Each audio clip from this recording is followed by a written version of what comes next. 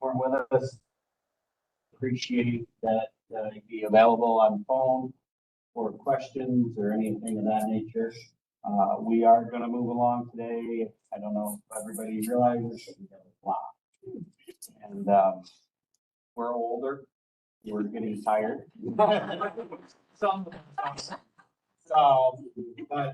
we appreciate you, Casey or Chris. We'll give you timing. You're going to give them presentation times, correct?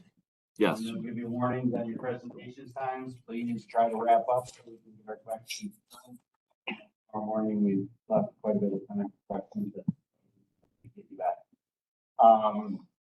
Other than that, for contractors, thank you. Appreciate your time. Appreciate you coming. What else for the contractors? Good. We will do our best to keep things rolling. This morning, as far as board, roll call, Sarah. Here.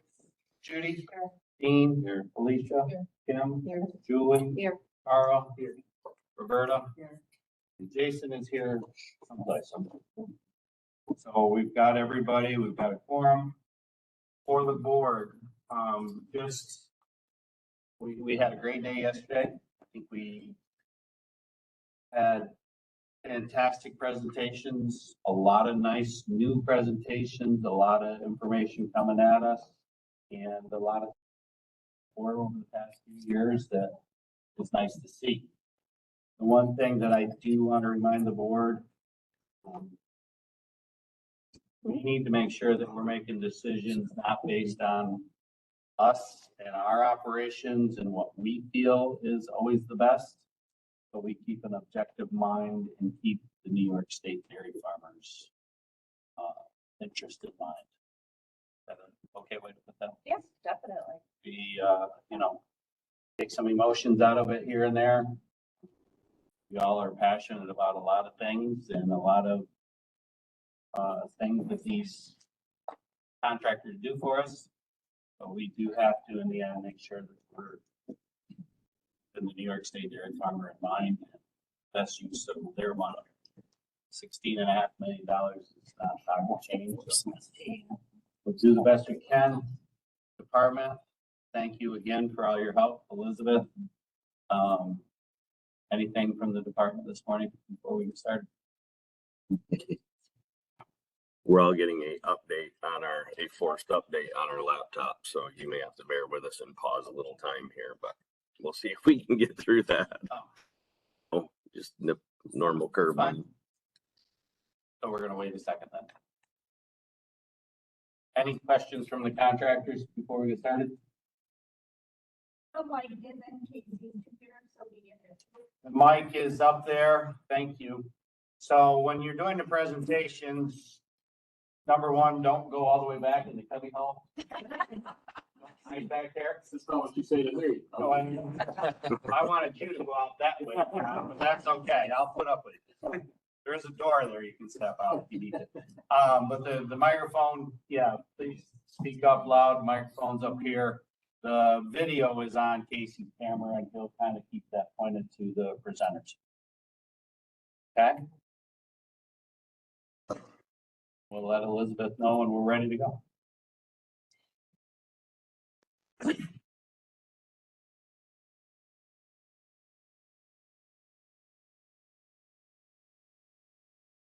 Good. There we go. John and crew. So I'll hit you with, so you got 60 minutes. I'll hit you with like 10 minutes left, and then you'll have 30 minutes for questions. Morning, everybody. Morning. How's everybody doing today? It's really good to see everybody. Just want to thank you first for not only what you're doing back home, but for your dedication to this board. It takes a lot of time, takes a lot of energy. So I just really appreciate it. I'm going to start off with our funding request. We're going to stay the same as where we came in last year. Very cognizant of your budget. It's going to stay the same. So we're coming in with our same ask. So to get started, you're going to see this logo, more dairy, more often to more people. You're going to see this throughout our presentation and then throughout our communications this year as well. It's all about increased distribution channels, increased target audiences, and more frequent. We changed our mission. We just wanted to update it to be very succinct and direct. We exist to promote real dairy in support of the farmers we represent. I just want to go over some of the attributes that I want to call out here in terms of, what I think we're most proud of. One of which is our longevity and our stability. I'm not sure if you all recognize this, but the first American Dairy Association was established in 1945. I remember when I galloped into the office that day and I was wondering what we were getting ourselves into. But you can see that we've been around a long time in terms of our sustainability with an experienced, dedicated staff. You see our integrated sales approach here in terms of the distribution. Our sales strategy is very unified, leveraging our health and relevance, and then building trust and growth. And then ultimately, I think what's most important is dairy sales. I wanted to show you a quick snapshot of kind of where we are. And this was through July 13th, just a couple months ago. We're seeing historic numbers in terms of the dairy sales, especially when you compare to last year. You see units are up, dollars are up across multiple categories, from milk, cheese, yogurt, to culture, to butter. And while I'd like to stand up here and say we can take 100% credit for that, I know we can't, but I know the initiatives that we're doing is contributing to this strong sales. And we want to keep that going for 2026. So Lindsay's going to get us started here on youth marketing. And I've been very deliberate in making sure that I'm bringing in the same staff each time, just so that you all can recognize and build the relationships with our team as well. So I'm going to hand it off to Lindsay. I'll take a seat, then I'll be back up. Hi, everyone. Thanks for having us. Morning.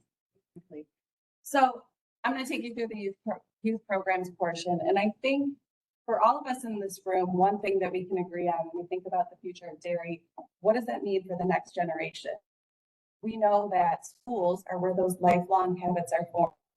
And that's why our youth programs team at American Dairy plays such a vital role.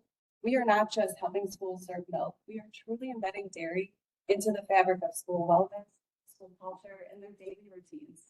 And we're able to do that by a few things. First is trusted access to those key audiences. So what that means is we were able to work with parents, students, those key decision leaders to ultimately position dairy in a set of mind that lets them build trust.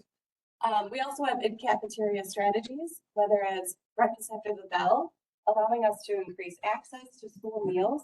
This is potential to increase dairy sales as well. Or providing menu enhancement strategies like our Just Say Cheese or Yogurt Always to provide students with on-trend items that they have access to outside of school, but bringing it into school, as this positions us in a way to increase incremental dairy sales. And then finally, beyond the cafeteria. So developing those new thematic campaigns where we are able to put things at the center of the student face. And new for us is a campaign called Got Game, Fuel Up. And then our new promotion, Dairy Powered by Protein, where we are extending the messaging of dairy.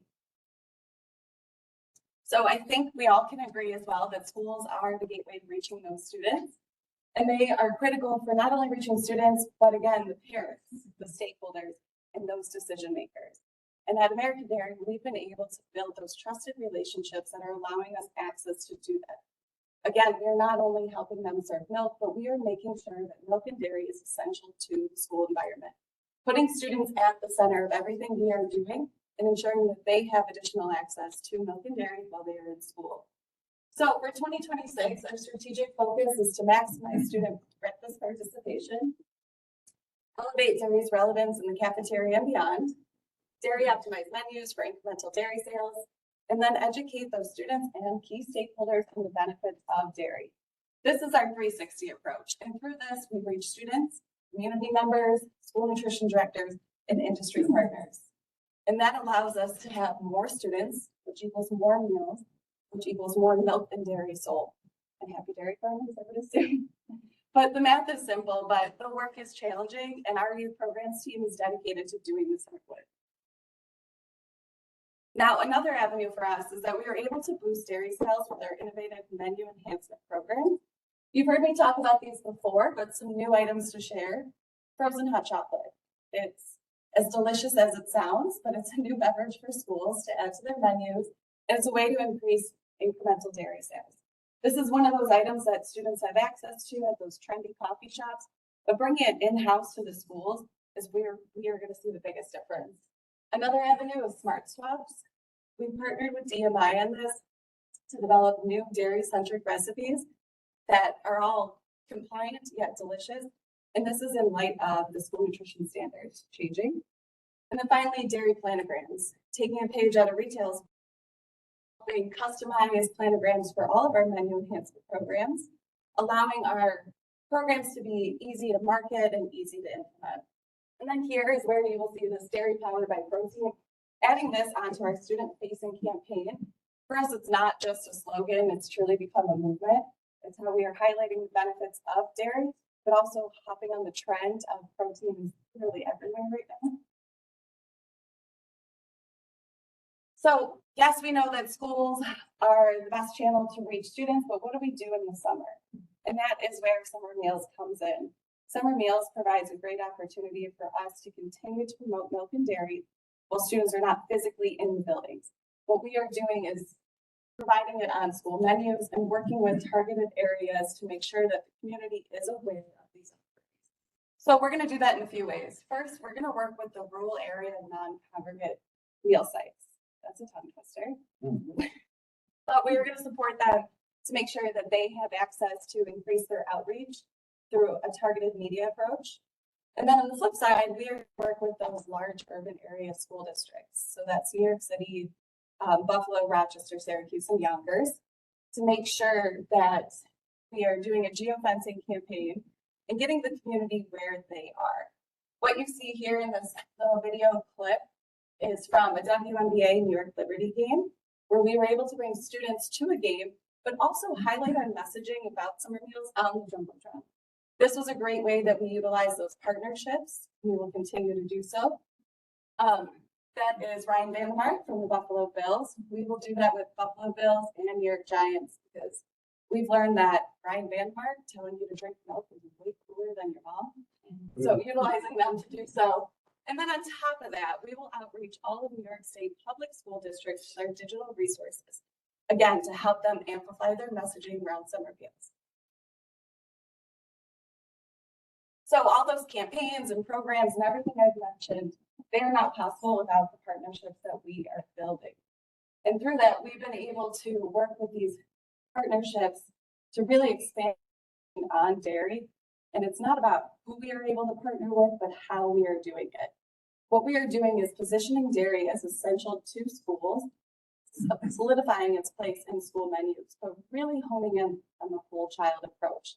So what that means is making sure that school districts are utilizing our tactics to support student health, wellness, and academic performance. So for 2026, our strategic approach is to optimize our impact in and out of the classroom. And then we are going to reassess and deepen those relationships with our strategic partners. So that includes the business officials, school administrators, nutrition professionals, and industry partners. Now, here is our fun farm to school initiative. We are bringing local to the lunchroom.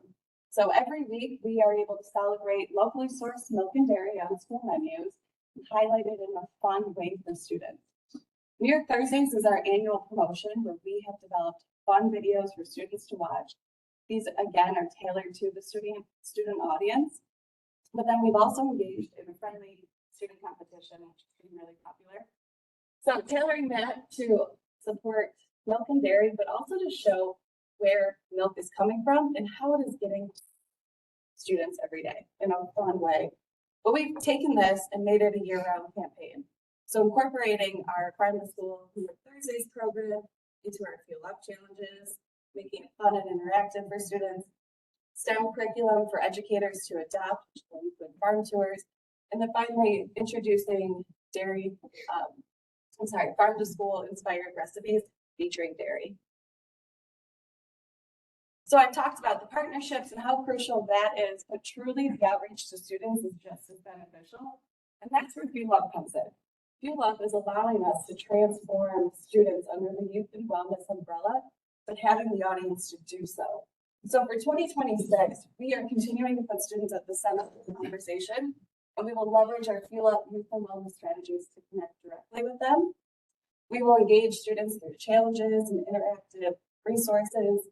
And then again, positioning dairy as a top choice for performance and everyday wellness. What you see on the right are some of the initiatives that we are going to do with Fuel Up. First and foremost is those student-led food expos. So building on the success of those, where we are able to bring together students and key decision makers in one room to ultimately try new items to add to school menus, where students then advocate for what they want in their schools, making a direct impact into those breakfast participation numbers. Got Game, Fuel Up. This is a new campaign for us. It's going to be a high school athlete youth influencer campaign featuring New York City athletes and showing us how they fuel up on and off the field with dairy. Again, utilizing those partnerships. So continuing to work with Buffalo Bills, New York Giants, and the WNBA and New York Liberty, utilizing their platform and audience to really get our messaging across. And then finally, our Fuel Up site. This is our challenge center for students. This is our interface with them to provide those challenges, rewards, and all sorts of education on why they should use dairy as their everyday nutrition performance recovery. So continuing to enhance those and make sure that students are utilizing it, but then also having whole child turnkey materials for educators to adopt that is available on the challenge site as well.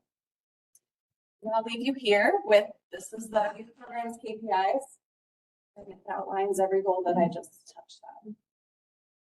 Next, Board, make sure you're writing your questions down, so, I mean, they can. Make sure we get all the questions. Hear me there for a second. We're ready to go fast. You always go back. I think we gotta tell you to slow down a little bit.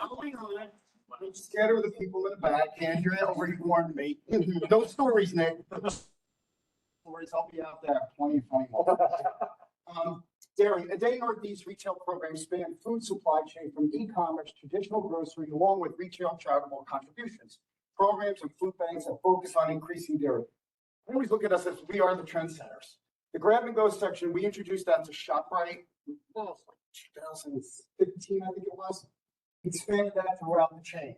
Farm to table, those are something that featuring local dairy farms in the retail supermarket. Our made with real milk cream POS that we're putting on all the dairy creamers now that are made with milk. Our sign package, we control the sign package, we control the messaging in the stores. So, our e-commerce program, which Victor does a phenomenal job with, program reaches customers throughout their online sales paths of purchase to keep dairy in mind.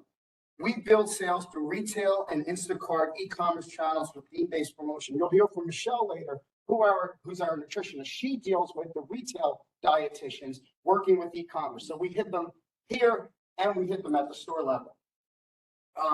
We will continue to run effective programs and introduce new programs like Spring into Dairy partnership and our partnership with Kellogg's, milk and cereal promotion. In 2026, we're looking to increase the $28 return on ad spend. Powered by protein. Give you a little flashback. In 2016 at the Wakefern Food Show, we developed a section called protein snacking, which was to shred cheese, the cheese sticks and stuff like that, as you can see right there. That expanded throughout the whole Wakefern ShopRite food chain, over 350 stores. The space came from cookie dough, cold cuts to create the protein snacking section. It also expanded to every single retailer throughout the market, but we called it healthy snacking. So everybody had their own name for it. In 2026, our dairy powered by protein program is an a day message that we're using throughout. As you can see with the red signs below, that's something else we're expanding. Why did we do this? Retail shaping tomorrow's trends today. Global high protein yogurt market size valued at $1.2 billion in 2024, projected to grow from $2.11 billion by 2033. High protein in the U.S. market is at 41.9 million, expected to be 80.9 million in 2035. Tops and Price Shopper Victor worked with, and we created a protein smart section, a whole section just with that protein yogurt. We're working on over 140 stores. I'm currently working with SRS ShopRite, which is throughout New York, to do it by 2026. And our goal is to expand it to all the accounts throughout 2026. Our dairy aisle reinvention program, our sign package, yogurt divider, cheese butcher, merchandising system creates a better shopping experience for everyone. One of the things that we're really proud of, the dairy supermarkets we deal with do $3.8 billion in sales just in dairy. We start with our Greek yogurt section. We have our Spanish and English section we did in Price Chop. Our yogurt dividers, which we introduced, we have $4.7 million invested by retailers already. The cheese pushers, which is really doing well, it's taken off. You gotta remember, it's costed about $12,000 to $15,000. We introduced it. That's up to $3.1 million invested by retailers in the market. A lot of stores are just, as they're remodeling, expanding that. Oh, Happy signage. Happy signage is something else we introduced featuring our local New York cheddars. We tested that with 2 stores originally, and it had anywhere between 4 and 7% increase in sales. We tested in 2 more, pulled the numbers from Wakeford, gives us the numbers, pull the numbers again. And that's something we're expanding. Actually, I just measured 3 stores on the way up here. As stores are remodeling that section, we're expanding that too. Okay. Nick? Yeah. What is that? Happy. Yeah. What is that? Oh, I'm sorry. Cindy, We're not young. you am I. The Appy section is, we call it Appy in the trade. It's where you walk in on the right-hand side where all the chunk cheeses are. It's known as Appy, but it's, thank you. Oh, that's fine. Cindy hollers at me that all the time. I keep doing it. Our integrated marketing system, merchandising system. That's something we introduced, we've been doing forever. My New Jersey slang calls it dairy everywhere. That was always our goal. We want dairy everywhere. We want to be Pepsi. You know, you walk around, you get hit by Pepsi here, you get hit by Pepsi at the front end, in the back, Super Bowl. Activating our impulse behavior through cross-channel merchandising, both in-store and online. We've studied drive sales from 4 to 25%. Our tactics include secondary placements, signage, recipe tie-ins, front-end convenience cases, supporting e-commerce and in-store programs. So we're also supporting our e-commerce program there. Just to give you a quick number, in 2015, Dannon was putting those coolers that you see right there in ShopRite and paying $3,000. Problem was, ShopRite was not taking them.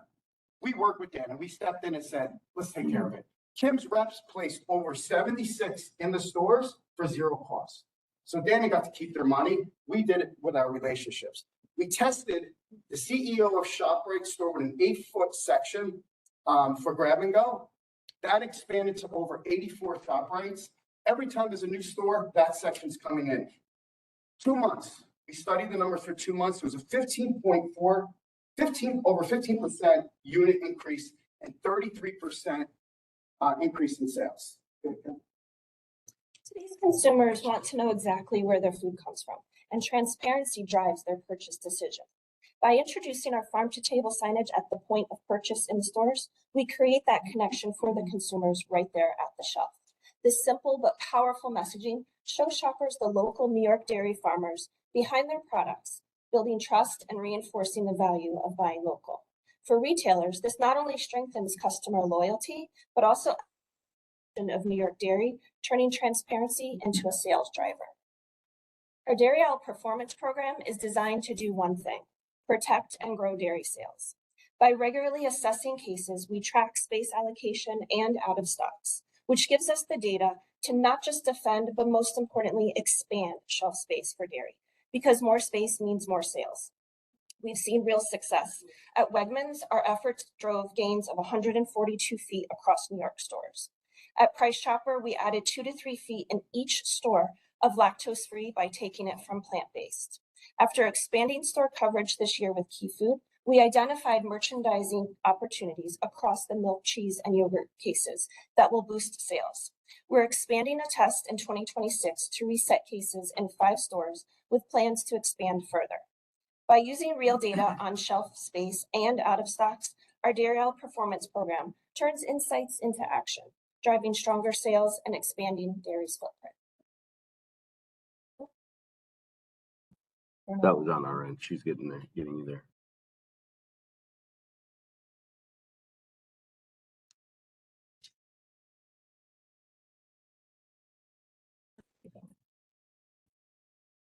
I paused.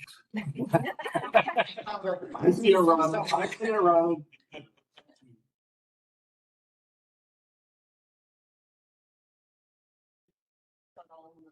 You may want to restart. You might better restart the whole computer if it's happening.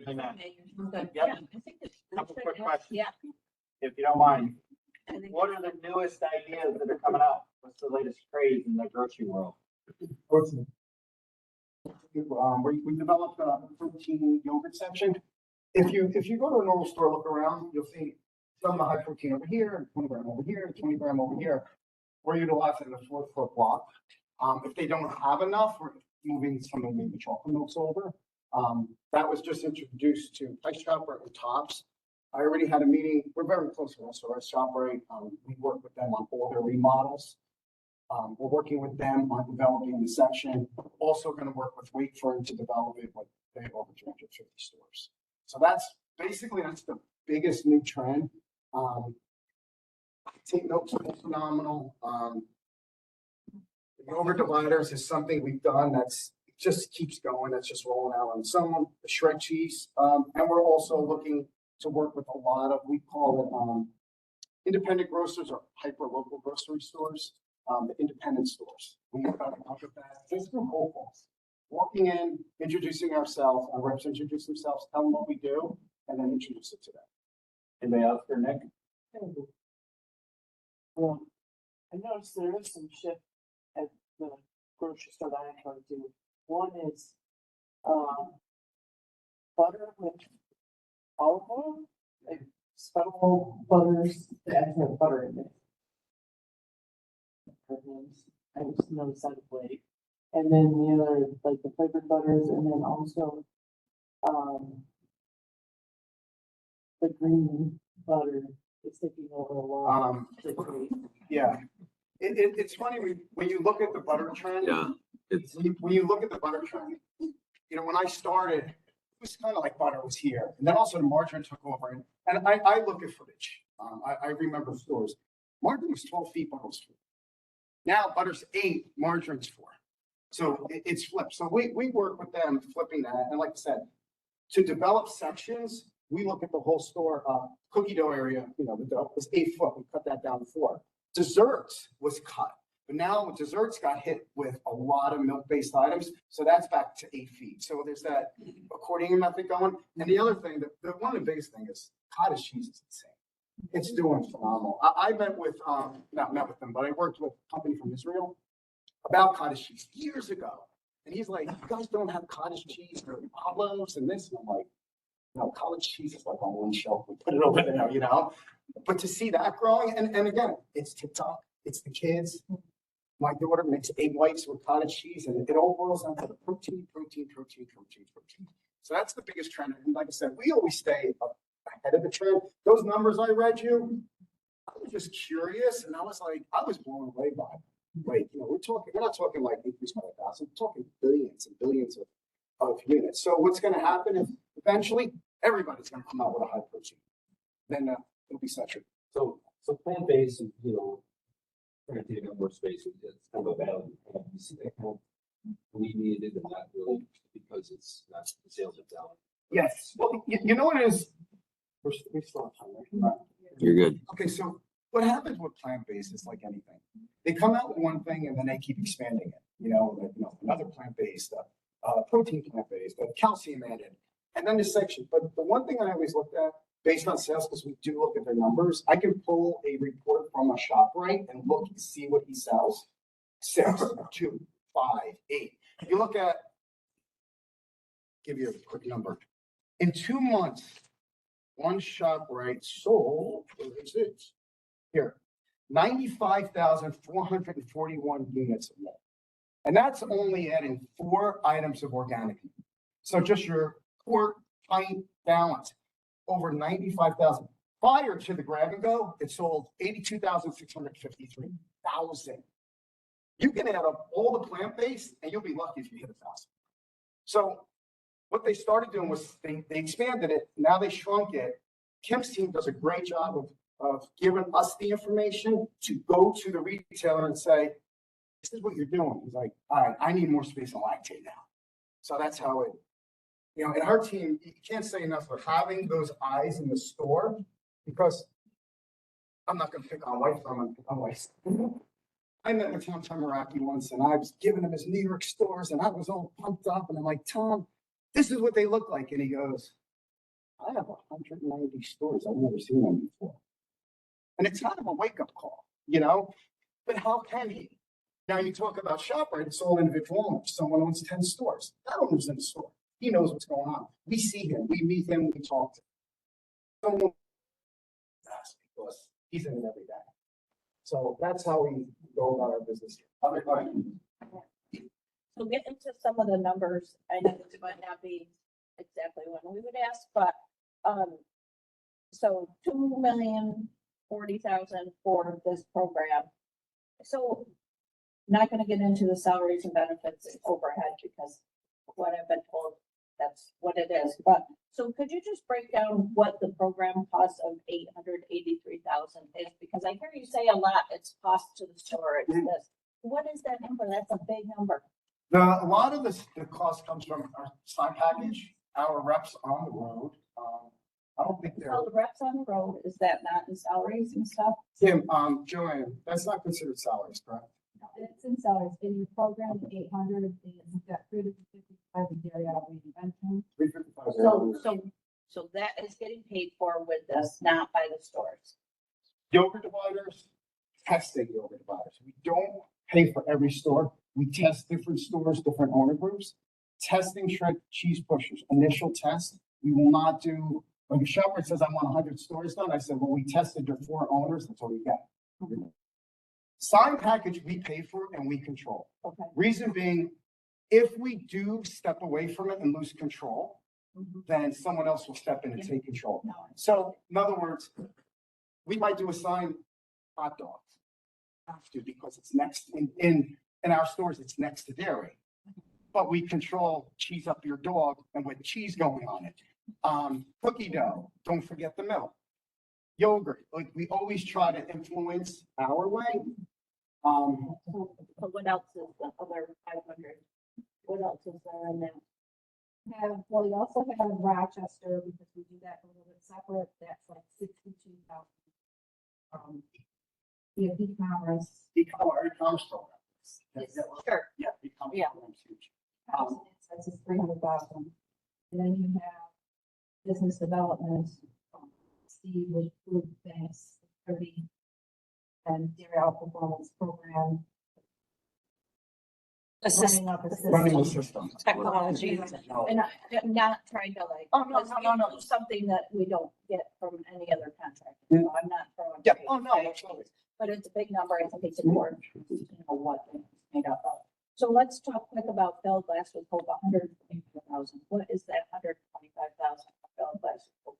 I'm all for Bell Glass with Hope, but I thought it's donations and money. We get asked all the time for, giving money for that through our county. So what? We don't, it's not 125,000. It says, okay, well, it says 125 on the RFP. That's what they want to get back in donations. Okay, good to know.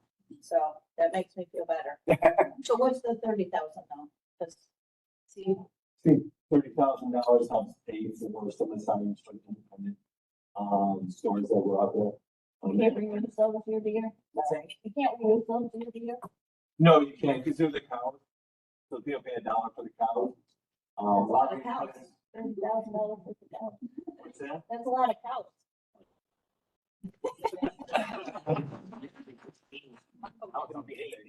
Well, it just, in Weiss, there was, stanchions built and stuff for it.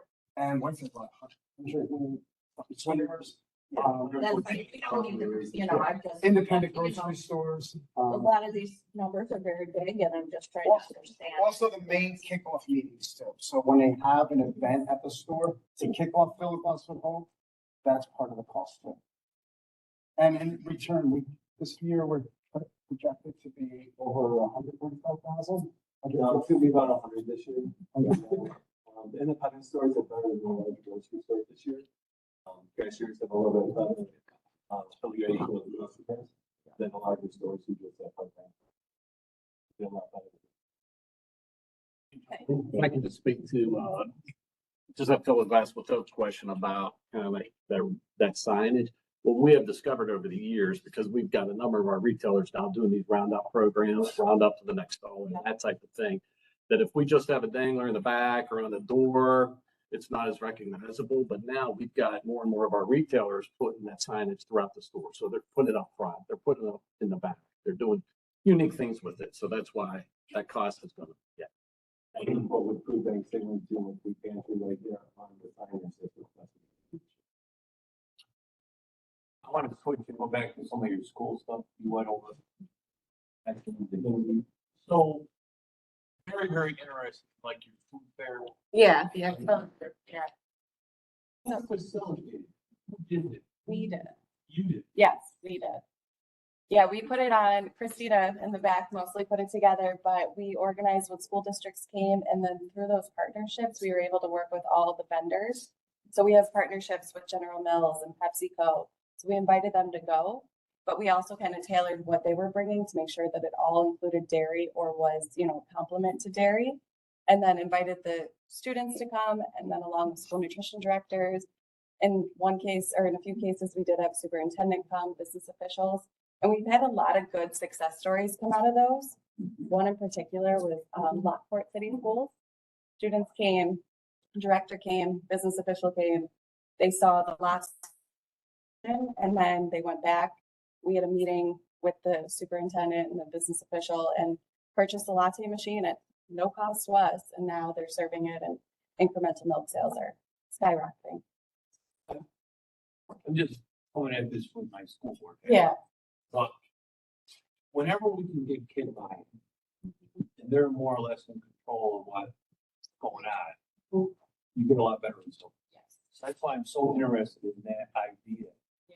of where the kids are actually choosing. It's like, I like this, I like this, I like this. Yeah. A lot more than who does the nutrition work to make sure you stay within the. So every vendor we're inviting is a school vendor. So it's all Smart Snacks compliant or meets nutritional guidelines for schools. So there's nothing that, you know, that they can't get in their schools. It's all possible. So, and then through the vendors, they're excited to be there because for them, they don't really get to interface with the students. So it's ultimately letting them tell a bigger story too, when they go on and sell these products. Was that like a regional thing? You put on one of these and then schools came? Yes, we tried to do it in a central area. We did Syracuse. I believe next we're going to Middletown area, but we've gone to Philly where we were able to invite New York City students to attend. But it has been really successful. So I think it will trickle throughout New York State. It's a lot of work. I'm just wondering, I mean, so who got invited? I mean, should we know who's there? So there are a few ways through relationships that we have with schools. We invited that target district or a district in the area. They were invited. Students that were active in our Fuel Up program, active on the challenge site, we were able to connect with them too, to get them to come and organize those groups of students. And then again, you're working with the principals to get them there. So you're kind of getting everybody involved, which is why it was so successful. So it's a good program. So like, our meals right now are not cooked in house.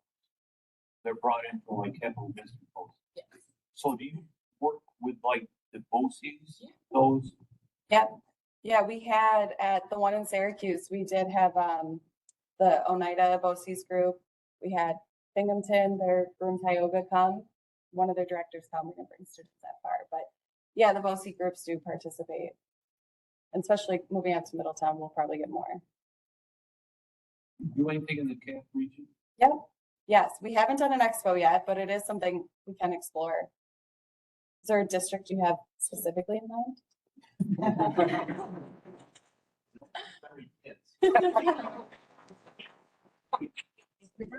We're a little bit, we're only like 26. The other question. Offline, maybe. I would ask the same question for the program cost of 1.17 million, what's in that? Jeez, for everything, I'm looking at, Well, I think it's just a good breakdown of what that makes up. It's a lot of money. it is, yeah. Where do I start? Joanne, you want to bring me the sheet? I'll bring it up to you. All right. So, yeah, so school meal participation, that's obviously the biggest. That's where we, So what does that mean? so that is how we are able to support schools with increasing access to school meals. So that might be equipment, but that might also be signage and the promotions that we put on to make sure that everyone in New York State is being made aware. So designing those campaigns, developing them, and then again, some equipment purchases, like through the hot chocolate milk program, we do a promotion where it's like, Some of that school stops using that equipment. I hunt them down. I said I hunt them down.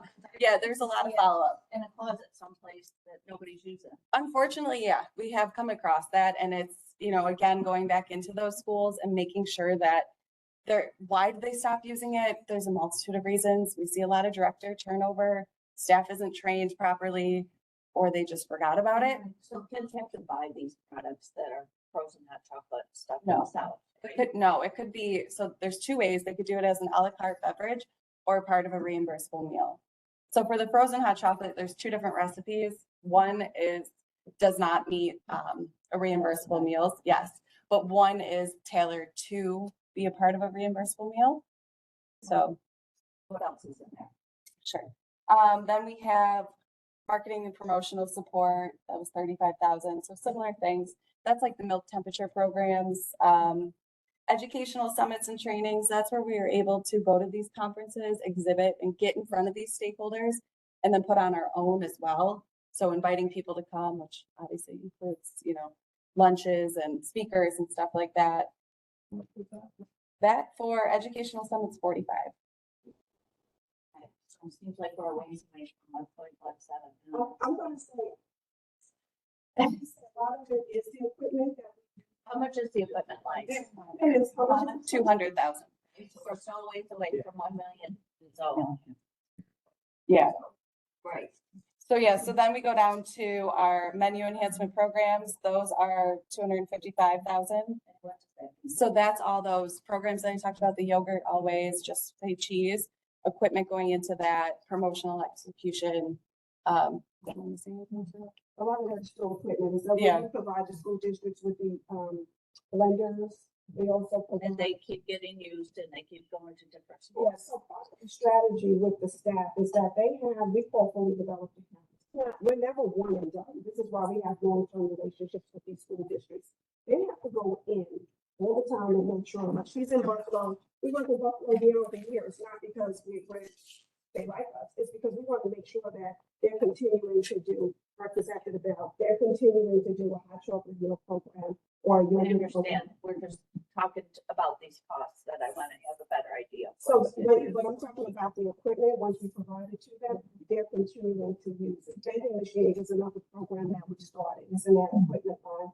I think that was about. So do the same schools get this equipment each year or does it get spread out? It gets spread out. They have assigned target districts that they're working through throughout the state. So she may start in Buffalo, then the next one would be, Yeah, the district. Rochester. Yeah. Yeah. I don't want to keep holding things. I would like. to You're on that, so finish Yep, this up. let's finish this and then we'll keep moving. Another avenue is the New York Thursdays promotion. That sounds small, but really the outreach is huge. We're reaching over 46,000 educators. And again, touching on every school district across the state, coming up with those digital videos that we do change year over year to keep it fresh because we do have a lot of the same schools participating. That one is 134,000. And then the Fuel Up program is another big chunk of everything. That is about close to 300,000. And that is signage again? and- No, Fuel Up is through those contracts that we have with those sports teams. So continuing to have the partnerships. Christina, you look like you're jumping in. We we are looking to expand that in 26 to possibly maybe cut back on one of the teams and something that's really growing. And then the other chunk of the fuel program is for food experts. That costs money. We don't pay for the food, but we do have to pay for space, and then also we provide giveaways to the stuff. And there's still a lot of rules involved with the fuel up program. There used to be a lot of rules to get it in your school. No, it's pretty accessible for school districts. It doesn't have as many layers, I guess, as Fuel Up Place 60 had, but this is just, no, it's just signing up and, being aware of challenges, participating in what we have going on. And it's kind of furthering our database of students and parents and teachers. So maintain those databases where we're collecting information. So the Fuel Up was the national program. It's probably not as robust as it was. Yeah, it's definitely changed, but we've been able to kind of find our own niche with this Fuel Up challenge that we've developed, where we still interface with students, where Fuel Up is now the national umbrella, I would say is more of like a general resource that students and teachers can take of, but we're still collecting all that information so that we can have those people to outreach to. And we're developing a new sample. It's an old site that we're revamping it right now. So we're actually adding a lot of the resources that were provided by the national team, but we're also creating our own resources. So it's really a hub for all the educators. There's actually 2 tracks. There's an educator, school nutrition director track, and then there's also a separate mini site that's still in the works right now. Can you see how much traction that has? The challenge site? Yeah. We partner with somebody who helps. Yeah, we can look at the analytics for that. It's worth the investment to do that. It is, yeah, it really is, because it's the only way you can truly interact with students if you're not really a teacher, right?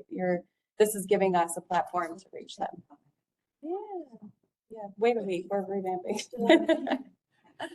But for New York Thursdays, visit milkbids.com because that promotion is up and running and it's really cool this year. Another thing I was going to add that I just slipped my mind. Is there any other big items in that? The largest, yeah, the New York Thursdays, the Fuel Up budget, summer meals, obviously. Yeah, thank you. Yep.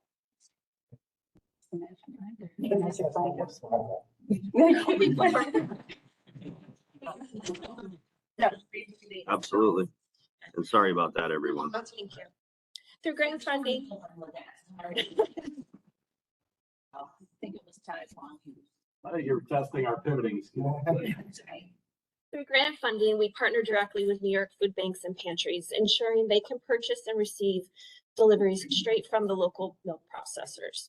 We also engage consumers through Fill a Glass with Hope, our retail program that invites customers to donate right at the register. And customers these days, as I'm sure you know, going into stores, you're being asked every single time to donate. But what sets this program apart is the consistent participation that we've seen, proving that shoppers are eager to make a difference when putting milk on a neighbor's table. Together, these programs work hand in hand, leveraging grant support, retailer partnerships, and consumer generosity to meet the ever-growing demand for dairy in our communities. These are our 2026 goals and our key performance indicators. And now I'll turn it over to Anna. Integrated marketing communication. Thank you.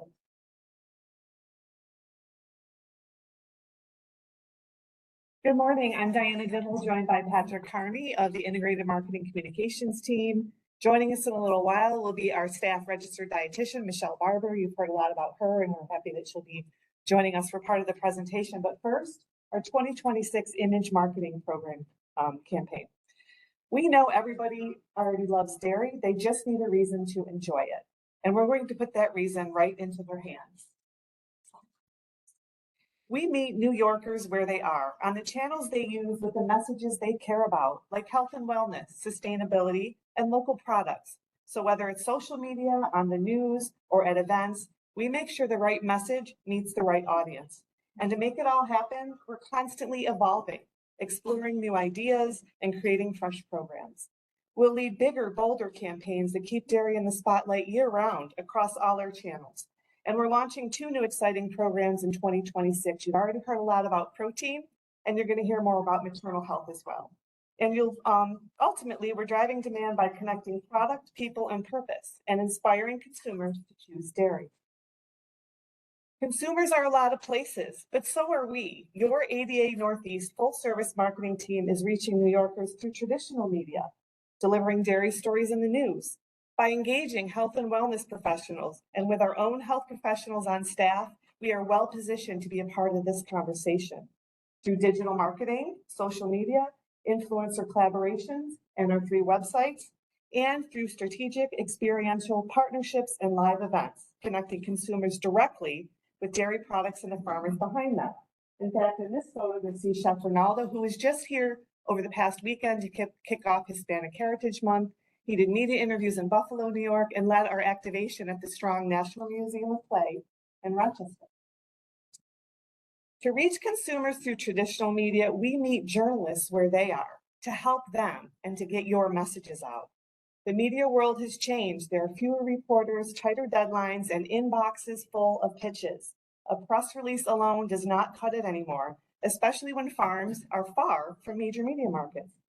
So we make it easy for the media by packaging up the stories and sending them what they need, because most of the time they can't get to the farm themselves or break away to attend an event.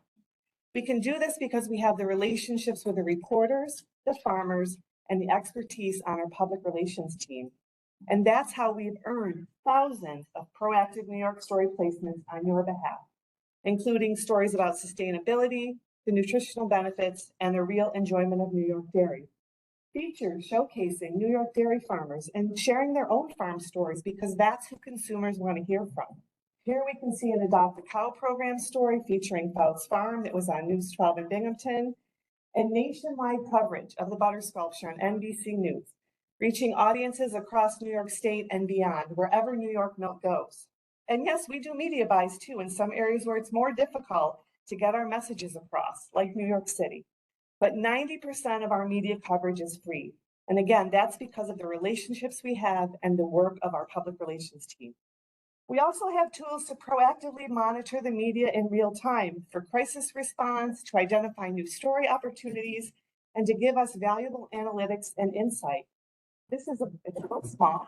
This is a picture of our dashboard. We have publicity value showing of $2.8 million so far for the year, but with recent coverage, we're actually at $4 million. That's the amount we would have had to pay for the same airtime and print space.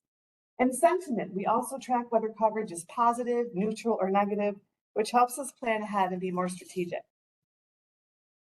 We're also meeting the needs of health and wellness conscious New York consumers by sharing nutrition messages through credentialed third-party dairy advocates, an organized, engaged panel of experts who can also step in to correct misinformation and defend dairy when needed.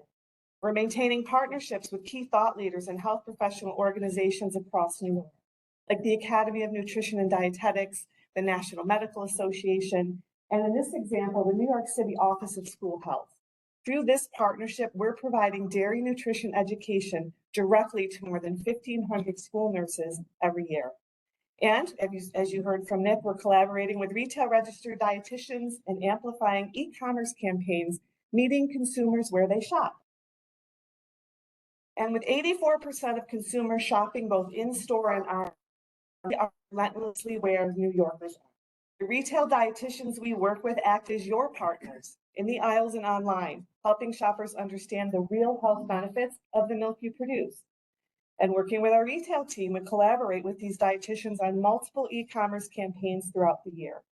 By connecting dairy to simple, everyday food choices, we inspire families to choose milk, cheese, and yogurt more often. Every shopping experience becomes an opportunity to educate, build trust, and strengthen loyalty to the products that come directly from your farms. Step over here to be closer to the microphone. So first, I just want to point out, we're really lucky to work with incredible photographers and videographers. That really helps capture the moments on the farm at events. So whether it's beautiful farm photography, vibrant food photography, compelling videos, we're able to utilize those assets that we have thousands of and long-time relationships with our freelance photographers and videographers to tell your story. And we do it in the digital space where people spend their time digitally.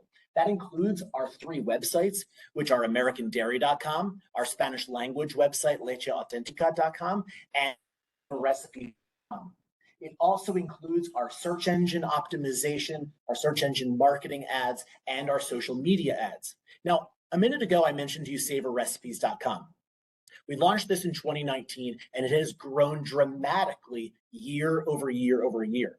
We now have 1,145 shoppable recipes in 2 languages so that consumers can turn their passion and interest in a recipe into purchase. But this isn't just regular shoppable recipes. Because we have a relationship with Samsung, who is our conduit to our platform, we can have customers be inspired to make a recipe, say this smoothie, for example, and they can add the yogurt and other ingredients necessary to make it to their e-commerce platform through Instacart, Amazon Fresh, Walmart, Target, and local grocers across New York State. So we also, because we have this relationship with Samsung, again, this is a different type of shoppable recipe. We have an ability to customize which actual dairy products or non-dairy products appear. So because of that relationship, we have been able to engineer in the back end that no plant-based alternatives will ever show up on this platform. We also can exclude specific SKUs of products that are internationally imported so that we are making sure local dairy products are sold. That's a big differentiator in the shoppable recipe space. We also have a really robust influencer marketing program that is years in the making, and we have developed an incredible roster of influencers. Now, there are lots of ways to do influencer marketing.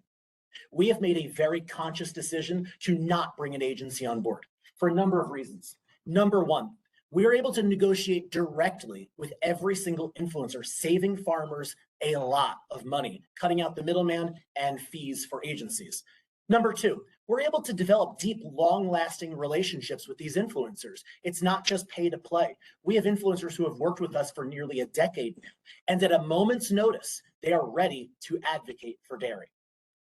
We have a robust program with farmer influencers, nutrition, culinary and lifestyle, athlete influencers. Across the board, this is an incredible program to benefit dairy farmers.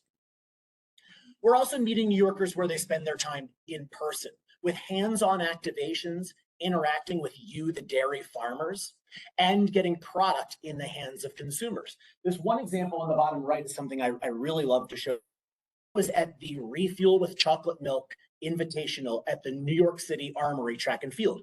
We had custom labels made for the athletes. They thought that was the coolest thing, that it said Refuel with Chocolate Milk at the Armory. So there was lots of on their behalf, but also we were there handing it to the athletes right as they came off the finish line.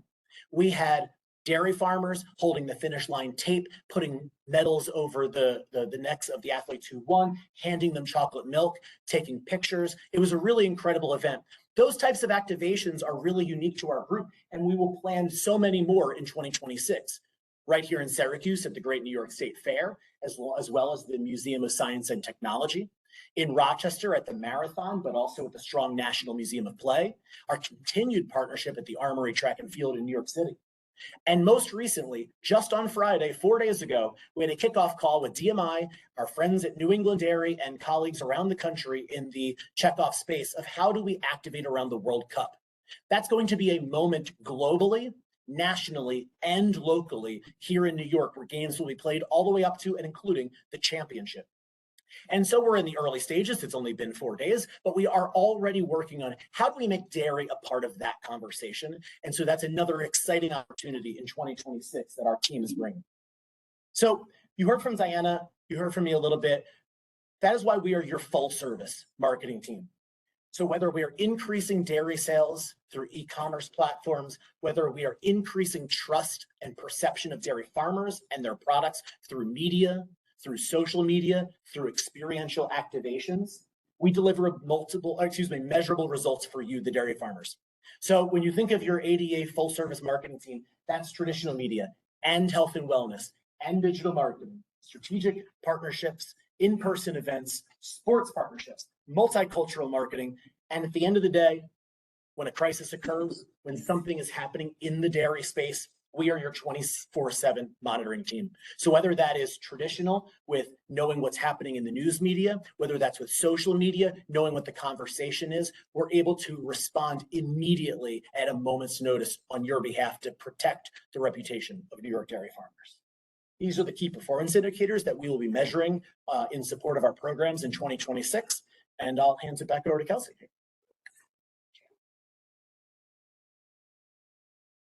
We can both stay here because the mic is like, yeah, so. My name is Kelsey. You guys know Emma here. We will be speaking on behalf of the industry relations side of things.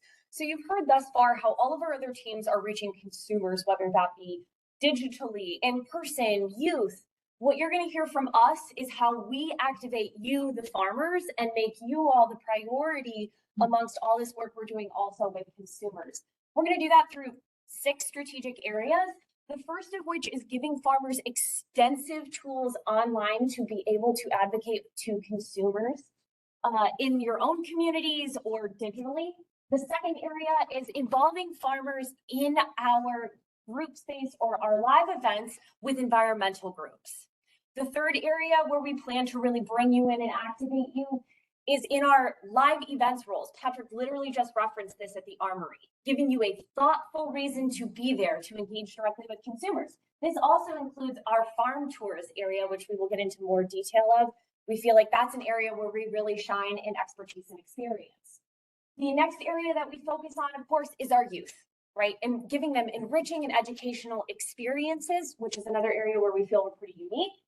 And then we look at how we communicate back to you, because we need to be able to demonstrate. It's important to us. You've heard, maybe you don't always know what we're up to. We have strategic ways to communicate back with you to make sure that you feel good about where your money is going with us. And then, of course, the last area, which is a little bit of the unsung hero and maybe not talked about enough, is reputation management and protection. This is an area we take very seriously, right? This includes 24/7 monitoring and preparedness. We hope we don't have to use it, but of course, we want you to know that that's an area that we have and a skill set that we have for you at a moment's notice. Awesome. Thanks, Kelsey. So you saw throughout our presentation that farmers are at the forefront of what we're doing. But we want to make sure farmers feel empowered and equipped to engage consumers or whatever audiences we have them in front. So with that, with the investment from the DPO, our customized communications coaching program is then free to any dairy farmer who requests it. So there's 2 ways that farmers can interact with this program. One is customized communications coaching for you. So you can request that online under our Dairy Farmers tab, and we customize that to your event or experience. And we also provide that to partners like NYAC we've worked with and New York Farm Bureau as well. And then there's the on-demand resources, knowing that sometimes planning ahead can get, out of hand, right? Like we're like working like, oh, we have this farm tour, shoot. That's where our on-demand resources come in hand really great.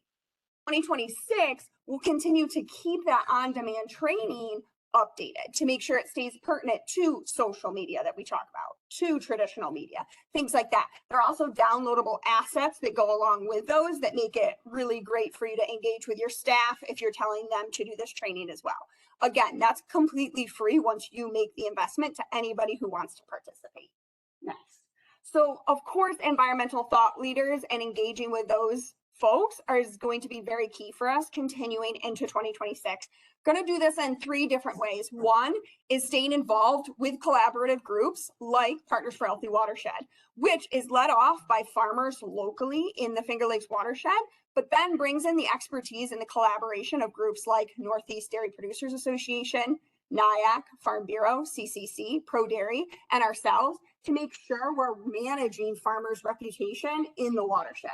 Then, of course, through work that we do in our organization, maintaining relationships with a variety of environmental groups in New York State, whether that's the Outdoor Educators, Genesee River Watch, making sure we're at those conferences, sometimes getting farmers on the agenda, whether it's for in-person post-conference tours, or this fall, we're actually going to be doing a virtual farm tour at the Outdoor Educators because it's in Fishkill and there wasn't a farm very close by. So we're tapping into our virtual farm tour resources and reusing them for this. And then lastly, partnering with our national arm, Dairy Management Inc., when they come into our territory and are utilizing our farmers for promotional videos or events that are happening like New York City Climate Week. The next area we'll talk about engaging you all, and we talked about thoughtfully developing roles for farmers at live events. We want to utilize your time effectively.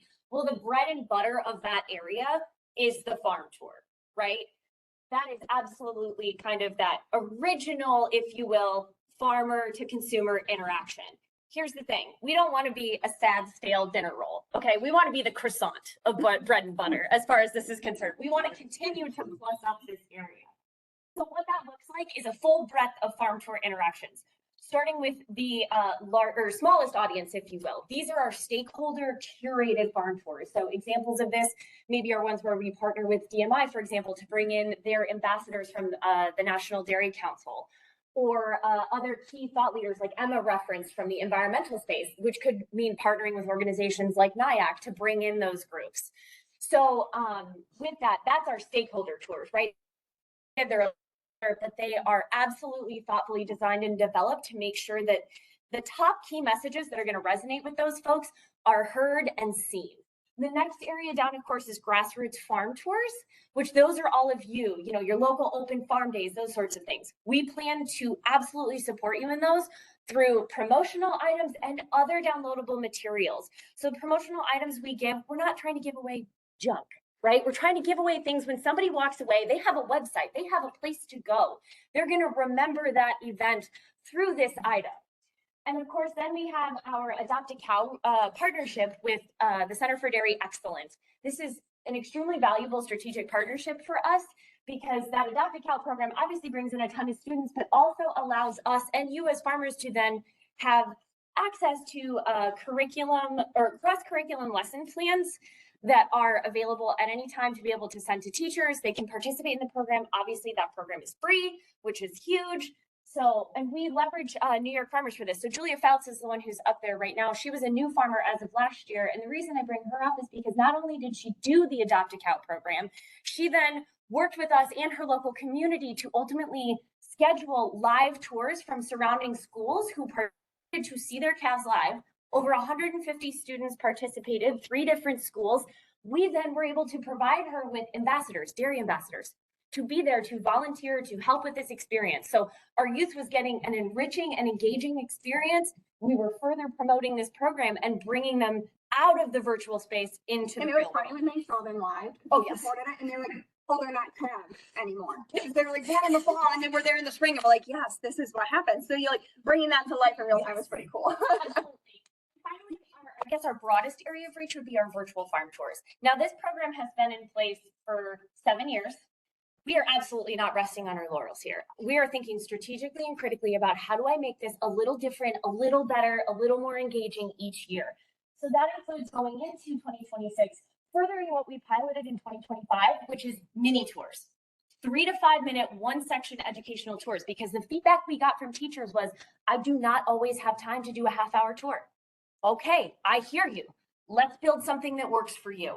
So continuing that in 2026, and ultimately too, we took a hard look at how are we actually marketing these tours and what is the best use of your dairy farmer dollars, which meant working strategically with our digital team to identify that YouTube ads were a better spend for our money than some of the Facebook ads we were doing. So this was a shift, and we saw huge results just by doing the shift in the spring to getting more views and eyeballs on it from those folks at home, so outside of school time. Even further reach beyond, because the draw on teachers' time is so incredibly difficult right now. And you think, how can we further this reach with, of course, being cognizant of the cost and the money that you're putting in? Next area is Farmer Voices reaching consumers online. So we just talked about farm tours, right? The bread and butter. This is the next kind of outer ring of how do I empower all of you to go out there virtually, online, or elsewhere to be able to communicate with consumers directly. Emma talked about our CCC program, which is really an educational resource for you guys. Now I'm talking about tools directly in your hands that you then are turning around and putting back out to consumers. So the first area of this is American Dairy Engaged. This is our influencer program. We've heard a lot about influencer marketing. You're probably like, stop beating a dead horse. We get it. Okay, so our influencers on the farmer side, we engage with them directly to help not only provide a service to educate, get our farmers more experience in the influencer marketing space, maybe understand how pay to play works, But in turn, we are gaining a ton of value from our farmer influencers. You've heard in the past couple presentations and even yesterday how important it is for consumers to hear directly from farmers, to see farm content, right? Not necessarily an agency content or this, super highly produced content, but really those shared values come from hearing from the farmer directly. That's why we work with our farmer influencers to actually then provide that content back to our digital team. So what we're putting out there as far as the social media space, when we put farm content out there, it is real farm content from real farmers. So that's a huge benefit and kind of a great symbiotic relationship from our farmers getting some education, as well as us getting that genuine content that's going to resonate best with consumers. Then we look at our Move the Message program area.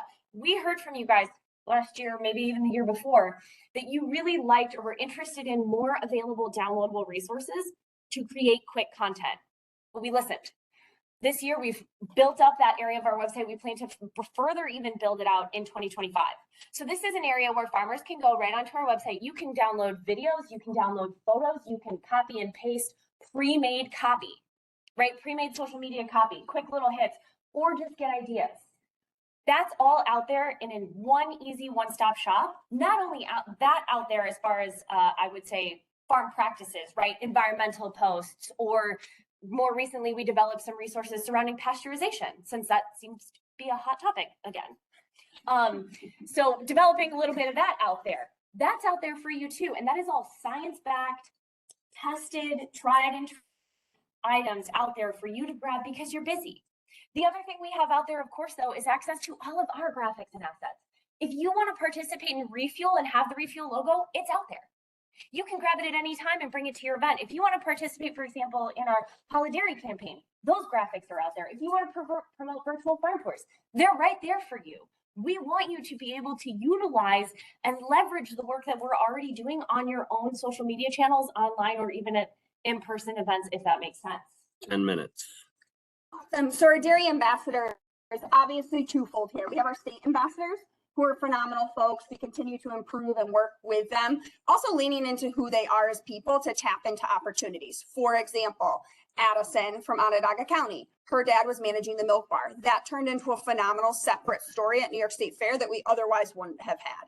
Also, you see that we incorporate them into the programming we do, like the New York Thursdays campaign that was featured earlier, but not taking away from our local county ambassadors, and continue to try to provide opportunities within our programming for them. For example, just last week, we had an event in Cayuga County. We had our Cayuga County dairy ambassadors there to help support that. On Sunday, I was handing out chocolate milk at Rochester Half Marathon with Ontario and Wayne County. So providing opportunities for these young, passionate ambassadors.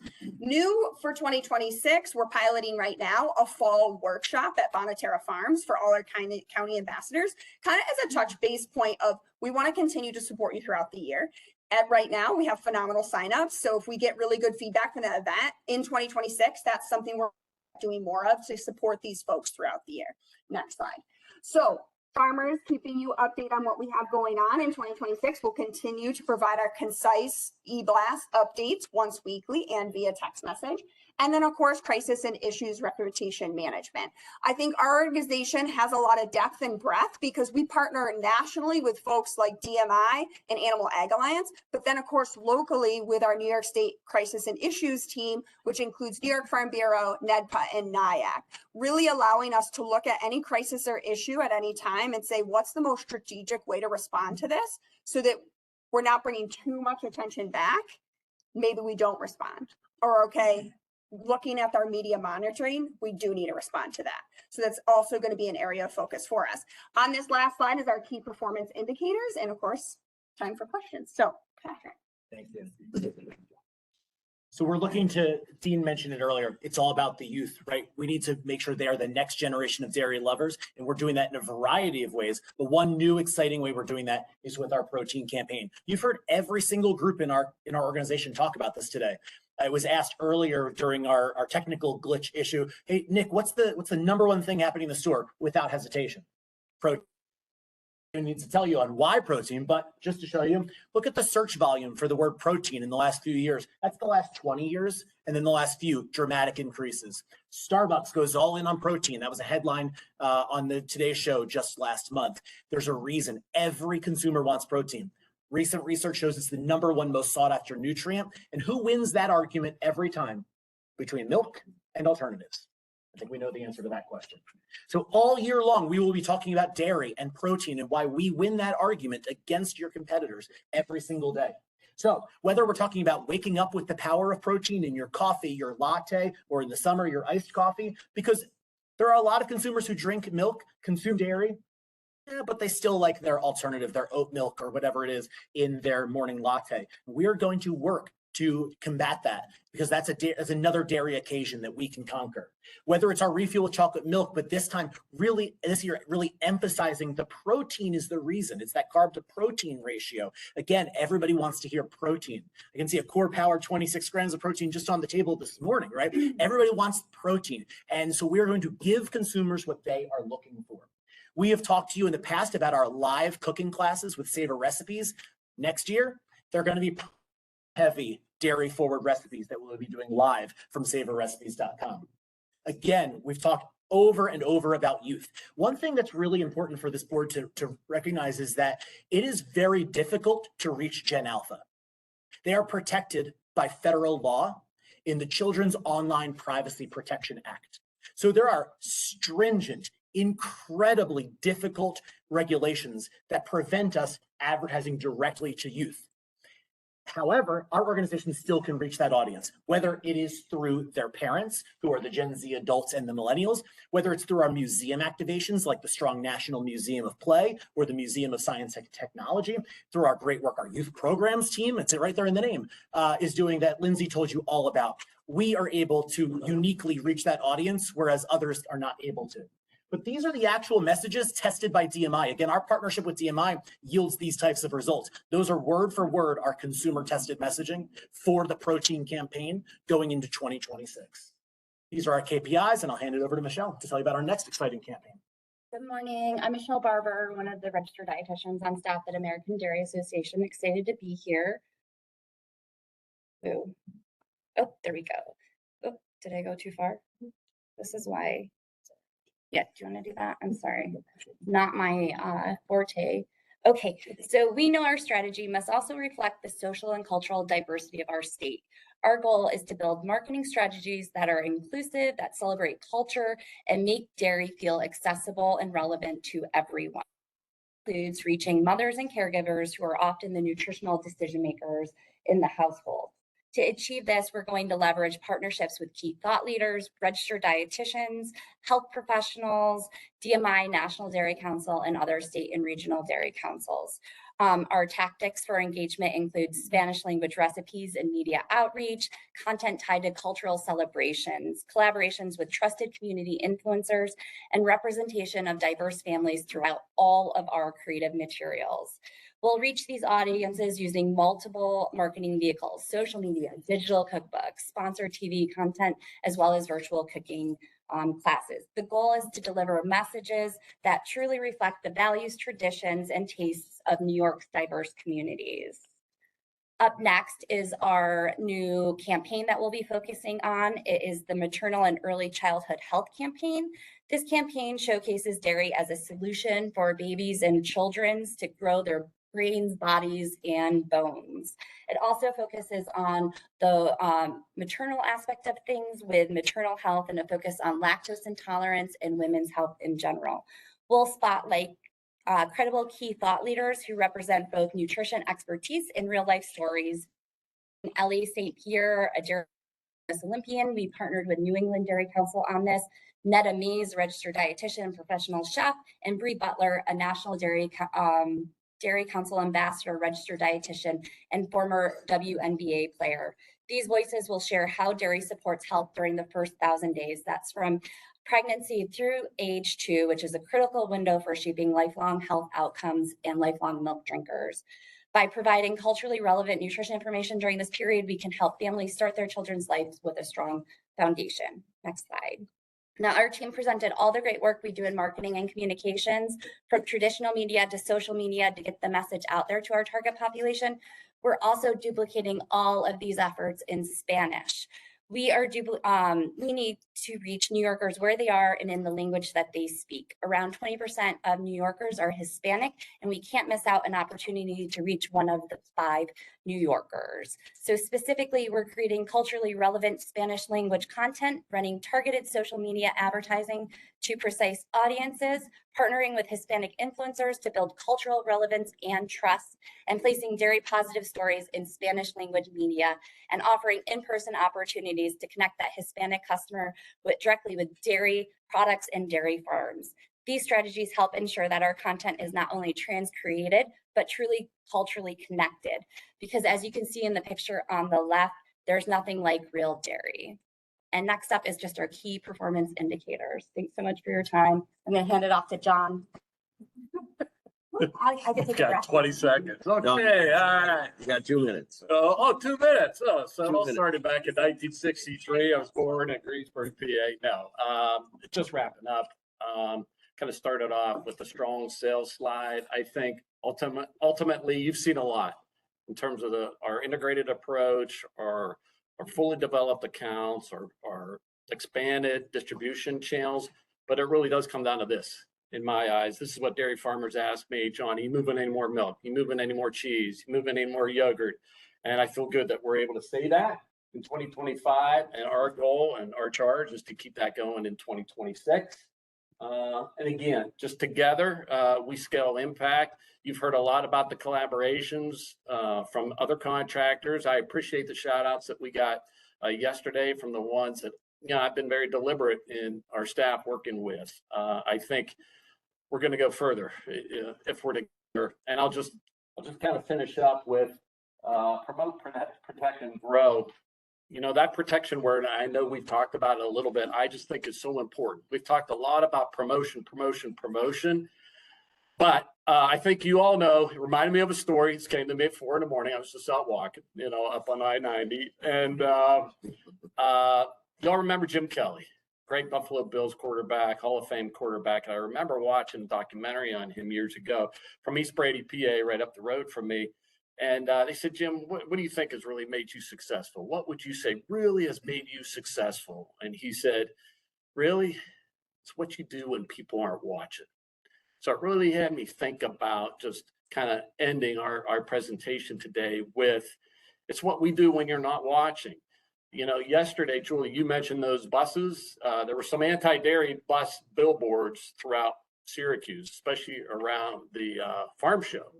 So we pulled our team together. Within 2 days, we amplified our efforts around that state fair with geofencing, a tactic that Patrick and his team are very well versed in, so we could combat that.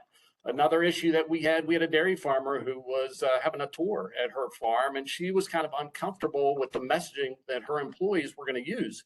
So without hesitation, we went out to that farm and met with her employees and provided a training so that she could feel more comfortable about this tour that was coming up. So yeah, you see all the retail, you see all the schools, those tangible things, but I think it's some of the intangibles that we do that help to kind of differentiate us from other shops. So with that, that's our story. We're sticking to it. And where am I at? Where am I? Casey, you texted something? Done. Okay, I'm done. All right. I gave him grace. He's still giving me the beans. What's our time limit? So 30 minutes for questions, and then you guys took some questions, so I think maybe 20, 25 minutes is I'll ask everybody up. I mean, I know the questions are all over. But come on up.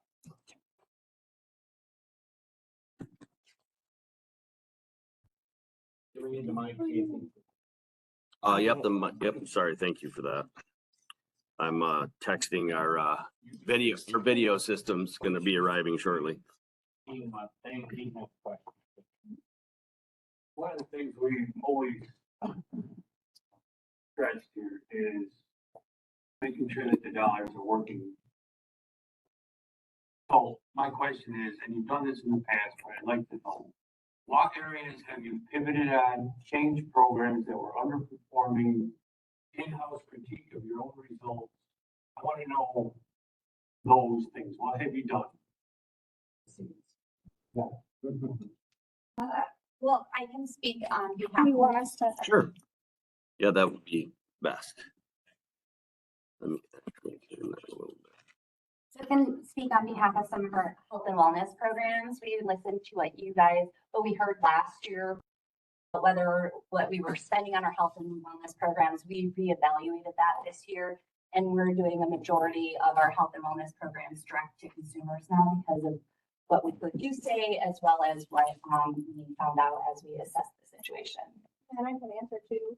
So within the American Dairy Engage Influencer Program, I trimmed some other items I was doing. So instead of having 6 farmer influencers, I could have 7. So that way more messaging was getting out. As it pertains to move the message, we tap into Kelsey and I's design graphics abilities. So those are being designed in-house. So we're not paying a graphic designer to create those assets.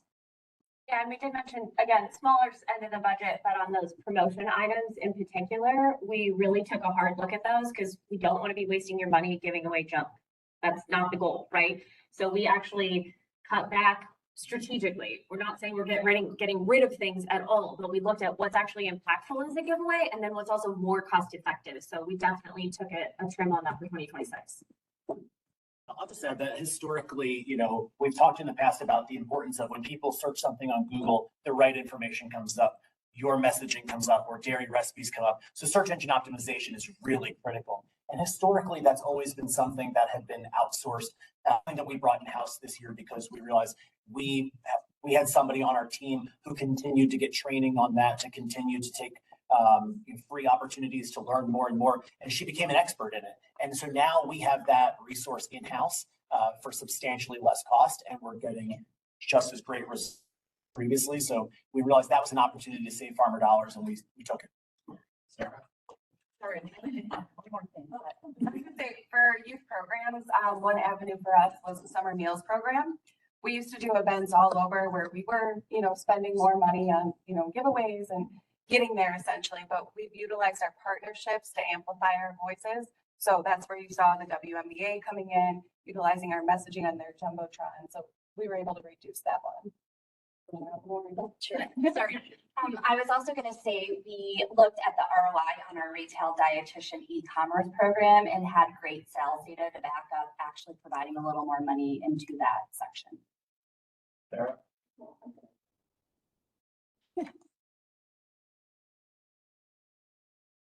Okay, I have a couple questions for you.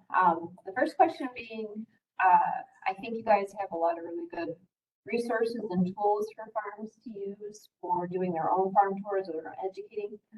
But I don't think the average dairy farm in New York State is aware that those things are available. What are you guys doing to communicate with the farmers directly so that they know that? I don't think most farms know it's there. Great question. I'll take that one. So twofold. Again, the budget on the customized communications coaching honestly is mostly our staff time. So you're already paying for that overhead for us to create those presentation and design those and tap into some of our partnerships for research data as need be. So something that we're doing a little bit more of in the last quarter is some targeted Facebook ads actually towards farmers to make them realize that that resource is available. And then we are striving to partner with more groups like Pro Dairy in the future to provide trainings at some of their upcoming workshops. To your point, so then farmers who might not have been at the co-op meeting or whatever it is, but at that training say, oh, I didn't even realize this was a resource. Anything else, Kels? Yeah, we're trying to get in front of those larger audiences. So whether that might be at larger dairy conferences, those sorts of things. So that way a large room hears that we offer that. Absolutely. Yes, for sure. And then any opportunity that we have actually in doing any other activation with farmers. So like when we bring a farmer to a live event, for example, we're sure to make sure they know about it. And we also ask them to then their friends. We're trying to just, word of mouth is the best. Usually it sticks the best as opposed to like an ad. So as much as possible, we're trying to do that communication to spread it back out. But we do recognize it's an area we need to focus on in 2026. It's in the forefront of our minds too. Sorry, you have another question. Yeah. So interestingly enough, over the last couple of years, as I've been watching the presentations, 2 years ago when I first came, I was you guys started talking about e-commerce and how you guys are advertising on e-commerce, not just you guys, a lot of the conversations has been around that. It's been around that. So personally went from going 100% grocery store shopping to I do 100% Instacart now. I will totally admit that I do it. I didn't know they delivered to the house. They do. So the question I have for you, while I see a lot of the grocery store presentations, which I think is really interesting, unfortunately for myself in Portland County, I've never seen a lot of the stuff you guys talk about. I just don't know. I know that you kind of cover the entire state, but I've never really seen a lot of these promotions that you guys have at the grocery stores in Portland County. But I can't sit here and say, well, I think you should come do it when I talk to I have the same Instacart delivery people now, like I know them, they're part of my family. This is all they do. And there's a huge distinct shift from people going to the grocery store than just placing the orders. When I go on Instacart and I put my order in for, I search for dairy or search for cheese or whatever, I've never seen, and I just went back and looked while you guys were talking, I don't see advertisements from a Dana on Instacart. How are you guys reaching the average person that just goes on, which I know personally tons of people that do this, they just place their Instacart order, really all over the place. I don't see the Dane advertisements. Where are you guys splitting that e-commerce, or how are you focusing on that, I guess? Do you guys?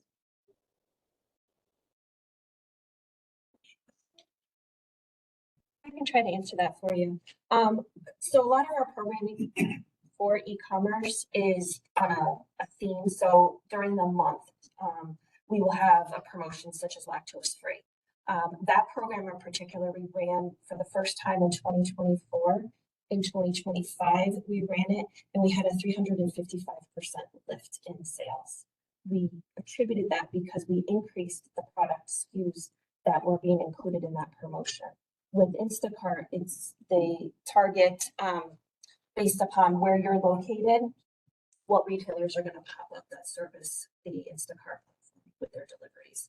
So we work with Instacart, but we also work directly with the retailers as well. So if we're running a promotion with ShopRite, unfortunately, you're not going to see that. But if it is part of Instacart for your area, it would show up for that monthly time frame. When you go in, when you're searching, the ads are going to pop up at certain portions of the day that are going to cater to that customer that are shopping for those products the most. So it might not be at 8 o'clock in the morning if you were shopping then. It might be at 1 o'clock in the afternoon when people are coming home with their children, picking them up from school, such as that. Kim, is it fair to say too that like maybe our ads don't say like 88 on them? They might, No. You might not realize it's us. Yeah. If that makes sense. Like it may not be like 88 or right. No, it won't. Yeah, it It won't, doesn't. right? So you may have seen them and not know because we blend them so well. They're out there looking like other ads. We also do audience. Sorry.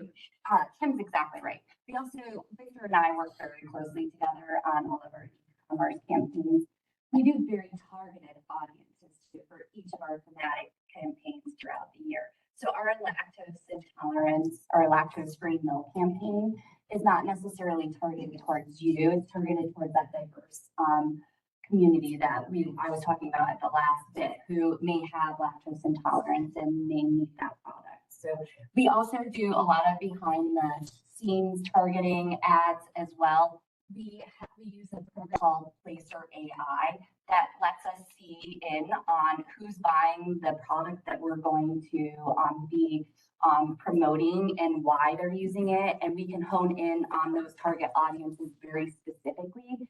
And we do that so we can increase sales overall. And we've seen incredible sales lifts because of honing in on these target audiences. So you may not actually see some of the ads, but they're out there and we're happy to show you all of them anytime.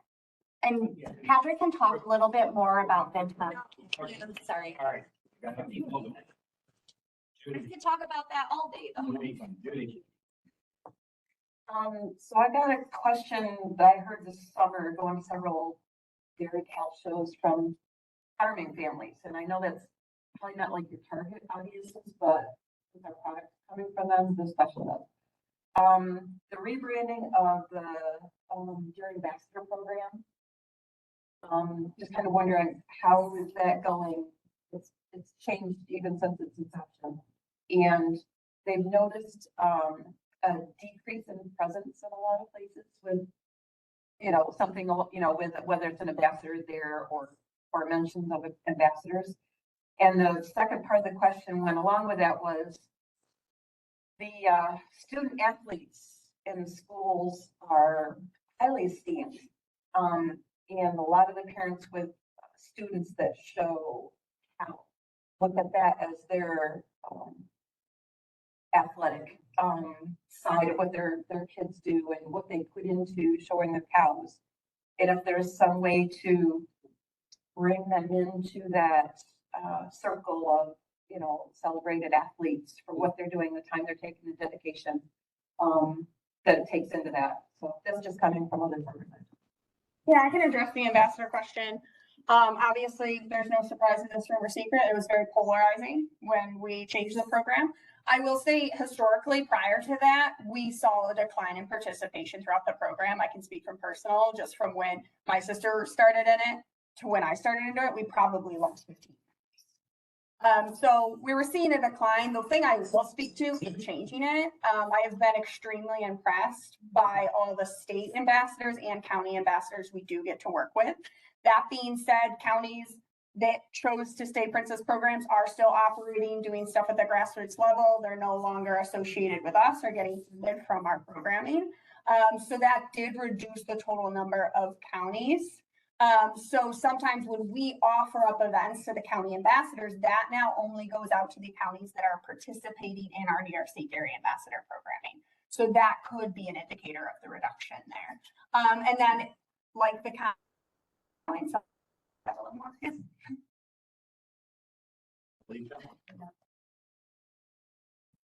There's been a lot of talk about social media influencers, so I kind of wanted to get your thoughts, and maybe you should have waited till New England came too. But I'm curious, I don't need to know a number of how many influencers that we're using the day and BMI, but I'm curious what the average cost is per influencer, and are they doing like a full campaign, like when they're doing their programming? And then same question as far as the farmer influencers, how many are we up to now and what's an average cost per farmer influencer? Yeah, I'll obviously answer the farmer one. We're at 14 across our 5-state region, 7 in the state of New York. That's a $3,800 reimbursement for the year. I'll be completely frank, that is a very, very low investment. I know our other influencers will come in at a little higher. To keep that appealing for farmers, I did reduce their total posts from 2 per month they provide me with to, they used to do 4. Thanks, Emma. Yeah, it's funny. Emma mentioned how ours will be noticeably higher. It's not really much higher. We're probably spending on average between $3,000 and $5,000 for an influencer for a campaign. What that entails, oftentimes, again, it depends. When we mention what we have lifestyle and culinary influencers. So that could be creating a recipe for us, doing food photography, creating a video you're going to post on social media, giving us access, tagging us in the back end, which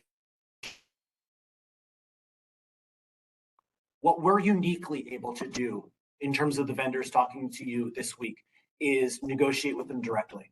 That is saving dairy farmers an incredible amount of money. Utilizing an agency, which others might take that approach, means paying the influencer after we pay the agency first, right? So the money goes to the agency, some of that moves on to the influencer, right? We don't do that. We have some of the same influencers we've had for nearly a decade because we have long-lasting relationships, but Emma's point is spot on. Typically, those costs would be astronomically higher, closer to $10,000 for a single social media post. We're not paying anywhere near that because, again, we have long-lasting relationships, and because they're usually dealing with their agent, who's part of an agency, we work directly with them, and so we save a considerable amount of money by cutting that out. To answer your question about how many ads or like how many campaigns are they doing, I'll give the example of Ellie St. Pierre, for example. When we contracted with her, we look at the whole year and strategically with New England. So that's 3 separate filmings for her that ultimately ended in maternal health, as well as a small virtual farm tour campaign, as well as a follow-up on the maternal health in November. So partnering with her for 3 different filmings that ultimately have led to countless media pieces placed in various different places. When we stick it together, we can get a lower cost per unit, and we've done our best to do that. Collaborating with New England, yes, yes, absolutely.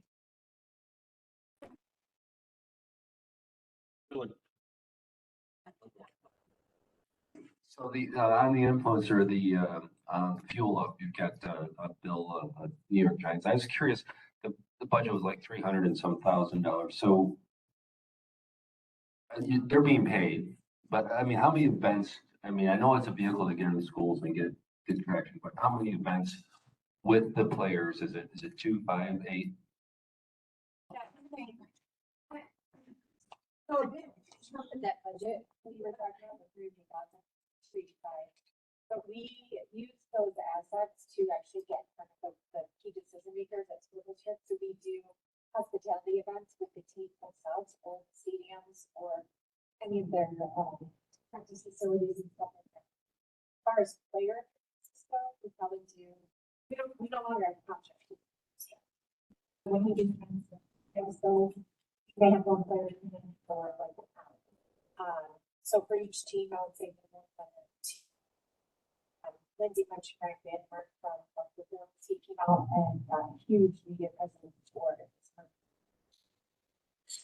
And then Yeah, we it's usually about, and then we have them come. Yeah, we have players speak on webinars, or if we're doing like a training for school nutrition professionals. We did a live cooking demo with a Bills player who came just to kind of drive the excitement in the room. I think in the past year that we had four Bills players at events. New York Liberty, it's more of the hospitality contract, bringing students there, utilizing the Jumbotron. And then New York Giants, we touched on this before, but they're doing video or radio messaging to promote our programs, summer meals being one of them. So it's just utilizing them where we can. Like we have an event in October, we're going to use a Bills player to conduct a panel. So it's, more enticing. Want to make sure. One thing that I was thinking about, looking at your budget, going forward, that goes to national programs. I think this is something that's come up again and again. I know we've always kind of thought of it as a mandatory participation, but what value does that bring to you, and how much you depend on that participation, I think.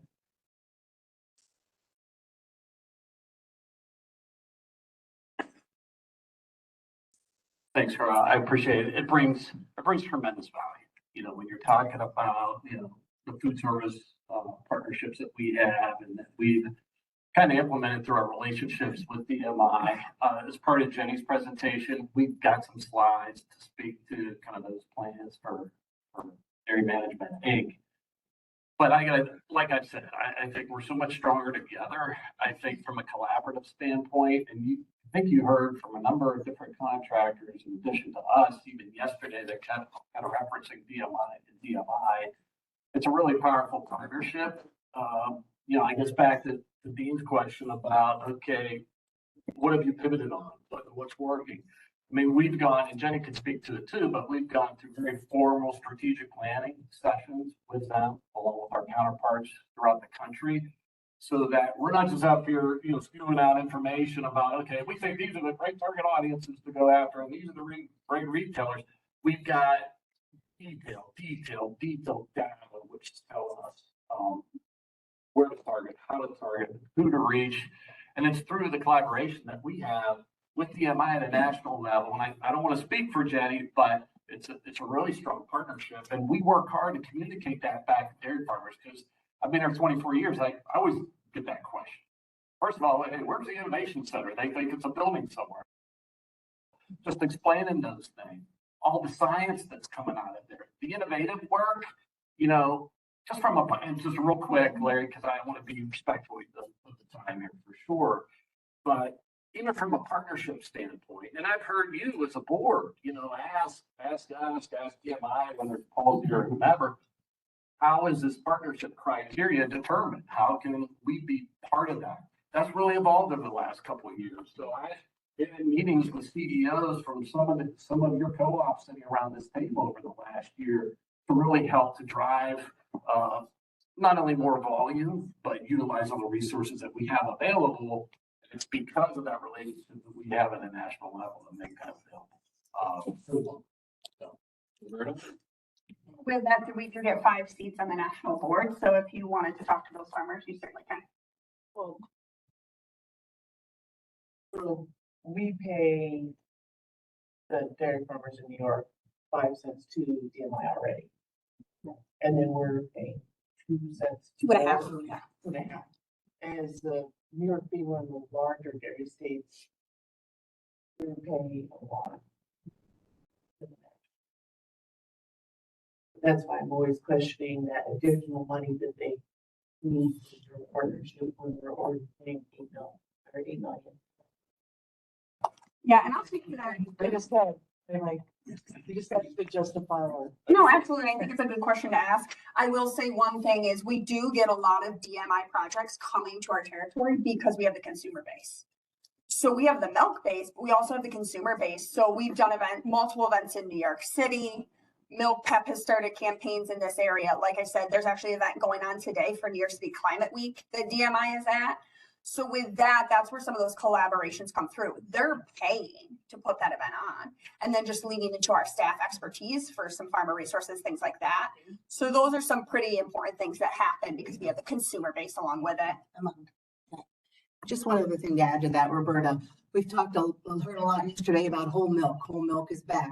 All of those 50, 60 studies that have substantiated the value of dairy fat that's helping for that big comeback, and all the other research, that all comes through DMI, and National Dairy Council, which is one of those, companies under DMI. So, that's just another thing that kind of happens that benefits everybody in the country, with that research and that knowledge. Okay, so Julie's got a question. So And if it's too much in the weeds, you can get back to us tomorrow. Yeah, So we're at 2 minutes, 2 minutes. it's important to get this straight in my head because I think I've asked this question before. But you have a bigger budget as a region than what we assigned for your contract, right? So my question is, there's a lot of people that their salaries and benefits that are covering. Is there another team? So I guess I'm wondering, do these salaries get spread across the entire company, the Northeast Dane? How does that break up? Because we've said it before, it's a large amount for salaries, benefits. So how does that get done when it's your whole budget? Is this half the budget of your, is it half what you're asking? Yeah. You mean, in terms of our total budget for. Or is there another team that? Yes. For 6 days. Yes, we ask each of our staff members here on these projects is how much of your time is devoted by person to this project area. And we can go through each area of what's the DPO percentage and what's I the guess I'm wondering, do 90. they work on, are they part of that other 991? Just keep it simple. Yes, Million. there may be some staff members who are totally 100%, like especially in like Nick's area that are covering Nick and Kim's area. And then there are staff members who are covering both, like Emma's probably 100% and Kelsey's 100% this side, but we've got people in the other area that we're covering. So it's like 55% of the school's percentage of staff time is in the DPO area, 8% into retail, 47% of the total IR team is in this area. And then IMC, it's 52% and then 7% in Gen Z and 2% in social diversity. So it's definitely not our full staff. It's like probably half if you look at it. Okay. Oh, everything's prorated. Everything's prorated across the board with the benefits, with salary, anything. So if Emma's working in New York and in Pennsylvania or the other states, she tells you the percentage of time. Yes. that is in Yep. New York, and that percentage of her Yes. salary is shown to us. Yes. Yeah. It's like, if you like I gotta see. small. New York, it's they put it in. Yeah, right. You gotta do the time.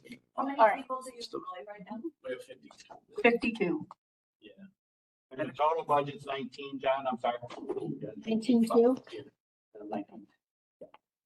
And just, just from my purview, We got 2 minutes. yeah, I mean, yeah, and then we're out. Just from my purview, just so you all know, I'm very conscious of, salaries, overhead, staffing, so that when we do have people leave, which I'm fortunate because our turnover rate's been, between 0 and 2% actually over the last couple of years. So I've been fortunate in that respect. But when people do leave, we don't automatically fill that void. I mean, we really work hard to expand that work. You know what? Also people leaving. Absolutely. I'm trying to get some information. Totally understand. For us all to ruminate on. Yeah, as you should. As you should. We appreciate your. I appreciate all the time. Thank you all. We appreciate that. Thank you. Everybody stand up for a minute.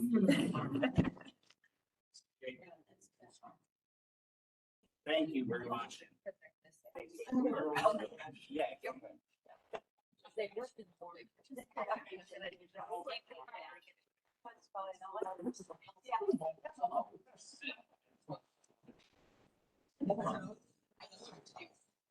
I've got them all pulled up for the morning for all in the.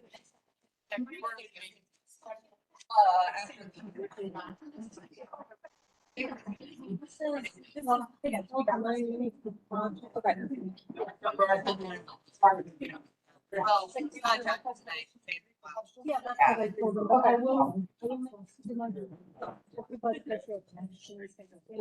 Yeah. Oh, yeah.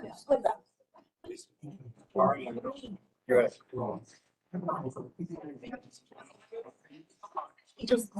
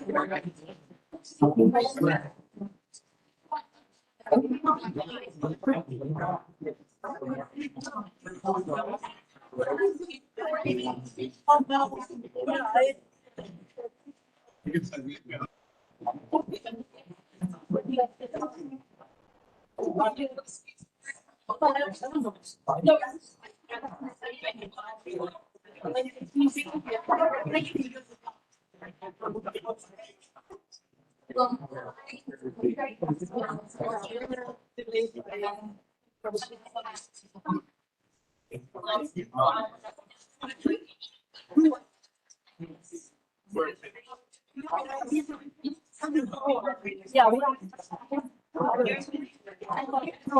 All right, let's go.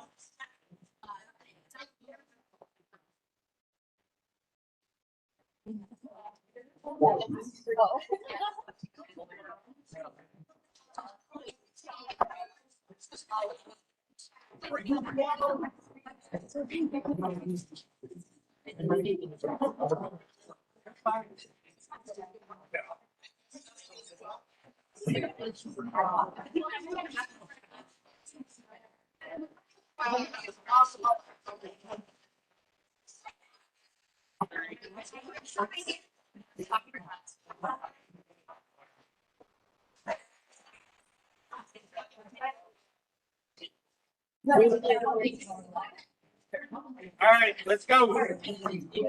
Okay, good morning, everyone. My name is Carmen Morales from Cornell on behalf of the Cornell Dairy Center. Buckle up. We do have 10 projects over the next 1.5 hours. I got everybody's attention with that, but first of all, thank you so much for listening to our proposals. We hope that they will bring value to you. In terms of logistics, we have 4 investigators that are going to talk this morning. We'll start with Dave Barbano. Then we have Cyrus V, Julie Goddard, and myself. We have a different number of projects. Each, they know how many they have. Dave has 4, Sai has 1, I have 2, and Julie has 3. When their time for project, which is about 6 minutes presentation, 3 minutes questions, or roughly that much, I will stand up in the back so they know it's about time to have take questions. But my kind request to the board, if possible, is to address the questions to each investigator when they are done with their presentations, and then we'll all stick around to the end, but it might just be if they respond on the spot. Do you guys want to ask questions after each project? Okay, So I'll do 6-minute timers for each project. awesome. Thank you very much. Dave. Very good. Thank you. It's great to be here. Good to see you all. There's 4 projects. The first one is on the technology transfer. And this is something that I'll talk through, but the specific goal is to aid New York State dairy processors solving processing and dairy chemistry related issues. And this is where we're right out the plants. Actually, we work with all the plants in New York State, but this last week I spent a day at Cuba Milk talking about the new expansion and the details. And they discovered that one technology that they're working on is something that I've worked on for 20 years. And I know a little bit about it, it can be helpful for them. So that's where we try to stay connected.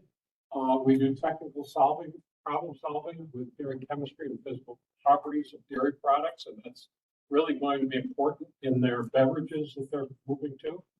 An example is processing and product chemical composition quality challenge created by component composition or change in the composition of milk. You all know the fat and protein's going up. I had a conversation with Mike Van Amberg a week ago, and I said, Mike, when is this going to stop? Because it's really, you're getting paid for it. So actually what he said is it's going to keep going.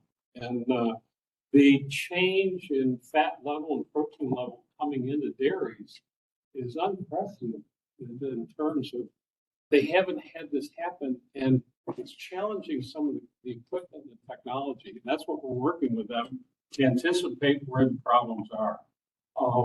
The cheddar cheese, most of the plants now, after a talk I gave 2 years ago at the cheese makers meeting, are starting to standardize to react to this and control. And I've been working with each of them in terms of fitting it to what their plan is. The interesting thing is I've started to get contact with Greek yogurt makers, and this higher composition, the separators weren't really designed to take that kind of feed. So I've been working with GEA, and there's some modifications of the design of those separators, higher fat or higher protein content that's in the milk. So that's kind of caught some of the equipment manufacturers off guard. The shelf stable and ESL milk growth, we're doing a lot of research on this, some funded by the board here, but funded separately from other promotion units and from companies. And this has been a tremendous growth area. You're seeing particularly the change Vern is going to make, switching the plant in Syracuse to all aseptic and to go to Cortland, the ESL. So they're expanding their bandwidth in that, and we're working with them. One of the key problems that seems to come up all over the United States is this variable protein settling and age gelation, both in ESL milk and shelf-stable milk. And we've been working on this. We have learned a lot about it. There's no off flavors when it has this fruitiness and coagulation. And in most of the milk, there's no proteolysis. The gelation is not really coming from a raw milk quality issue. During shelf life, it varies between plants within the same company. It varies across time in the same plant.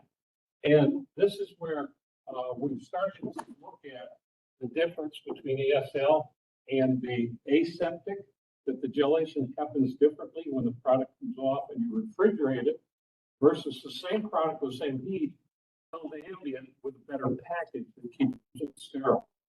So these are things, the current issues and actions, we're enabling processors to do heat stability testing. The cubic milk, they're building one of the apparatuses that I built for our research to be able to do this themselves. We're working with these manufacturers to determine the peak temperature. This is the key thing. It's when steam injection in the milk, if the flow pressure downstream changes the back pressure, the pressure of the valve to open increases. And nobody thought about the fact that the temperature goes up. So there's less steam injected. You're holding tube temperature the same, but you hit it a lot harder. And that's what's causing the problem. And it's kind of going people off guard. So the shelf-stable milks, we do this with plant visits. We're doing analysis with them. And we're trying to develop a method for assessment of heat flow. The total budget request on this one is $87,000. I'll be working with HP Hood tomorrow, the next day and the next day. We're setting up, they're buying 6 instruments for their plants, and we're working on testing the milk, but also developing methods for measuring heat, the amount of heat damage that's happening in milk, using the same machine that they measure fat, protein, lactose, and so on. That's project 1. So are we on time? We have time for questions. Yep. Okay. I had one general question on all of your presentations. Yeah. When you say it's 87,792, is that the total budget for this entire process? Or is this just a part of the budget that you're asking us for? So that's part of the funding. Part of the funding. Yeah. This part of the funding is for this focused activity working with plants versus other ones where it's a research project developing knowledge that we would use. So your total budget for these proposals all comes from the DPO at 88,000. Yeah. You're not getting any other, are you asking if you're getting other funding? Yes, is there other funding, like, is the Yeah, budget okay, for this fine. process like 200 grand and you're asking us for 87? This, Or is it this 87? one, because it's focused specifically on the New York plants and plants that have plants outside, is focused on that.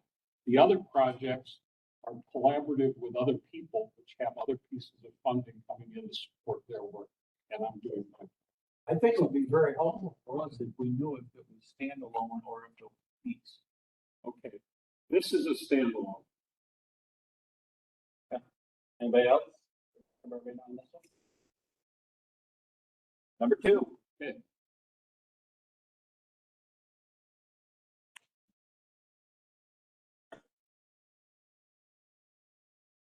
Okay, so this is a continuing project.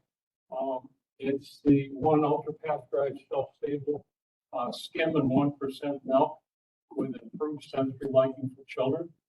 We're currently in the first year, funding for the second year. This is collaborative with Dr. Marianne Drake, and she's getting separate funding for the work that's going on in NC State. And this funding is for the work going on at Cornell collaborative. So there's 2 pieces on this. The specific goal is cost effectively produce and distribute shelf-stable 1% white and chocolate milks with improved sensory liking score in the kids. That's the thing. That if you give them HTST and ESL or aseptic, there's a flavor they don't like, and we're trying to get that out of the milk. That's really the goal of this. And one of the things in another research project where we've identified what compounds produce those flavors they don't like, we focused on the technology, filtration technology, to remove the compounds that create that problem when you heat it. So this one is, we know that we can do that.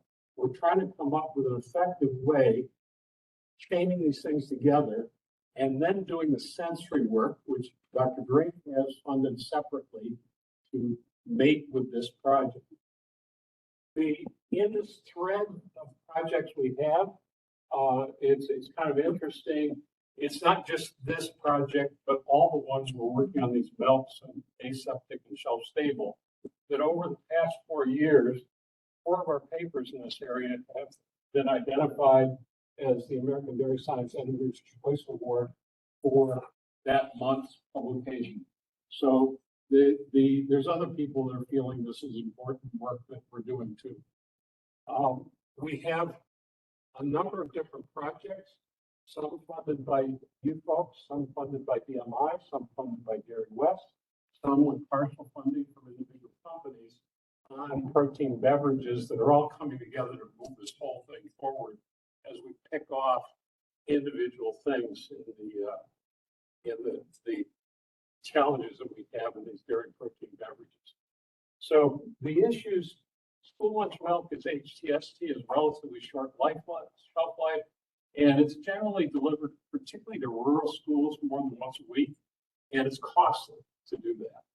Typically, the school milk lunch is sold on bid. It has a low cost type of bid, and generally the packaging material is not very robust in terms of avoiding the absorption of flavors from other things in the walk-in cooler at the school. Generally, the children do not like that sulfur eggy flavor that comes from the high heat, and that's where the technology we worked on to pull out the whey protein for the heat treatment is an effective way of getting rid of that flavor. Our opportunities, we've shown that sulfur eggy flavor can be removed. Portion of the lactose would be removed, reducing calories per serving of 1% milk. Opportunities, we feed all in refrigerators.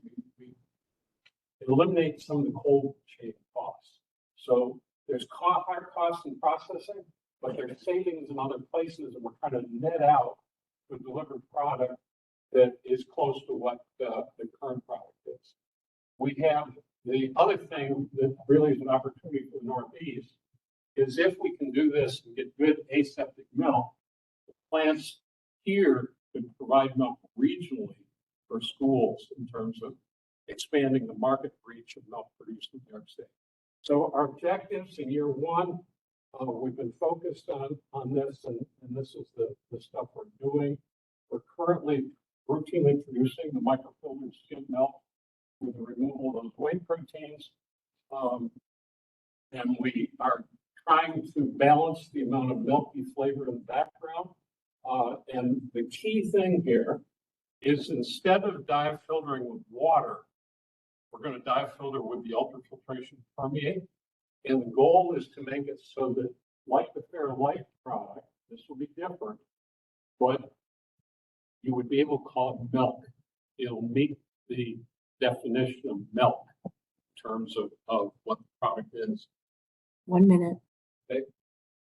So our objective in year 2 is really to bring all this together, make product, and then on Greg's side, she's going to do the sensory work with school children on this project. Whole budget is $80,000. So her portion of the project is funded through Dairy West and Bill Dairy. And that's approximately how much, you know? It's about $120,000. So the total is 200. Yeah, it's the incentives for the moms and dads to bring their kids in to taste product. It's $50 to $100 a shot for doing that. Question. Yes. So just to confirm, the require. That's correct. That's correct. This is just the filtration and blending things back. So like we take out fat from milk, have about 1% fat. This would be microfiltered milk. If we take out those whey proteins, they'll be removed, but the rest of the proteins will raise up to the same protein level, and you'll have more calcium. So if we're successful in getting whole milk back into school or higher fat milk back into schools, once you have this technology, will we be able to do 2% of whole milk with this? Yes, yes, you will. Does this fall under the ultra processed? I'm sorry, does this, with the filtration, does it fall under ultra processed? Well, it is processing, and this is actually, if it's shelf stable, yes, it's a high heat type of product. But it doesn't, there's no additives, just separation. But just for clarification, so we heard some other presentations about what's going on in California with ultra processed foods, not what you and I know as ultra processing of dairy. So she's asking if by doing that, this would move that milk into, if there were to be categories like that in this state, if that would be moved into, and you may not be aware of that yet, but that, oh my gosh, yeah. Yeah, we'll talk offline. Because it might be relevant to many projects. The definitions are still working on it, but typically it refers to products that have a lot of additives. It can be confusing. You can call it ultra pasteurization, but it doesn't make it an ultra processed food. So that is the distinction there. The many additives that are added in package, you don't recognize the product more naturally, But this is without any additives. You need to name this instead of ultra pasteurized, away from ultra processed. We had it for. Getting ready to have people try it. Is that where you're at? Is that what you said? Yeah. So it's a super important point that that definition gets wrote correctly, because once it gets wrote, it's perception. So what kind of Cornell being consulted on, or Carmen shaking her head yes behind you. Yes. I think Cornell's going to play a pretty big role in this, I hope. There are consultations at different levels, but the government didn't necessarily correctly to us right now. But personally, I've been part of a couple of panels in DC talking about how we better bring this over real and keep it simple. But it's an ongoing process, and the federal government is doing one of the scientific community working is not part of track or paying for it. Thank you. Next. Okay. Project 3. This is the one that is in collaboration with Joe McFadden and Marianne Gregg and myself on the methane reduction using the bromoform feeding strategies that Joe is working on. So this is a collaboration. His portion of the project is funded through something in California in terms of the feeding part and the respiration chambers.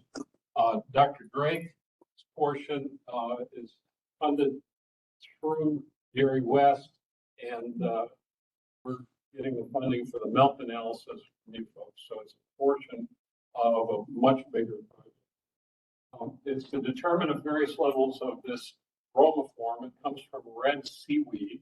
The supplementation will reduce the enteric methane produced by dairy cows.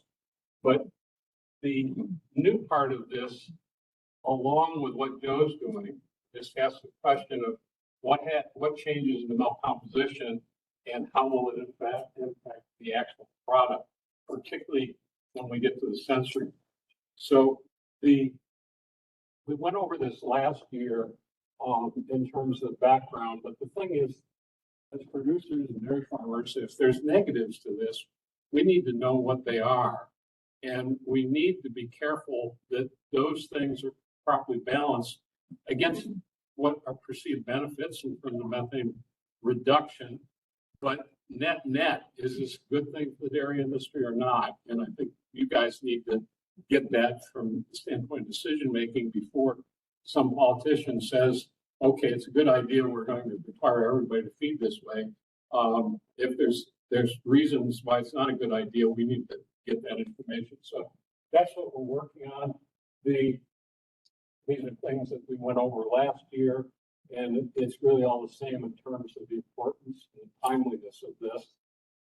So it's designed to collect information on the impact of methane reduction feeding supplements. Particularly this one is the one that is in the forefront. Joe, in terms of the data work, just finishing the second feeding trial. The first one was a dose response with these compounds to see what feeding level gives a targeted reduction in methane output. So then selecting the dose of each of the 3 different delivery vehicles, feeding this to cows, and then doing a longer term study and using the respiration chambers to actually measure the methane output while we're looking at the milk composition and we're looking for compounds in the milk in terms of the impact on flavor. So that is what's going on right now in the first phase this year. 3 minutes. The marine sources of these compounds, one of the things that's kind of a flag is iodine. Now, when you feed the seaweed directly, yeah, you'll get a lot of iodine in milk. These feed supplements are extracts to try to avoid that problem. There's still, in the first study, we see that there is still some increase in iodine content of milk, and that's a really touchy subject in terms of human health and nutrition. So in our first year, we've been doing this. The first study is complete. We've got the dose, Joe's worked with that, and we're in the second study right now. And these, I think we wound up with 64 cows. There's 4 treatment groups. We're doing the milk analysis. At this point, actually, we're coming, when I wrote this, we were about 2/3 of the way through the study. This study, in terms of cows producing milk, ends next week. We'll be still analyzing samples for a while through the rest of this year. And the results of this will determine what feeding trials he does next year to answer questions that are raised by this first part. So that's in year 2, which is here, when Joe decides on this experiments, then we'll be doing the milk analysis, and Drake will be doing the sensory work once it's approved for use of human subjects, do sensory on this milk. So that's kind of where we're at going into the second year of this project. And this Joe's funding is the big lead on this, and that's a big amount of money that's going in to justify the respiration chamber development at Cornell. Is this the study, they're gonna do partner studies too, correct? Yes, yeah, that's another question. Yeah. Yeah. Question? So this is, we've got all the hardware to do the more detailed support that Joe needs in terms of the milk analysis versus sending it to Dairy One. So that's why this is a good partnership in terms of all the pieces at Cornell. Okay. Number 4. Okay. We're staying on time. Okay. So this is a new project. So this is one of those things that as we go along in these products, we start to understand it really, in the beginning, until I had my head inside a unit where we were actually doing this processing at pilot scale, I didn't realize how important the point at which the steam hits the milk was. If we think about the holding tube and the temperature there, but there's this controller that's keeping that holding tube thermal process temperature the same, but it's like a thermostat in the house. If the house gets cold, it kicks on, and if you're standing right near the heat, the duct, you'll get hot air blowing on you. It's kind of the same thing, and when temperature goes down and pressure changes, that temperature at the outlet surges up. And that's what causes problems when you think there's nothing different about the product or the process. So in talking with all the manufacturers that have all experienced this, they said, you know, there's tests that are done. So Rutgers Lab does a lot of testing for Fair Life, measuring compounds that require a mass spec. It's like a couple $100 a sample. It takes days to get results. That's what we've got. But not everybody's going to be able to do that. And we're trying to figure out more cost-effective, quick ways to develop and measure heat flow. So what we've done is her lab has the capability to do all that expensive stuff. I've worked on the mid-infrared, the milk analyzers. They're the ones that measure fat, protein, de novo, mixed, preformed fatty acids. I've developed those models. And what we're going to do is we try to develop models that from the spectrum in a plant, we can get an output that says this milk, this half hour had this much heat load. And 2 hours ago, it was much lower than this. And then we need to say, why did that happen? Because that product isn't going to have the same flavor. I've been working with one company. I said, the flavor out of one tank in this plant mysteriously is different than the rest of the tanks, and we don't know why in terms of this heated flavor. It has to do with the valves and the pipe diameter and the pressure back to the steam injector. So those are the kind of things that we're learning, but we need a tool to measure these changes. So we've got more plants doing this. It's a common quality problem that processors have that relates to longer term age gelation during 3 minutes. the storage of the product. We've determined in other projects, one that's funded by you folks, that we have plants where they have age gelation, but we've measured proteolysis. There isn't any proteolysis. We don't know quality issue. It has to do with this excessive heat. So we've got these HPLC mass spec methods to measure thermal degradation products. Puricine is one, daylight fluorescent sign of daylight is another. But the weakness of these is if you measure it when it came off the line and you measure it with time of storage, these numbers change. That's not very useful down the road in terms of knowing why this product gelled.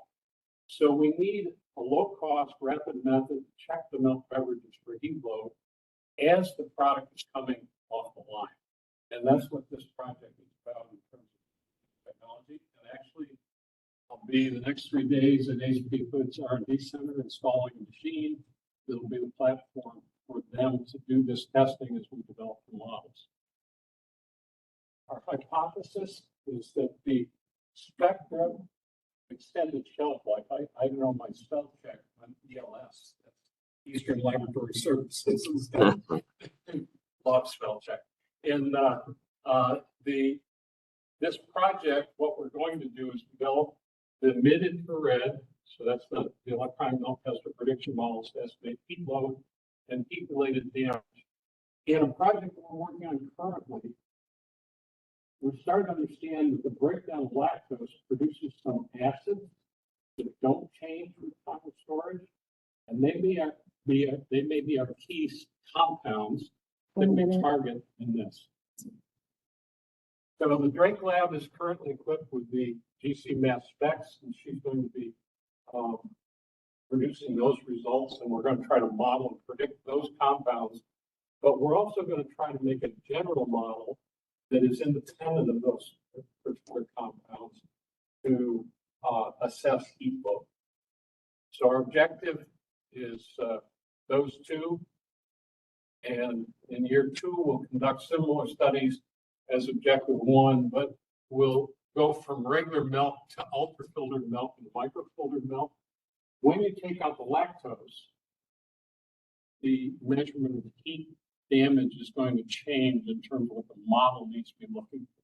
So we're kind of going to try to follow a spectrum of products.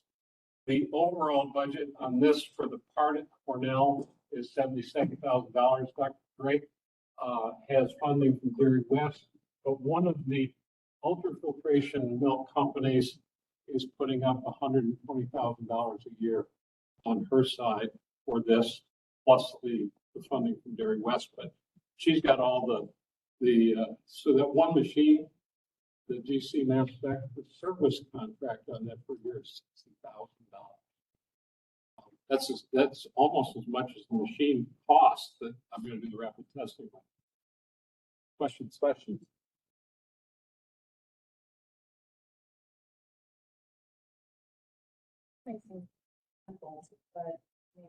these processes are going to be used in commercial plants, right?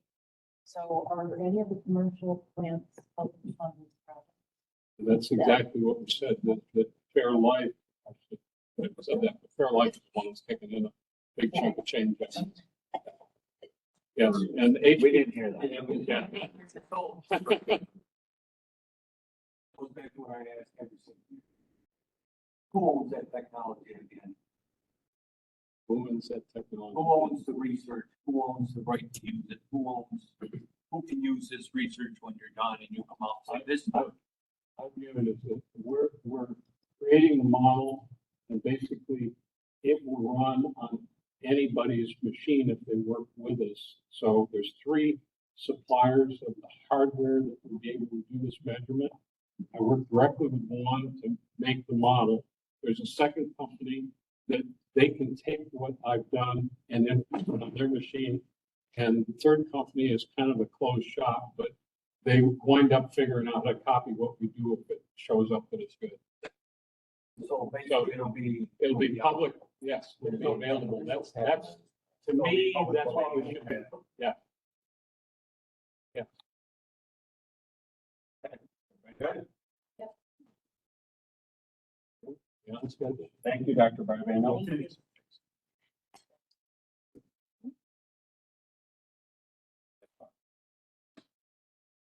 Are you all ready? Yeah.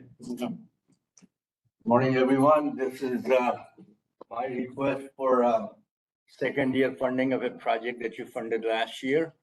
And it is on flash freeze spray drying of milk protein concentrate and related products.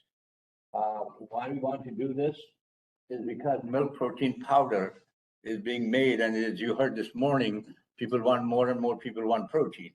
But, and we are making a lot of protein, but the issue is this protein, that milk protein concentrate powder, is not as soluble as other powders like skim milk powder or whey protein concentrate powder. You can see on the right, milk protein concentrate of 80% protein containing powder is not as soluble because the process it goes through in making spray drying. And spray drying works well with other products, but for milk protein concentrate, it denatures and spoils the quality.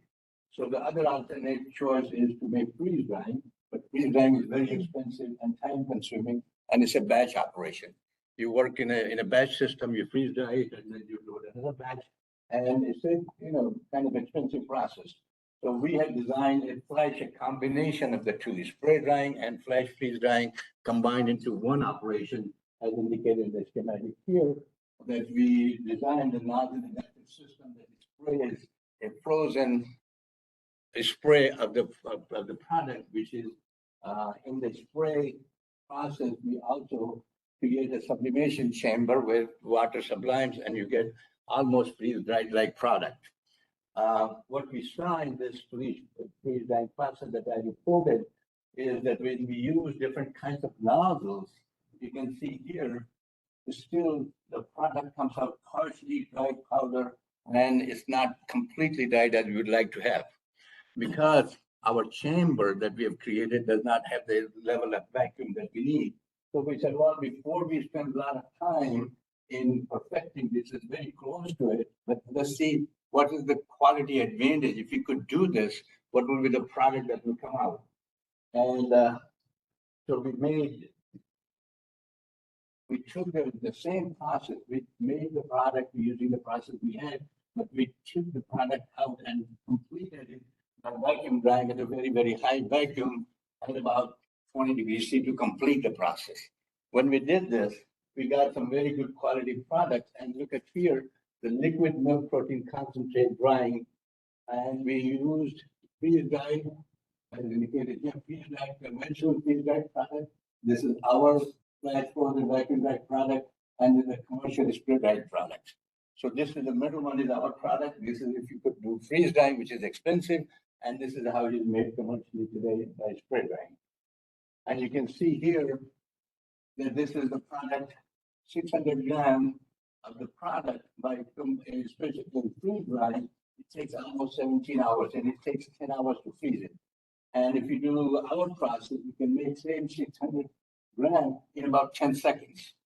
So when we spray it, we can make a lot of quantity very quickly, but the drying part, with the spraying and freezing part is very efficient. The drying part, when we put in a chamber, it still takes a little bit more time, but we wanted to see what the quality difference is between freeze-dried, our product, and the spray-dried product. So we compared the two. Before we spent a lot of time and your money and my effort in perfecting this, we wanted to see what the quality difference is. Can we make good quality product? 2.5 minutes left, Si. Pardon me? 2.5 minutes left. Okay. Here you can see in all all the categories, moisture content, bulk density, solubility, we can do better solubility than even the freeze-dried product. 90.7% solubility, whereas spray-dried product is commercially available is only 71%. So we did a number of other functionality, and in all of them, you'll see our product performed very, very well. It really performed as expected to be a superior product. So next step is that we want to design. This is, you can see, this is the homemade job. This is the design without spending any money on hardware. Whatever was available in the lab, we put it together, Jerry did it and make it work. Now we want to really make this product, make this design a little bit more robust, and we want to create a chamber where we can put high vacuum and be able to dry in the chamber instantly. So design and fabricate temperature control vacuum chamber fitted with nozzles to produce products which will freeze dry instantly and provide a process that's really unique and different. We will use 20 to 30% solid contained liquid MPC and milk for drying, and we'll evaluate the system performance and product properties. Thank you very much for your attention and support. Well done. A minute left. Look at Okay. that. What is the product gonna be used for? It is same thing. After you get done with it? Yeah. It is like another product of better quality MPC. MPC is being made right now by a simple spray drying. But when we do freeze spray drying, we make the same product, but better quality, which will be more dispersible, more soluble, nutritionally superior. So, right, protein shake. Yeah, we can make it. Right now, what they're doing is they're making milk concentrate and making product. They're not using powder because when they make powder, it's not as dispersible as soluble. So Fairlife and all those guys, they're making product from liquid concentrates, but not from protein powder because protein powder solubility is not that good.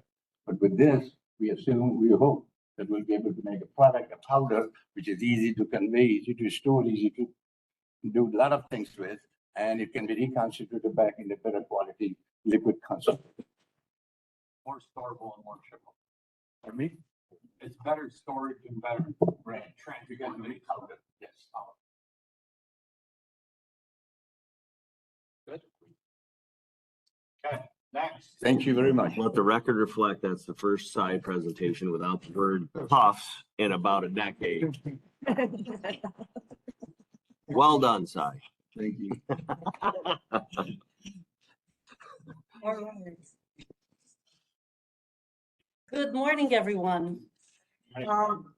Today, I'm going to present to you two proposals that actually want to capitalize on the health promoting properties of some milk components by using our technology, membrane filtration in particular.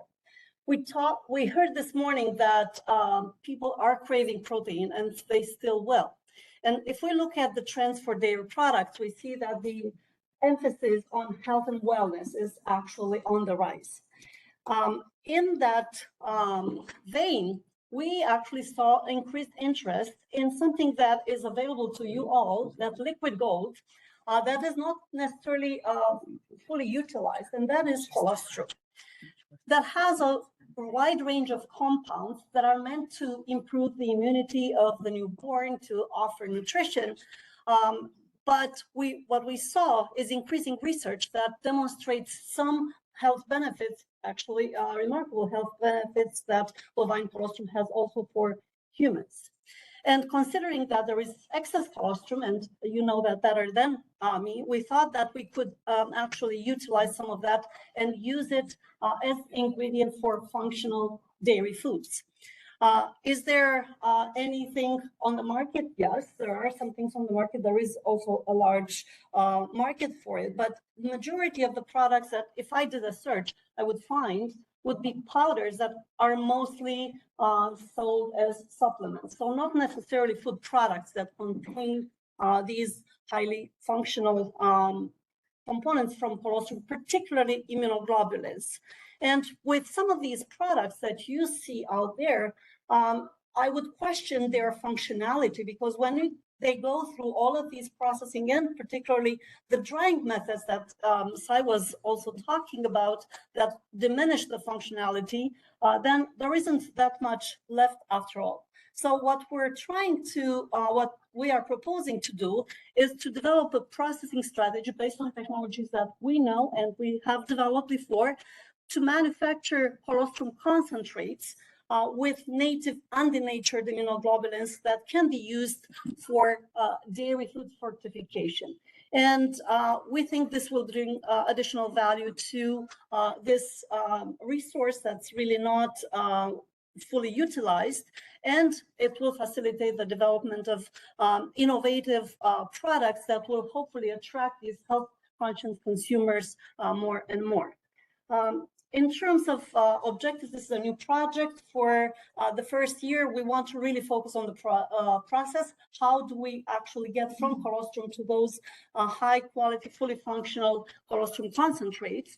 And then in year 2, we'll focus on utilization and applications. And that's where we hope to attract also those industry partners that could utilize this in the end. In terms of the approach itself, we would start with colostrum. We already made some connections to places where we can get it. We'll freeze it to ensure that we get it at its best quality, and then using gentle processing. This is the key element here. We'll get to purify and concentrate the immunoglobulins. I want to bring your attention to what you see in blue there. That is a membrane filtration technology that our group is one of the few in the US and elsewhere to have applied it to food processing. We have this developed with $1 million funding from the government, and now we're trying to apply it to dairy to take advantage of this technology that would give it to us at high concentration, and then on the second year we'll focus also on possibly drying it to extend further its shelf life. The important thing that we took care of is to make sure that all those byproducts that come out of it can also be utilized so we don't waste anything. In terms of how we will do that, for first phase, we'll do a small scale study with colostrum from the Cornell herd. And then for pilot scale processing, we have some connections made also farm in New York to get enough colostrum to do it at pilot scale. So waste none. That is also something that I want to make sure that we are careful about. In terms of the budget, we're requesting funds for graduate students who will do the work. That's the majority of it. I want to add that this semester, actually, that student is funded by a project from DMI. So she's getting all trained, and this will add to value to the project overall. And with that, thank you for your attention, and I'll take questions. So my question concerning the colostrum collected, there's several different qualities of colostrum. Are you going to sort them, or how are you going to say rate or That's an excellent question. And we're also concerned because we know the quality goes down like every day. I understand that first milking unit goes to. Doesn't feed them right, your quality is not. Well, we actually, that's a very good question for, I think for the first phase, we're confident because we're getting them in a controlled manner from the Cornell Dairy Farm. But then for the larger scale, we are going to collect and commingle so that we have, more constant quality. But when speaking with a veterinarian who actually works with some of these farms, I understand that, after the first milking, you have the colostrum available, and we'll get it right there at the farm to make sure. We'll attempt to get the highest quality colostrum, but we understand that there is a variation, and that's why we need to commingle it, and we'll characterize the properties. But it's going to affect a little bit the time of processing, because at the end, the concentration decreases, but some of the compounds will not totally change. So we're going to have to process it a little bit longer to concentrate it to that level. So it will affect, but not in the end, the quality of the product that we produce. There are already people paying for first and second. You're collecting the users. They already have it available. Can you not purchase it from them? We could purchase it. That is not from that. That's the starting material. We could purchase it from there, but our intention is to have full control of the quality as well. But we could go either way. But you could purchase the colostrum, but we're trying to actually get the immunoglobulins out of it, not the whole colostrum. Yeah, right. But they are doing it to some extent, but what we would be getting here, it's really a high quality concentrate of the immunoglobulins. And I don't think that actually looking at what exists on the market, I don't think that does exist. Oh, I'm not saying yeah. Purchase their product that's already done. I'm saying, why go to all the trouble of sending your student out to get the frozen colostrum and do all that kind of stuff, when you can probably, because we already have a protocol, make clean buckets, purchase 20 buckets or 50 buckets from one of those people. Yeah. And spend extra money if your student running all over the place. You'll probably get a blend of what's available. There is a little bit of, I don't know how they're getting away with it, and I don't know how he sees it as a. I've been waiting to jump in too. We try to do as clean jobs as we can and hit buckets, but it's not. No. So it's not like.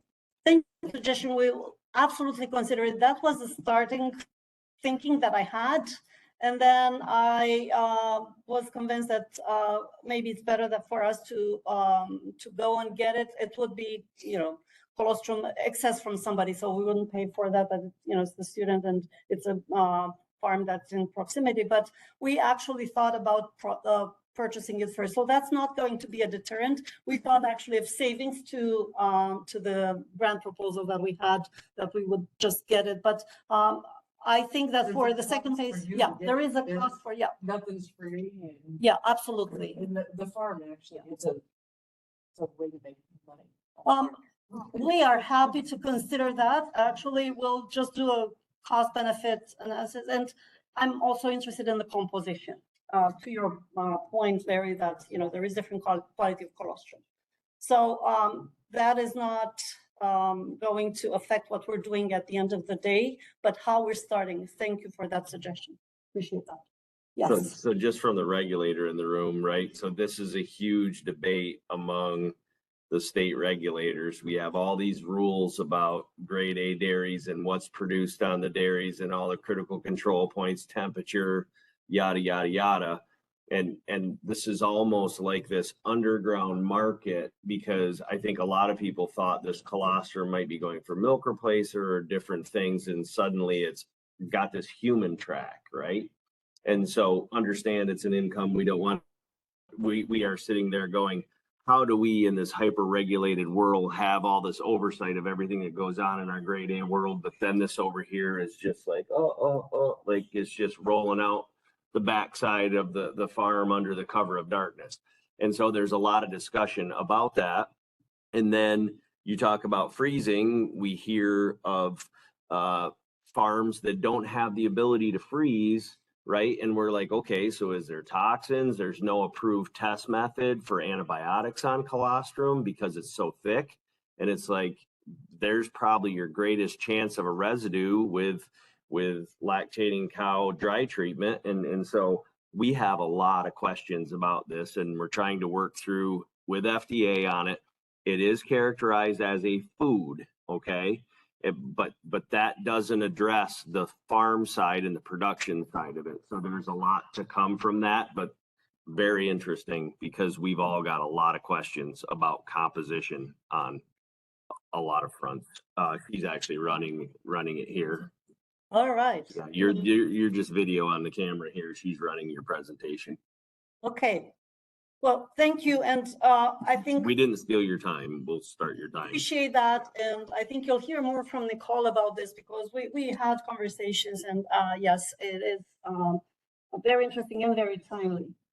On the same note of capitalizing on the health promoting components from milk, the second project that I'm proposing used a similar, focusing on something else that you may have heard before, the milk fat globule. We're happy to see that people are going back to consuming higher fat content products, and that, you mentioned earlier that you see a lot of butter now that wasn't there before. What comes of that butter making is a byproduct, that's buttermilk. What does it contain there that is underutilized? Although we have some indication that it has health benefits, and there are some utilizations of specific compounds extracted from it, is the milk fat globule membrane. That has a lot of very interesting and health promoting compounds in it.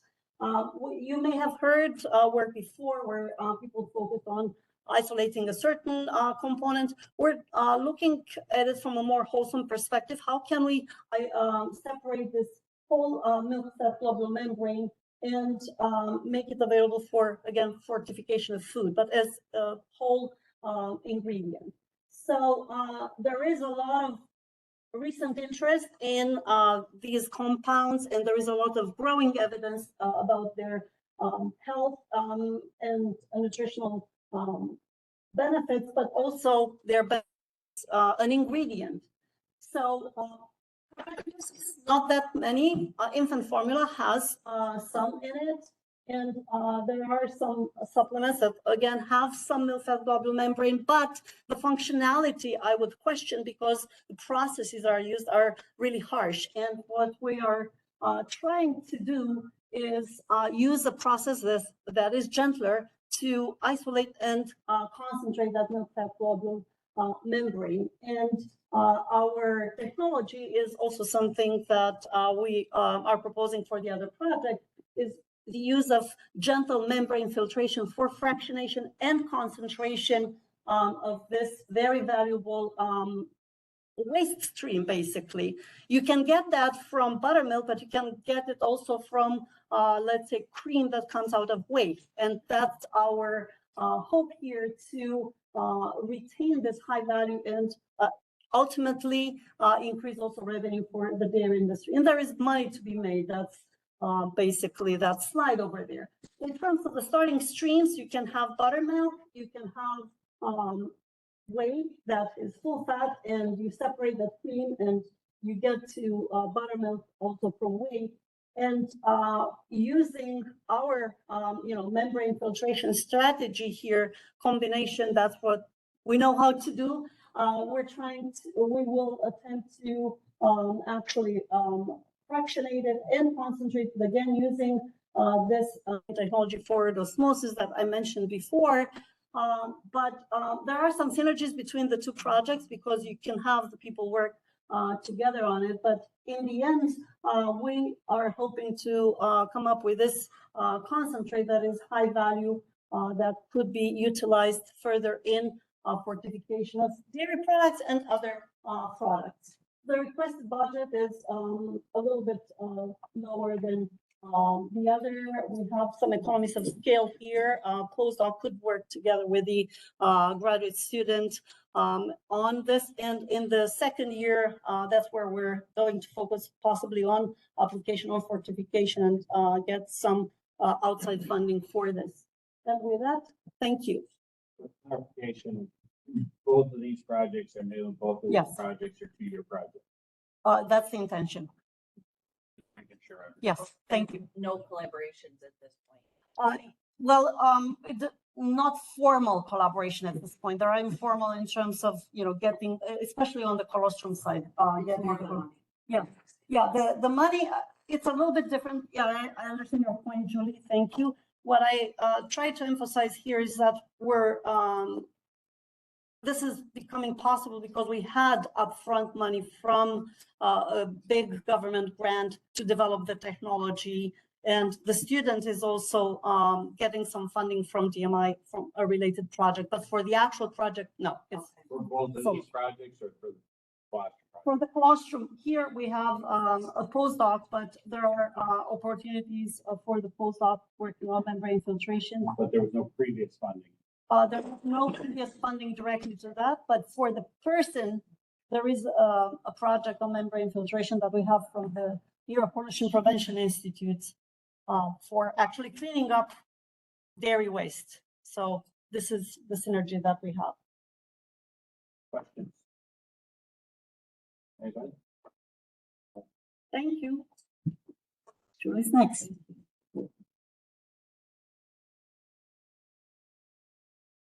Feel free to stand, squirm, whatever you need to do. This is a long morning for you. And so we'll get right into it.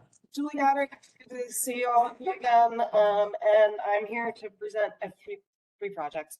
So this first one is a continuation. So it's a year 2 of a 2-year project looking at low carb milk. I think it was summarized very well last year. And I'm here representing myself and my collaborator, Sam Nugent. Motivation for this, there's a lot of not necessarily science-backed, but information on the internet saying if you're looking to cut carbs, watch out about milk. And so we know that scientifically based that, in fact, whole milk in particular, because of the milk fat, can help to offset some of the blood sugar spiking that can happen from the lactose in milk. Nevertheless, it's out there, and even doctors are incorrectly promoting this. So there is a market opportunity for lower carb milk. And so what I propose to you is a enzymatic technology to help to reduce the net carbs in skim milk, with the goal of increasing fluid milk consumption, particularly targeting a population, increasing population that's counting carbs. And even though you could say, what's 12 grams of carbs in a glass of milk? It's not a lot. But if you're strict and you're following a sub 50 grams of carbs a day, that does add up. And it's an important part of the decision-making of what to drink. You've seen this flow chart before with the work that you funded with myself and Robin a couple of years ago, looking at it from a yogurt perspective. This is the enzymatic pathway. You're familiar with lactase, you're probably familiar with glucose isomerase as well. It's how high fructose corn syrup is produced, right? These are very well-established commercial enzymes that are an important part of the pathway of taking lactose into these rare sugars. These are the sugars highlighted in yellow that have no or almost no caloric impact, but more importantly, can actually help to offset the blood glucose spike that comes from consuming carbs. So the dream would be have your milk and cookies and actually offset the carbs from the cookies. Maybe not really, but that kind of an idea. But there is actually research showing that consuming rare sugars along with dampen the blood glucose spike. So this project is looking at taking the 2 less established enzymes and figuring out a process to take the lactose from a filtration process and designing an enzymatic process, leveraging these 2 less established enzymes, figuring out what temperatures, what compositions, what concentrations of the lactose from the filtration can be used to most optimally produce a rare sugar blend that's then blended back in to the fluid milk. We're targeting skim milk here because, like I mentioned before, whole milk, the fat actually helps to offset the blood glucose spiking. So it's the milk product that would have the greatest benefit from this technology. It's not to say the technology couldn't be adapted to low fat or whole fat milk. A reminder of the objectives, looking at the ratio of enzymes and conditions that help to optimize this conversion to rare sugars, figuring out what concentration of retentate can best enable that push of that multi-enzymatic process from lactose to this blend of rare sugars, and then quantifying how this optimized process can influence a calculated sweetness intensity. It's not necessarily a bad thing, but it does change the perception of the fluid milk in the end. So we want to be cognizant of that as well. Nearly 2.5 minutes, Julie. Okay, thank you. So one of the two enzymes, this is L-ribulose 3-chimerase. This is some of the work we've done in the first year of the project. We've characterized its performance under a range of conditions, pH and temperature. Now, pH is interesting. We're not going to be modulating that in fluid milk, but it can help to inform how this process can be used in other dairy products. And it can also help us to know if we need to identify an enzyme from a different source that maybe performs better at a different pH range. But what's really interesting is the performance at different temperatures. So it's a multi-enzyme process. Sometimes you want to encourage the performance of one enzyme and discourage the performance of another to push it in the direction you want. And so being able to know which temperatures individual enzymes work better at can help to inform the overall process conditions. And we've also shown that in less than 5 hours, we can achieve a 33% conversion just at the pH optimum of 5 around the temperature optimum of 65. Our next steps are going to be optimizing the activity in concert with the other enzymes. So about 3/4 of the way through the first year, you met Patrick, I think, at the mid-year meeting. I was out of town. So he's the postdoc hired to do this work. He's been here about 6 months and he's really starting to hit the ground. And really improving in his productivity. And I'm excited to see how the rest of this year and next year, which will be 2026, not 2025, as I put here, goes. And so we're well on track. We're continuing the work now with the enzyme ratios and conditions, and then we'll be looking at kicking into objectives 2 and 3 as shown there. This is the budget, about 74 grand, mostly personnel, also materials to do the work. And this is kind of the takeaway message. If you count carbs, whether it's on the nutrition fact panel or not, this is how you're reading it. You take the total carbs, you subtract sugar, alcohol, you subtract fiber. And I envision in a carb conscious consumer, as awareness around rare sugars increases, you then would subtract the grams of the rare sugars for what you're considering your net carbs for your calculation of how many carbs I consume today. So this is how a carb conscious consumer reads the label. Whether or not a label will actually reflect that, and it does right now add in fiber and sugar alcohols because of the science behind understanding that that does take away from the total carbs. This is how carb-conscious consumers read the label. And there's education on that. That's right. Yeah, that's right. So that's my time. Here's my KPIs. So looking at advancing innovation in New York State dairy through this new technology, enabling entry and maintaining a presence in a carb-conscious consumer and a competitive edge. It's gratuitous kid pick at the state farm, or the state fair here. We were recycling this morning, by the way, and I have a full single bin of just gallons of milk. These guys are not the ones you need to consume to educate. They're well aware. But please, questions on the enzyme project. So again, this is year 2 of a 2-year project. I'm sorry, how are you doing this? Oh, no, you're right. The math's not right. That should be 10. No, the math is bad. So That's right. total carb is 12. They're all sugars, right? No fiber, no sugar alcohols, but let's say an incomplete conversion, because realistically, I'm not going to get 100% conversion. Let's say I've got 10 grams of those 12 are now as rare sugars. So the allulose and the sugars like that. So then mentally you would subtract those 10 grams of carbs, which are present as rare sugars, from the 12, which is total, to result in 2 grams net carbs. Just like if, for example, in like a high fiber wrap or bread or something, if it's like it's 50 grams, but 25 of them are from fiber, then you count it as 25. There's some education that's gonna have to happen with that. Sure. Yeah. Well, I mean, sorry, I can't point to it, but on the left side, the current label, that is how it's read. Right. No, you're right that there would have to be education, but I can assure you that within the population that's watching it, they know. But you're exactly right. There is a tutorial online. Yeah. They tell you how to do all that. Yeah. I was trying to do that for a while. Yeah. Yeah, exactly. But it's a good question. Other questions, or should we move on? Let's keep to our time. All right, so project number 2. This is year 1 of a 2-year project. So you all know me through my enzyme work, which I find fascinating and I'm very passionate about. The other portion of my research program is in material science applications in food systems. And so specifically in like plastics, polymers. And so these next 2 projects are going to highlight some of the things that I think could be relevant and important to dairy in terms of quality and safety. So this first project, antimicrobial gaskets to improve milk quality and safety. Wearable components, so the wear parts like tires on a bicycle.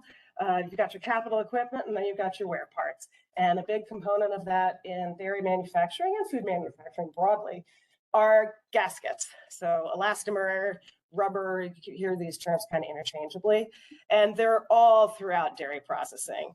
That E there is an expanded mixed brew valve. I think I count like 18 gaskets in one, and it's not uncommon to see like an 8x8 manifold of these in a larger dairy producer, whether it's fluid milk, yogurt, pudding, etc. And one of the key places that bacteria on processing. Super. So I'm done. I don't have to do the rest. Thank you very much. You're exactly right. So the life of a gasket, you install it and you need them because stainless on stainless are not forming a seal. You need this kind of a rubbery component to get a good seal. Then there's operation. Things are beat up. Heat, friction, cleaning sanitizers, change in temperature. All of these things wear down polymers. But that wearing down is happening out of sight. It's not a scheduled maintenance. You're not going in there and inspecting each of these 18 gaskets in a mixed proof valve, throughout use. And so you don't know when necessarily there is a need for replacement. Maybe you find out during routine maintenance or there's failure. And to your accurate and very good point, so we're looking at here, this is the EPDM, ethylene propylene diene monomer, very common gasket material. After you wear and tear, it develops cracks. And so the top, this is 500 micrometers. So this is zoomed in, but not super zoomed in. And you can see that bacteria love to hide out in these spots. You're already outside of the contact of cleaning and sanitization, but especially introduce cracks and crevices. And there's a definite issue. These are hard to clean places. We know that there can be post-pasteurization microbial contaminants, both on the safety and the quality front, that can harbor in these nooks and crannies in gaskets. And repeated sanitizer exposure can lead to resistance development, which we don't want. So I think we're good on the need. So I'll jump right into the objectives, which is to develop antimicrobial gaskets. And just zooming in a little bit on a gasket, if you think of polymers as like a bowl of beaded necklaces, we've shown in other projects, and so have other researchers, that you can alternate some of those beads to have particular functional properties. And we've done this with antioxidant, antimicrobial, anti-corrosive. And so we're looking at kind of replacing a few of those beads. You don't change too many because you still need all the mechanical properties, the chemical resistance, the rubberiness of the gasket. But if you can change a few of them to have this other property, then you can get an added value. So in this case, we're looking at something similar to a quat, but bound onto this polymer embedded into the gasket. So it's making these things. It's then quantifying the log reduction of both pathogenic and spoilage microorganisms with relevance to dairy, showing the durability under repeat cleaning and sanitization conditions. And also important is validating that these things aren't going to leach into the product. And so in other projects, I've done a fair bit of work in this space in packaging materials and other polymers. And so we've got the methods and protocols pretty down pat for how to do them. Prior work in antimicrobial materials is a 72-hour biofilm of Bacillus cereus, showing that by introducing, and this was on a composite on top of stainless steel, very different chemistry, but just showing that we have the capability in lab to do, and we're showing about a 2 log reduction in adhered biofilm over a 72-hour minute and a half period. Right on time, thank you. Year 1 budget, asking for 90 grand. This is supporting largely a postdoc and a lab tech in part, and then the materials to do the work. Yeah, so this is coming to the end of it. So looking at new technologies to help to reduce microbial contamination, both on the safety and the spoilage front, New York State dairy, and reducing the financial burden as well of recalls and product loss due to spoilage and safety concerns. So this is probably a silly question. Nobody else has been doing any of this work. So, and I would have thought this was kind of like forefront the last 5 things. So there is definitely research, including at a commercial scale, on antimicrobial materials. To my knowledge, that's largely in the like encapsulated silver kind of space, which has shown, and triclosan, which has shown some issues both with efficacy and potential leaching. And I think that's something that sets what my group does a little bit apart, is that I'm really focused on, rather than just like embedding it in the bowl of beads, right? Like throwing some marbles in there, actually changing the chemistry of the material itself to have a bound antimicrobial agent. But yeah, am I the only one looking at antimicrobial materials? Absolutely not. But I do think that we look at it first from an applications driven space, which is why the non-leaching is so important. But then also designing the experiments to show how it'll work, not in just like water or buffer, milk, right? And other things that can often inhibit the efficacy of some of these materials. Certainly, the processing plants, the gas gets diffused, this is a way of mitigating. Technology is worldwide, right? Yeah. So, I don't think it's going to differentiate New York dairy, I'm assuming. Oh, sure. So, that's very true. That's very true. I would hope that processing industry would fund this. That's just my point. Okay, sure. So, to be a better character, microbials and all the bad words, So,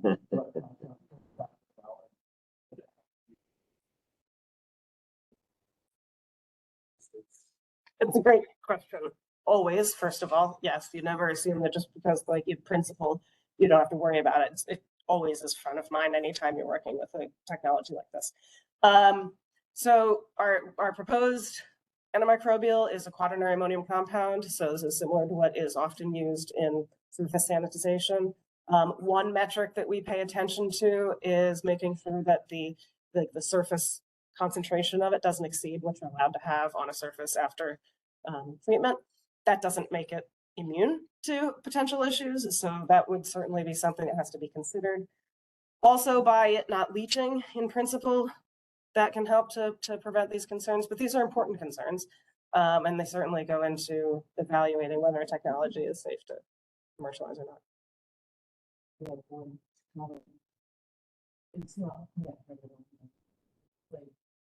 so if you don't understand how you can out ASPIs on your dairy farm, your best is your whole system can really mess you up.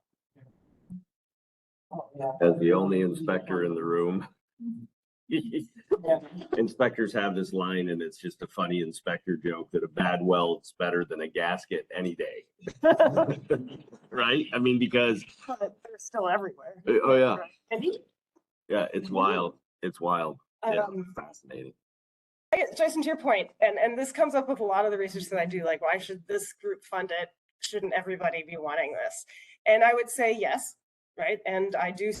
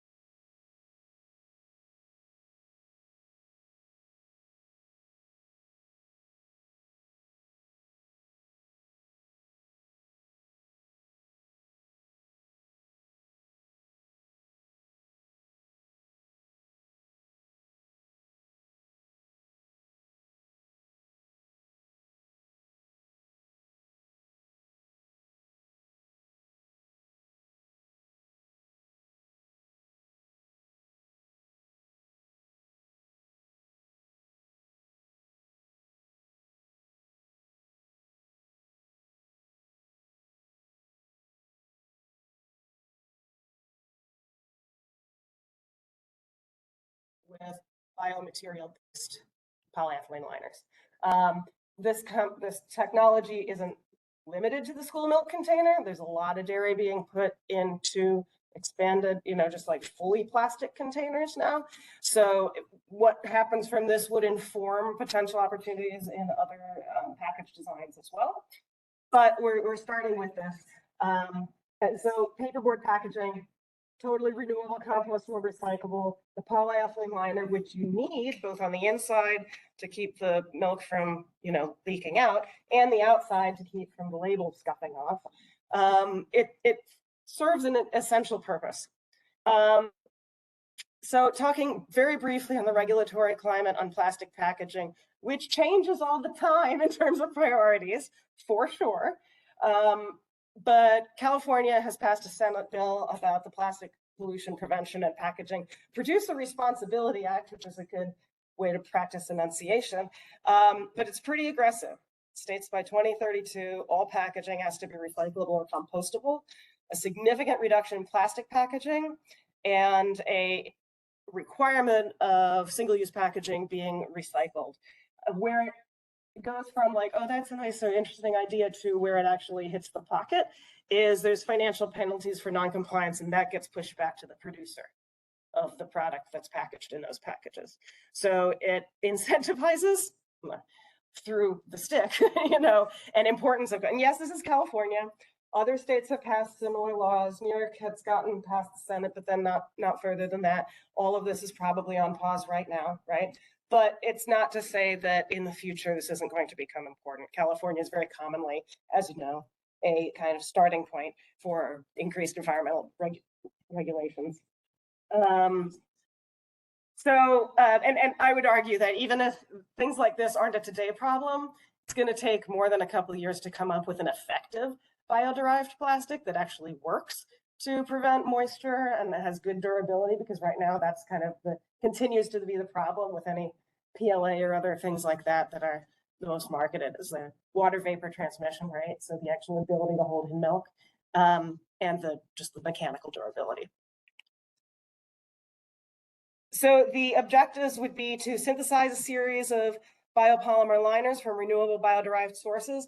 I've actually done a little bit of work in this space looking at alternatives to the very effective BPA epoxies and CAM liners. So it's looking at kind of taking some of the knowledge gained in the lab and looking at it particularly in a milk application with the school milk container.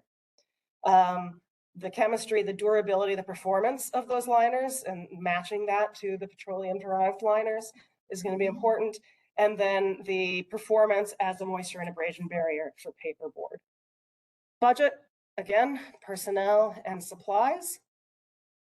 I think positioning New York State Dairy to be a leader in this it will ultimately benefit all dairy, but positioning New York State to, I think, is of value. And yeah, whether we're environmentally conscious today or yesterday or tomorrow might kind of ebb and flow, but long term, this is the direction that we can expect to see the industry head. And so those are my presentations. Any questions on that project or the others if I have time? Yes. Is this a new postdoc? So you're training a new person for the dairy industry to be expert in, or is this just an add-on to your present? So that's a great question. So project one, which is the second year, I would intend to keep Patrick on because he's doing great and he's already well trained. And so will be somebody with more knowledge in dairy than he came into it with because he was strictly a biochemist, right? Project 2 and 3, these would be new postdocs, yes.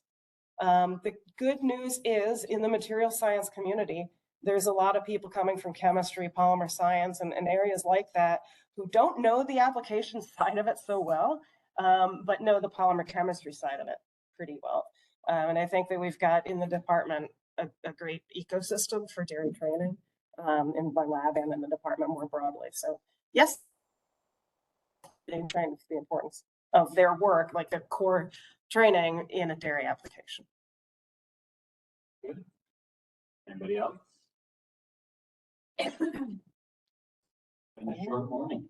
You're free. Yes, I think you get a minute to breathe now. Right. So,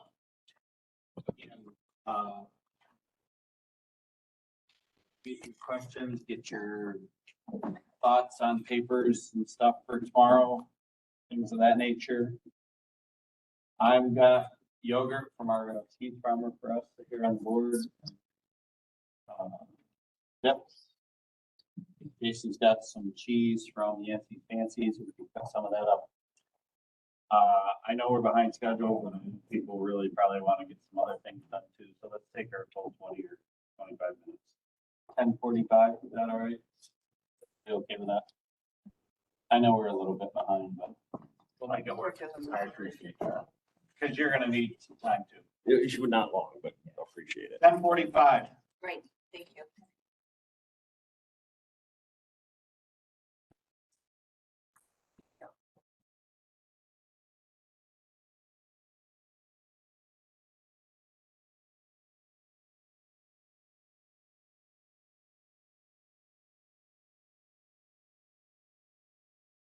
Okay. Thank you. That was good. Good break. Yep.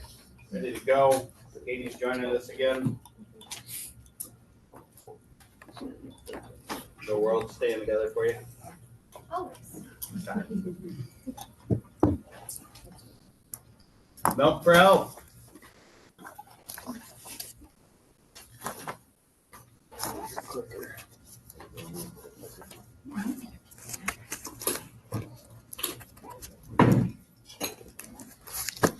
Good morning. My name is Heather Wittes, and I am one of the directors for the Milk for Health. I want to take this opportunity on behalf of the board to thank the DPO for their continued support of Milk for Health and for allowing us to present our 2026 report. As you may know, there have been some changes at Milk for Health. Today, we have our entire board here to show our dedication and continued commitment to excellence. We have Katie Carpenter, Kendra Lamb, Jeremy Varetti, Dudley Chafee, and John Moore. Like any successful organization, we are using this change to evaluate, strengthen, and grow our existing relationships and to maximize our opportunities within them and our new ones. We have with us presenting today also Tanya Van Slyke. She is our interim executive director. She brings not only a passion and an incredible amount of knowledge about the dairy industry, but also brings a wealth of knowledge as an executive director. She'll be staying with us through the new year to help us navigate our changes and to help us find a new executive director to onboard. For 75 years, Milk for Health has been evolving, growing, and facing challenges. much like the farmers that we represent. Our farmer board is committed to utilizing farmer checkout dollars in ways that make a difference and hit the DPO goals. Goal 3, positively influencing the public perception of dairy products and/or dairy producers' farming practices among consumers by highlighting the impact of local production on New York communities. Goal 4, improve the consumption of New York milk and dairy products by highlighting progressive dairy farm best management practice and environmental stewardship. Goal 7, to create target marketing to promote the consumption of New York State milk and dairy products to youth and their caregivers. And Goal 8, develop and implement marketing strategies that are inclusive of a socially diverse population to increase consumption of New York State milk and dairy products.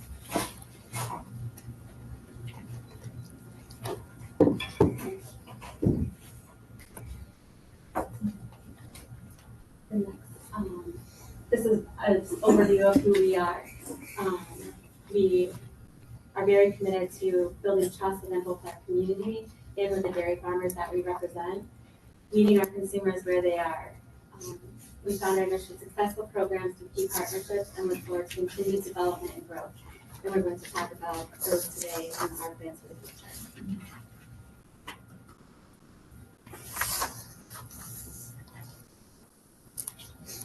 So one of the programs that we are most proud of as a Milk for Health board is our relationship with Explore and More. Explore and More Children's Museum is located on Canal Side in downtown Buffalo. In 2026 will mark our 8th year of partnership with this organization. Milk for Health has been a sponsor of the interactive milking cow exhibit located on their farm to table exhibit floor. And as you can see pictured here, and we have also provided hands-on programming for various days of celebration, such as National Milk Day, National Farmers Day, National Ice Cream Day, holidays, Memorial Day, St. Patrick's Day, doing such activities as patriotic yogurt parfaits, shamrock shakes. We participate in Cows on Canal Side, where we bring a calf and allow guests to have hands-on interaction with a live animal and feed a calf, talk to a dairy farmer, ask questions. So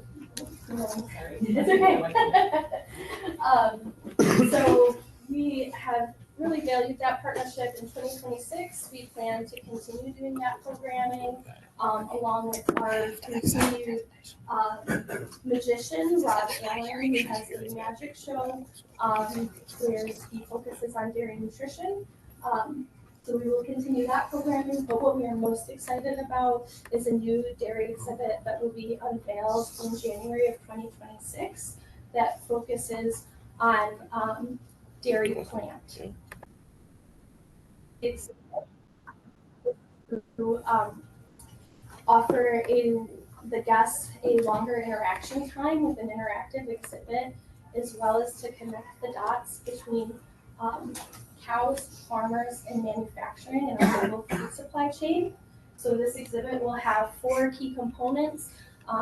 There will be a part where they can race a milking machine to see how technology in milking has advanced. They will be able to apply a milking machine to a cow. There will be a hose that can connect from cow to a milk truck. The milk truck will be cool to the touch so they can interact with that. And then lastly, there will be a simulated production line to show milk bottling and a twinkle-like display that shows different milk cap colors to show the different milk products, strawberry milk, chocolate milk, whole milk, and how it's produced. So this will be a really fun and interactive display that offers us a lot of talking points about different dairy breeds, careers in dairy, and really connect the dots so that youth from a young age will be able to associate with the whole process. So we're very excited about that. In addition to the youth programming, they also have what they call it adult line of play. And so they do programming with adults only. And they generally have around 200 folks attend those events. And Milk for Health has been a participant to bring in milk-based drinks.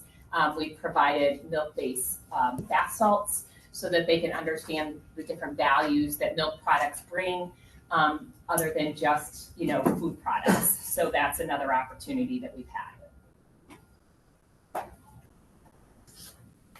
So when Milk for Health works on our overall plan, what you'll see is there's a lot of intersecting between the different areas where we're asking for funding. So we really try to utilize the farmer dollar to the best of our ability.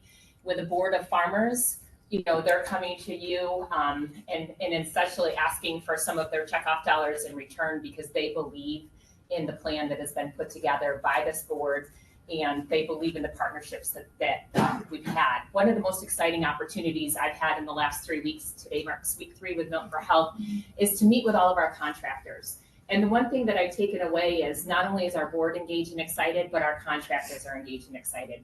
They believe in what we do for Milk for Health. As a matter of fact, they volunteer on our behalf at events that aren't at their place of business. So for example, the Explore More folks would volunteer at Milk for Health booth at the Erie County Fair. So they very much believe in what we're doing, and you don't have that kind of relationship without trusted partnerships. So that's something that we're very excited about. So I want to talk about streaming media and how we have been spending the farmer dollars in terms of that. So this is our largest ask, with a $190,000 ask and a goal of 12 million impressions. And as we go throughout our presentation, you'll see that there's a lot of overlap between what we're doing with some of our programs. So in terms of streaming, you can find us on 30 different channels, and we're telling the good message of dairy, and we're going to talk a little bit more about that as we move forward.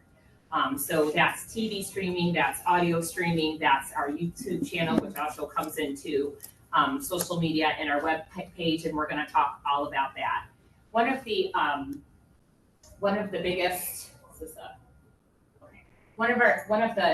investments in the streaming media is our Dig in Buffalo videos, which really connects some of the chefs in Buffalo with dairy recipes and dairy products. So you can find our videos on our website. You can also find them streaming on social media, on our YouTube channel. And when you click on the recipe, you get a 2 to 3 minute video.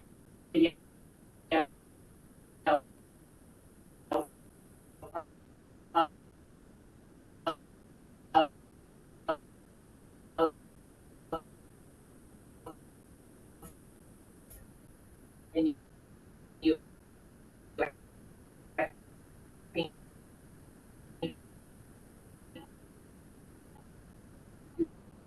with the board seen this was in your right, and also click so it's a relation between what our shop is doing in Buffalo, like talking about the goodness of the recipe. Yeah, we have from what we need to video. I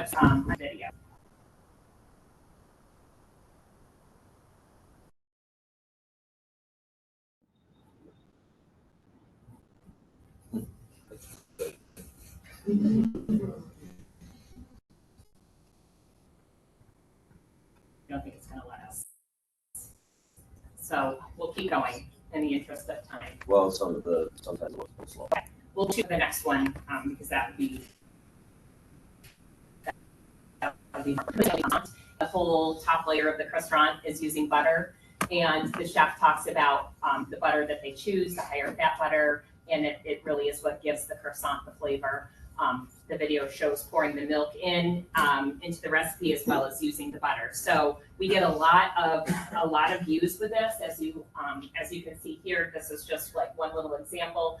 So 22,983 YouTube clicks and about 14,500 with Instagram. So I heard discussion this morning about the importance of influencers, and one of the things that we love about our relationship with the Buffalo Bandits is that the influencer is farmers and the milkman, Connor Farrell at the Bandits alike. So I'm hoping we can play this video because it's a great example of showing Connor's tour to a farm, talking about why he got the name the milkman and what he loved and more importantly what he learned. Go ahead.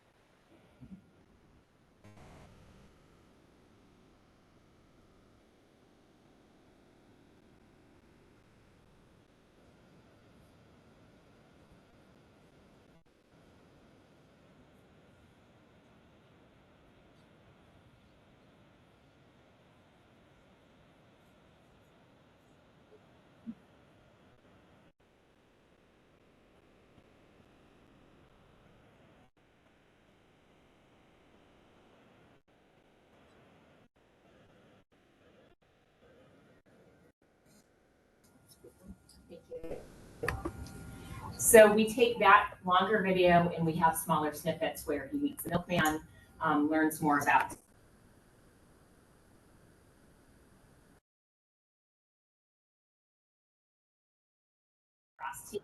so there's obviously been a lot of following because of their success.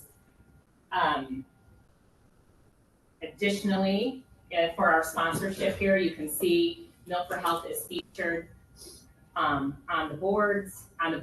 It's also featured on the dasher board. There is the scoreboard up above that it's featured on. And so we get a lot of bang for our buck in terms of our sponsorship with the Bandits. So we find this a very valuable partnership, and it's something Connor was signed again for next year. So it's a relationship that we would like to continue, take him to a different farm with some other features of talking about farm life. So in addition to the videos and the streaming and the social media, we find that the team members are perfect influencers for our target demographic. So not only are the games streamed on ESPN Plus, but the arena is filled with nearly 15,000 fans each game. And it is the largest fan base in the National Lacrosse League, creating frequency and of messaging, saying that Milk for Health over and over again.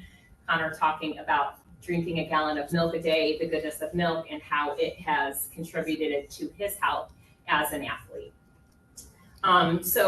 Additionally, in terms of our investment in Connor being an influencer, the Buffalo Bandits being an influencer, obviously we have the branding, we have a youth lacrosse night that we participate in, brought to you by Milk for Health.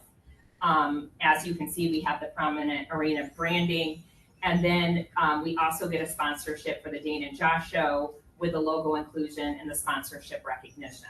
So again, we get a real bang for our buck with that, with contracting them as an influencer and utilizing both streaming as well as our social media engagement. Like 13 minutes left on it. We're moving. So one of the partnerships that we're extremely proud of is our relationship with the Buffalo City Schools and the Step Up Buffalo. So our goal is to do 150 programs in 2026. There's 18 Buffalo community schools that we work with, programming to about 16,000 students and their families. So our participation with the Buffalo City Schools ranges from Saturday academies. So those are 3-hour blocks where we go to the various Buffalo City schools and we do things like make smoothies. We could combine the effort with our cooking classes and make the hot pots mac and cheese. We can bring a calf and talk about dairy. We can bring a farmer. There's a lot of different things we can do based on what the location of the school is. So last week, Katie and I went to Riverside School in Buffalo. It was their Meet the Teacher night. And we brought the photo booth and talked about dairy and the goodness of dairy. And the opportunities that those dialogues brought was incredible. So it was an opportunity to talk with teenagers. The athletes were coming in. They were excited about the photo booth, but they then engaged with us. Because I didn't have any Milk for Health merch yet, I wore a milk carton, which definitely brought folks in to have a conversation. And, we were able to talk about the goodness of dairy. We were able to talk about, lactose-free options. We were able to talk about other health issues like diabetes and the goodness of dairy for managing other health issues. So those opportunities bring that as well as working with the students. And so, we have partnered in the past with a Dane on several Fuel Up to Play 60 events in conjunction with our Buffalo City School programming. And these programs just provide us with an opportunity to have a direct impact on the inner city youth at Buffalo and their families and help them understand the dairy industry and the goodness of dairy products. And I can tell you that most of you know I thought I was retiring. I retired for 4 days and then I came to Milk for Health. And when I left that Buffalo City School opportunity last week, I just felt like I was meant to be here. To interact with those kids was a treat for me. And I see a lot of opportunity, and the board and I have talked about additional opportunities for expanding that. We've been reached out to by Niagara Falls, so they're starting the same kind of program. We will start participating with Niagara Falls, and that'll be another focus of 2026. We have talked with NIAP, we've talked with Eileen and Hannah, and we would love to bring the mobile dairy experience to some of these programs in 2026 to have that crossover collaboration. So that's something that we're looking forward to. This is just some pictures of some of the activities that we've had with the Buffalo City Schools and the Saturday Academy. So this is the prime time year where we spend a lot of time in Buffalo throughout the fall and winter programs, because this is when their Saturday Academies are occurring.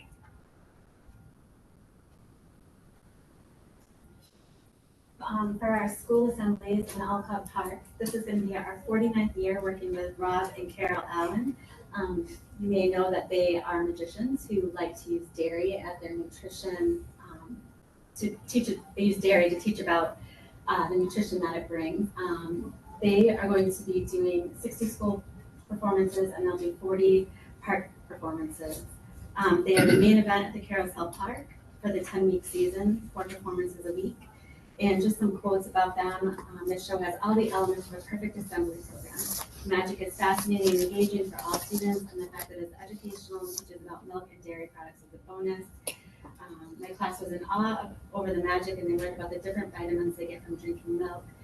The kids truly enjoyed it. It was educational and entertaining.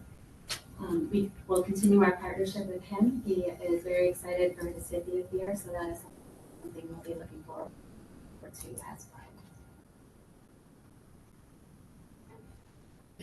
And in your packets, you see some of the reviews from various schools that Heather's talked with. Another area that that we're asking for board to continue to make our school events. And so these are things in participating like Dairy Days, career fairs, ag days, kindergarten events, health and wellness fairs, sporting events. So a couple weeks ago, Dudley and his granddaughters went and did a back to school program where they took the Milk for Health display and talked about the goodness of dairy and interacted with students and families there. When we were at Buffalo City School, they asked us, they hadn't thought about featuring careers in agriculture. And so after that discussion with their career focused individual, I made a few calls to some of our dairy partners to say, why aren't we taking this opportunity? And so I think we talked about having further discussions for 2026 and how can we partner more with the inner city schools and career fairs to help with that pipeline back to careers in dairy. 7 minutes. Okay, fairs and events. So our largest participation in fairs is our partnership with the Erie County Fair. So Milk for Health is the oldest contracted vendor at the Erie County Fair. Each year the fair welcomes around 1 million fair visitors through the gate. Our feature exhibit and our 20-foot exhibit space is our 14-foot tall lifelike whole milk carton that draws in crowds to our photo booth. Attendees are able to step inside the booth, take their photos, and then they get to keep those photos, and with them is usually some kind of picture of a dairy product. Millie the milking cow also makes an appearance and attracts smaller spectators along with coloring activities. Area farmers volunteer to run this photo booth, chapters, 4-H chapters, so it's a real opportunity for us to bring in volunteers from other parts of our industry and have an interaction with the folks that attend the Erie County Fair. Katie already talked about the Plinko board, but we do use Plinko board there, and correct or not, it gives us the opportunity to have conversations about dairy products with folks that are participating, and then they leave with some dairy goodness and string cheeses and or milk giveaways. We've also participated in the Little Hands on the Farm. This continues to be a popular exhibit, attracting over 9,000 folks to that alone, where the students are given purchasing tickets and they can purchase nutrition products such as dairy products. There is a moving exhibit every year. So this past year they had Dairy Row, where Milk for Health was prominently featured on the front of the barn walking in. In 2026, that will be on Fair Day Live. Kendra and I have already met with the Erie County Fair to talk about what we've done well, where we can continue to enhance our partnerships, and we will be featured in the schedule for that Fair Day Live. And then in reviewing the 2025 impact study, I would say that we realize there's a lot more opportunity for further participation in terms of the Erie County Fair. For example, back to the food banks, so the livestock auction gives back to the food banks, and we would like to participate in that next year. In addition to the Erie County Fair, we also participate in the counties in the Niagara region various stages. Cow for Now is a program we're asking to double the funding for. So we far exceeded the goals for this in 2025. Our proposed budget is $6,000 with looking at serving 100 schools and over 1,800 students. This is a really neat opportunity. So the schools get a kit, teachers sign up, the schools get a kit, they get a cow with an ear tag for Milk for Health. Ren Press participates so they can interact with the farm, and then they have different cow crafts in a book. So each year the book changes, it's read to class, and the cow crafts include things like cow faces and bracelets that each represents a different fact about the dairy industry. So we make sure that, that it's a learning opportunity. And that is in partnership as well with the Erie County Ag Society. Social media and web, I talked about this a little bit. A lot of the streaming and social media and web have a lot of intersection. On here, you can find more recipes, more dairy recipes. This is something that we're continuing to build. Obviously, we do our streaming. I talked a little bit about how we take larger videos and break them up into smaller snippets. And again, over here, we're featuring Connor Farrell in the championship, where there's a little video where he's accepting the trophy and drinking milk at the same time. So talking about the goodness of dairy. The social media and web is something that we are going to continue to grow and enhance this year with lots of different ideas. We have our cooking classes. Something happened with this slide. Oh, here we go. We have our cooking classes where our goal is to reach 3,000 students. One of the things that we have thought about doing this year is expanding from the grilled cheese to the smoothies to the stovetop mac and cheese, adding a mix of different dairy recipes in there, and then making sure we're doing some capturing with some social media so that we're driving people back to the website, back to the social media to continue to increase engagement. Also new for 2026, we've had some conversations about teaming up with some local businesses to be part of this in terms of the cooking class and expanding our network there and the opportunities. Lastly, we have administration costs for our staff. So Katie and Heather talked about the fact that we will be growing our team and continuing to work with contractors that we've had very successful relationships with and expanding those partnerships and relationships with some ideas. One of the things that we've realized we need to do back on social media is really get back to featuring more on-farm practices. One of the opportunities that we've had when I came on board is to review the success that we've had in the last couple of years and maybe where we have the opportunity for improvement. We had a lot of engagement when we had more on-farm videos, so we want to get back to doing that. Already talked with the Corning Place team about some ideas that we have in terms of environmental stewardship and some partnering there. And so, you know, Milk for Health is very open to partnerships and we look forward to the opportunity to continue to serve you. Question? Right on time. Minute 11 spare. I've seen these before. On the other side. Questions? 10 minutes for questions. Go ahead, Jason. Do we need a mic or? No, you got mics there. Just speak loud, please. So Tanya, you saw the program at Buffalo School for the first time and you felt the importance of it and you know how the one-on-ones are real and the board feels the same way about the programming. There's the budget, you know, with that programming, the cooking classes and the school events are at 142,000. So how much of that budget is for supplies for the cooking class and for the program and how much is for salaries and wages? So the way Milk for Health has budgeted time, Jason, as I think you're aware, is as the staff and our contractors work on programming, they do build the programming time back to the appropriate line item, i.e. if they were going out to do Buffalo City School programming, they would fill that time back to the Buffalo City School line item. I would say in the board's evaluation, and I can get you the exact numbers, our treasurer can get you those exact numbers. I think that's something that, so we have a number of school programs that we still have to do, and our staff has changed, right? So we have brought on 2 more contractors. So we need to analyze what that's gonna look like moving forward, if that makes sense. So before we had 2 full-time staff, and then we had contractors. Now we have one part-time staff, and we have contractors. So it's a little bit challenging for me to answer that going forward, Jason, because we're working on our strategic plan and what that looks like. Having said that, and I'll hand it over to Heather, we've taken a look at where we're at on the budget, and I don't think we have any room to move if we're gonna stick to our agreed upon goals. I would agree with that.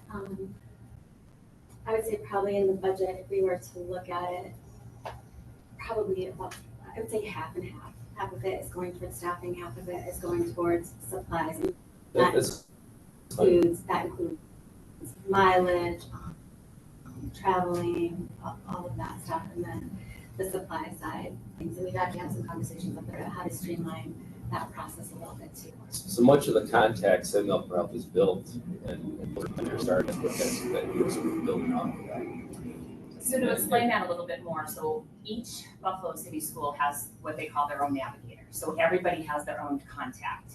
So we are receiving emails daily about the programs that are coming up. And what happens is actually have an example here. They will send an email to us and say, these are the programs that we have for the fall and for the winter.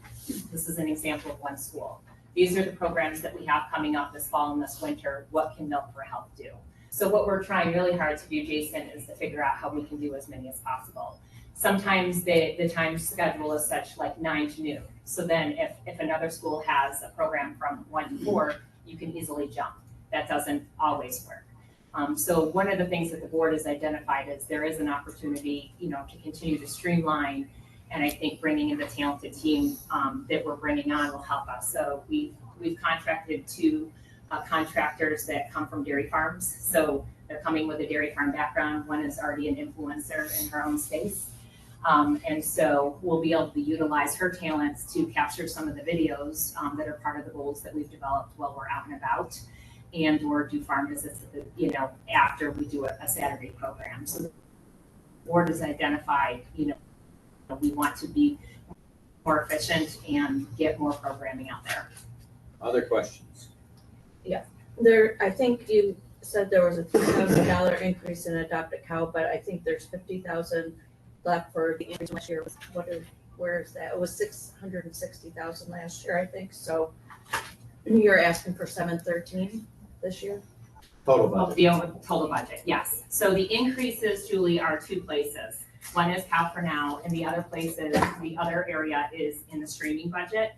And the idea would be to create another ad campaign. And I would say we have several ideas that we've discussed, of which could include a partnership or 2 from other DPO projects that we're really excited about, but we want to see where the funding lands and if that's something we can flesh out.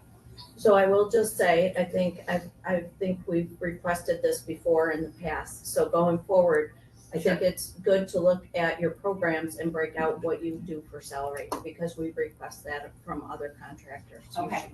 Do some work on that, because we do request that, and I think I've asked that in the past. So not to slam you for that, but to try to keep it apples to apples with the other contractors. It's helpful on our end.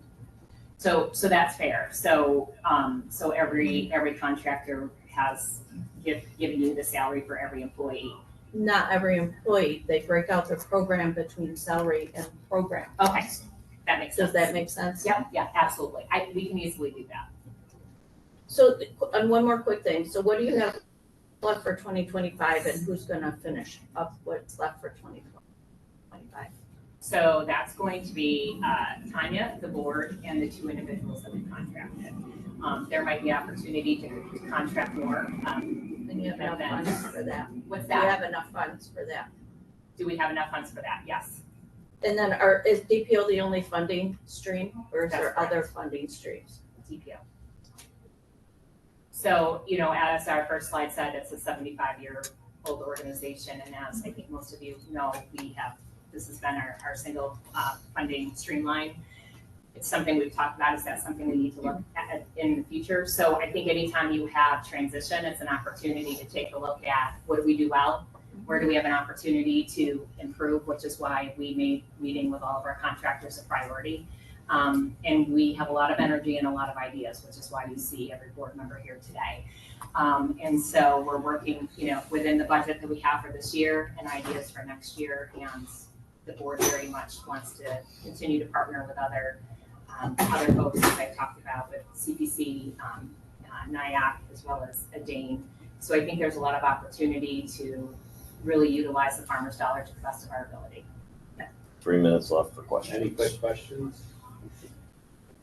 So a question I have is so if I'm gathering this right, your administrative or your salaries or your, I want to say this, operational costs are going to be increasing in 2026 due to the fact that you're going to be hiring more outside contractors versus in-house employees? So yeah, I'm not sure, and maybe I misled you, Larry. So the board's goal is, before we can advertise positions, we need to, it's the egg, the chicken before the egg, right? We need to know what the DPO is going to award Milk for Health. So Milk for Health has hired an intern executive director, myself, to finish out this year, to finish out our goals, and they've instructed me to hire a contractor as a team to do that, and they're helping as well. So we have a lot of ideas based on what you award us for funding. The board will come back, finish their strategic plan, and decide what makes best sense.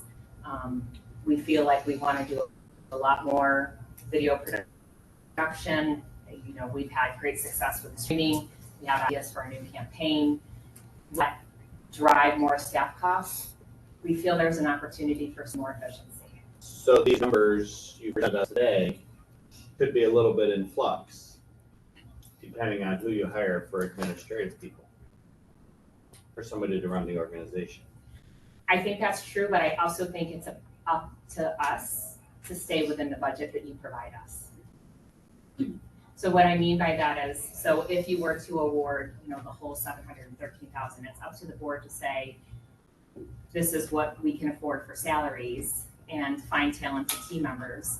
And if we find team members that exceed, we'll say, that budget line item, then we would have to come back to you with changes. And that change might not mean more money. It might mean a change in goals to have that discussion. Is that fair, board? You can't get more money, no offense. You can't get more money once they award the budget. So Larry, sorry, Tanya, but no, we give you, no, I know what you're saying. You'll pivot and you'll shift and make a request for change. Yeah, that's easy. We'll pivot. The timing of our transition was a bit challenging. And we are here with energy and enthusiasm, and we're going to finish our goals, and we have ideas for the future. So we will work with you to make sure that we are spending farmer dollars to the best of our ability, because that's who sits at this board. And so we want the same things that you want, and we feel that Milk for Health has spent 75 years building a brand. We're a trusted resource. When I wore my milk carton with my Milk for Health logo, this young teenager came right up to me and said, "It's so great to see you again." She's never seen me before, but she recognized the brand. And to me, that was exciting. And meeting with the Erie County Fair, meeting with Explore More, meeting with ad agency, meeting with Amplify, who we have partnership with. They're invested in us, and they want to see, what we have continue. We feel we have more opportunity with Buffalo Bandits. We think there's more opportunity to capitalize on that relationship. That cost isn't changing. We've double checked that. That cost is the same for 2026. We have other ideas and other opportunities. So based on the decisions that you make tomorrow, we feel like we can bring even more value back to you for the dollars that you invest in what we do at Milk for Health. And that's the $60,000 is the Bandits. Correct. Yeah, Yep. that's what I'm saying. I have one quick one. Are we completely on track at the museum? Before they were doing a little bit of juggling on budget and how they were going to set it up. But if they're going to open in the spring, everything's set in the museum on the exhibit. So I met with them on Friday, and they're actually early. they are planning the end of January. Nice. So that gives us additional opportunities, actually, Roberta, to really hone in on that exhibit and have more of an opportunities for some interaction there. Yeah, they feel they will be done by the end of January, early February at the latest. There is a collaboration with that. Yes, right? yes, yes. Yes, Smoker Health is a sponsor of that. Yep. As well as upstate. Yep. Good. Thank you very much. Appreciate it. Carl, can you turn that thermometer down about 5 degrees, please? I turned it down this morning. but We I got negotiated scared. like 3. I got it set on 66, But it's at 72, 73, it's not. It's running. It was cold and then Because it keeps defaulting back on mine.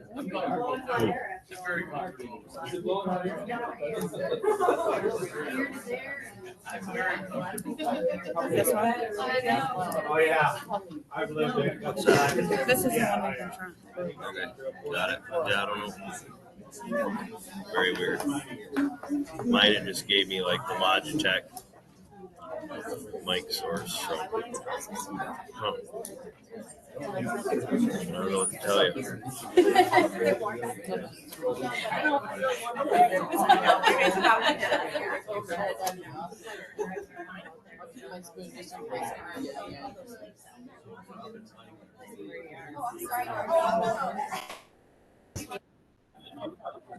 Yeah, I'm going like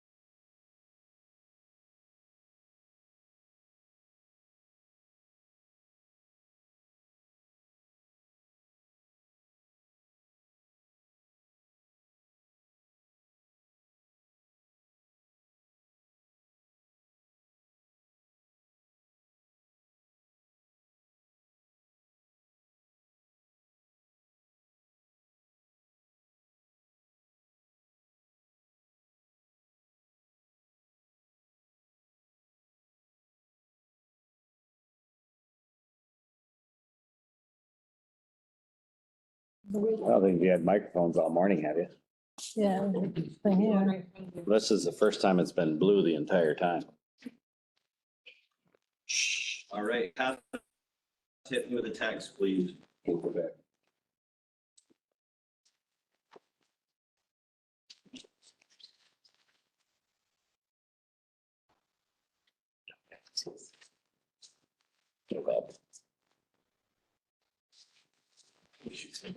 Is there audio? Let's shoot. Blue Yeah, yes, and that blue here. for the win. Can you hear us okay? Tell them no, Heather. She said yes. We're good. Excellent. Thank you for everyone's patience. Great. Trying to get everyone on the outside the best experience possible. But again, good morning, everyone. Thank you for having us today. My name is Jenny Carl. I'm the CEO for New England Dairy. We have our usual suspects here. We have Michael, who leads our communications, Aaron, who leads our youth wellness programming, Heidi, who leads our health and wellness outreach. Then also we have Lisa on the line, Lisa Robinson, our VP of operations, and also our chairperson, Heidi Dolliff, who farms in Springfield, Vermont, is on as well. And we have a couple folks from VMI too, when we use that part of our presentation. So I know you've heard a lot of presentations the past day, and I know you have more to come. I think about ice cream. In my neighborhood, we have 2 ice cream shops. One is actually a gelato shop that's off the main street, a tucked around corner that you would not even know. Can you see it? They only have 8 flavors of gelato, but it is amazing gelato. And they only serve it in cups. Zoom. The 8 flavors, there's no topping, there's no mixins, but they are really good at one thing, and that's gelato. So if you're in the mood for that, everything already fixed, that's the place to go. On the other side of town, this place called Sweeties, which is a full service ice cream shop that has everything, almost overwhelming everything. They have cups, they have cones, they have mix-ins, they have toppings. Do you want gummy bears? Do you want to have some Butterfinger? Like anything you want is there. It's overwhelming. I feel like what we do as an organization is there are hundreds of options in terms of how you can promote dairy. There's no one way to do it. There's no one right way. You just have to understand how can these things all fit together to really meet your goals. I feel like that's what we do as an organization, is that before we go in to make the ice cream, we figure out what is our goal? What are we trying to accomplish here? Who are we trying to reach? What do they need to know? What do they need to hear before we even start building the sundae?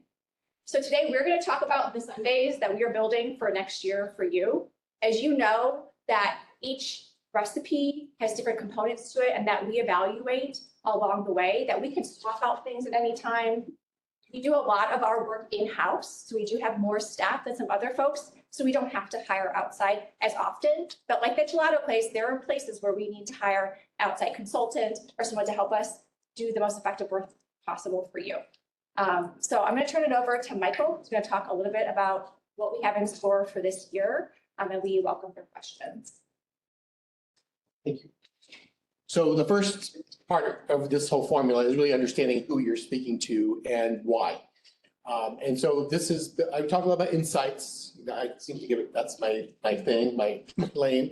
And that's what really fuels why we're targeting these consumers. So teens, young adults, and parents of young children. Now, the reason is because when we look at these consumers, we know that especially teens and young adults, as they gain autonomy, I think last time I was here, I gave them a disease name called autonomitis. You know, they become more autonomous. All of a sudden, mom and dad aren't very smart anymore because they know better, right? But what happens is they start to make food choices that don't include dairy. If you go in the beverage aisle in your supermarket, with different beverages, there's different kinds of options for snack foods, for protein foods, things to add to your lunch. So that competition comes in, and so we begin to lose them at that point. The strategy is to stop the erosion and get them to add dairy back in and or increase it to 1 extra serving a day. Now, we need to also establish a tradition, a habit at the table or at home that dairy is there, that young children carry that into their teen and adulthood. So mom and dad, caregiver, they're the gatekeeper of that experience as young children. So therefore, parents of young children, you can put in caregivers as well. There's all kinds of families around. But parents of young children are really important so that they establish that dairy is essential. It needs to be at the table. It needs to be in the fridge. It needs to be in the school lunch that they may be packing for their kids or the snack to take on the road. So this is why we're targeting, the essential hub of these dairy consumers. They're going to give us that longer trajectory of sales opportunity as we make them lifelong consumers of dairy into the future.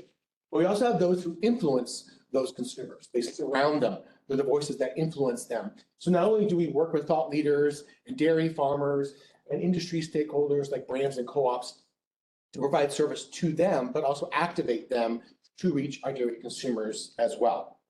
So you can hear how all this takes place throughout our program. But also we need to understand, what do we need to tell them? And this is all based on research that we did in partnership with DMI through an organization called Kantar, done this past year. And what we're able to see are the things that are key drivers of consumption and the things that are key barriers for consumption. And then, so what? What do we do with it? So things like, you heard about protein ad nauseum, but also nostalgia, like tradition, is something that really helps people drive their consumption. Taste, their tastes good.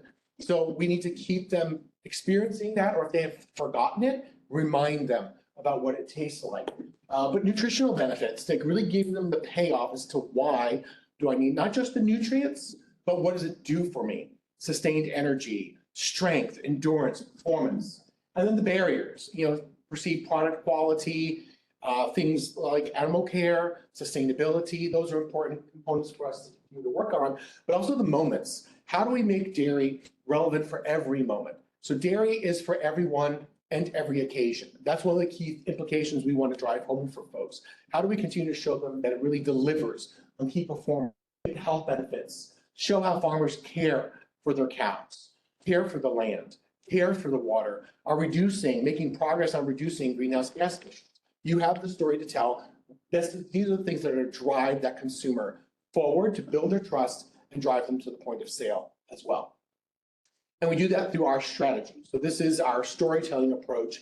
Dairy delivers more of everything that people value, things that people care about, more health benefits, more times of enjoyment and get-togethers. Think about when you have folks over, what's at the center? A cheese plate, a dip, ice cream social, pizza, it's all at the center of those moments. So we want to remind them and reconnect them to what they love.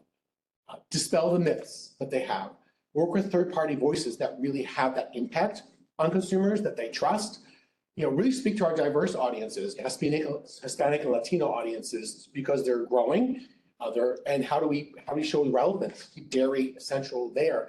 And then how do we help consumers turn to the right information, not the blogger who's self-professed expert all of a sudden, but come to proven sources like us and like our other partners as well. So those are our strategies that go throughout our year to really consumers where they are. So our first goal is to really build trust. So Aaron will take us into that journey as well. So goal number 1 is increasing trust among all of our target audiences, which Michael just covered. This is the minimum impact that we're striving to make at the end of 2026 in the trust area. So this includes impressions and engagements from digital and in-person activations across our target audiences. And whenever possible, we're really focused on measuring that change in perception as a result of our activations. That's not always possible, but some of the programs where we do that are our Adopt a Cow program with farm tours and through our continued education. So kicking off with consumers. So when it comes to building trust with you teens, you've heard a lot about that. We've expanded our outreach outside of schools, but we do still feel like the school channel is an important part to educate students about dairy and dairy farming. We do that through our Adopt a Cow program, which you all have heard about. That's a collaboration with the Dairy Excellence Foundation. It continues to grow and is a great way to educate students about dairy and dairy farming, touching on animal care, environmental sustainability, the things that students and educators really care about. In addition, we provide marketing and educational resources to schools. Just one example here is a poster that we recently developed that is available to all schools, can use in the cafeteria or the classroom. It's visually appealing to that older teen audience, and it really gets to, you heard it a couple times, the protein that's in real dairy and that real dairy is local. We'll also continue digital outreach where consumers are. So the website, newsletters, as well as our social media channels with a mix of organic and paid so that we can reach as many consumers as possible. I want to call out in 2026, one of the things that's new that we're expanding, we've been posting organically to YouTube. Specifically, we've been more focused on YouTube Shorts, which are similar to TikTok or Reels. So those short form videos that are educational, entertaining, inspiring. And so we're leaning more into that with paid activations through YouTube because YouTube is the second most popular even search engine and website in the world right now. So, and it's a great way to reach that teen audience with those snippets to educate them. So when we are measuring digital outreach, we're looking at impressions and engagements. And this is just to kind of show you the different levels of engagement. And we're really striving for that higher level. So if someone views a video for a minimum of 3 seconds, that's traditionally captured as an engagement. But we want to bring them higher up on the spectrum. We want them to like and ideally to comment, to share with their followers. That's how your content reaches more and more people. So that's really our ultimate goal and what we're striving for is increasing those engagements. Influencer marketing has been something that we've done for several years. Really in this area, we're focused on working with culturally diverse influencers, people that don't look like New England dairy, right? This is an opportunity for us to engage spokespeople for dairy that have a captive audience. We can educate them about dairy nutrition, about dairy sustainability, and then they can take that proven messaging to their followers in an authentic way that's in line with their brand. So it might not be exactly how we would convey it. We approve of the messaging, of course, but it's in their tone and their brand and their authentic voice, which allows us to broaden the reach of those messages. Oh, and we're really focused on these influencer activations being tied to other things we're doing as well, such as our e-commerce campaigns. And then from an experiential marketing standpoint, digital's great. It allows you to reach a broad audience, right? We know that in digital, that's one of the great things, but there's nothing that beats that experience, that one-to-one connection with someone, learning about dairy, tasting the milk, cheese, and yogurt samples that we typically offer. Don't worry, we offer whole milk because we want it to taste good, right? And we also offer lactose-free options.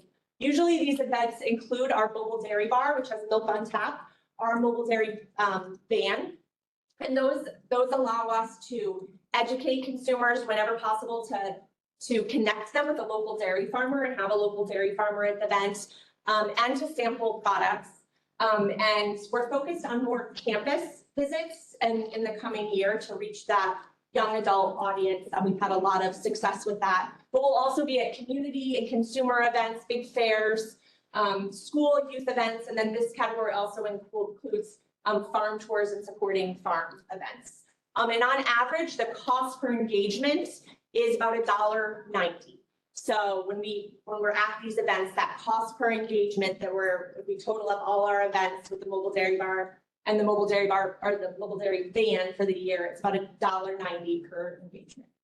And usually for our events, we try to pick events that have at least 1,000 people at it because it does obviously cost money to take the van there, for the staff there, for the sampling, et cetera. So we try to have at least 1,000 people at our events so that we can get to like a low cost of 20% to make it.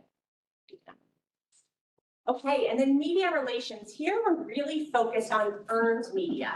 So that is media that we pitch to local and national outlets, really leveraging the expertise of registered dietitians on our team, as well as the voice of the farm. So this is earned media because you pitch the story and then earn the chance for the story versus paying for media placements, which is also an option. But we're really focused on that earned media. And we evaluate that with impressions and also the advertising value equivalency. So that's what would the cost have been for those impressions if we were to do paid advertising. And I'm going to share with you how we're going to build trust in our thought leaders. On the slide that Michael has shown, where you see the image on the left, how we're going to reach our teens, young adults, and parents of young children, the top arrow had thought leaders. And this slide breaks it down into who are the 4 categories of thought leaders that we're going after. There's a lot of thought leaders out there, right? So we're going to stay focused and concentrate on the ones that will help us meet our marketing strategy and get to the audiences that we want to get to. So at the top, it's pediatrician and pediatric APRNs. And the second one down are registered dietitians. I'm going to stop there for a second and speak about the why behind those 2 groups. Pediatrician should be obvious, right? Every parent with a young child is going to a health practitioner for a number of years. I mean, some may go to a family physician, but overall, they go to pediatricians. So we focus there. And the APRNs are often the practitioners in the offices that are actually caring for the patient. When the pediatrician kind of just strolls in for 30 seconds and walks back out, we may have APRN instead. We did research in 2024 on both dietitians and pediatricians to really understand what they understood about dairy. And those insights are what we're going to build into our we're using in our 2025 plan and build them further into 2026. We did a deep analysis to know, not just to broadcast any old message, but where's the gaps in their information. Just to give you a little bit of insight into one of those areas for pediatricians, almost half of them consider almond and oat milk of a nutritional comparability to dairy milk. And so right there, we know. I will stop and just say that both these groups were generally positive towards dairy. That was a really surprising thing, but we just identified those like little gaps, problem areas. And that's one of those areas we need to close that gap with that understanding. For both dietitians and pediatricians, we saw that there was a health halo around yogurt, which doesn't surprise us, right? But what we're going to do is we can ask the same question about milk, cheese, and yogurt.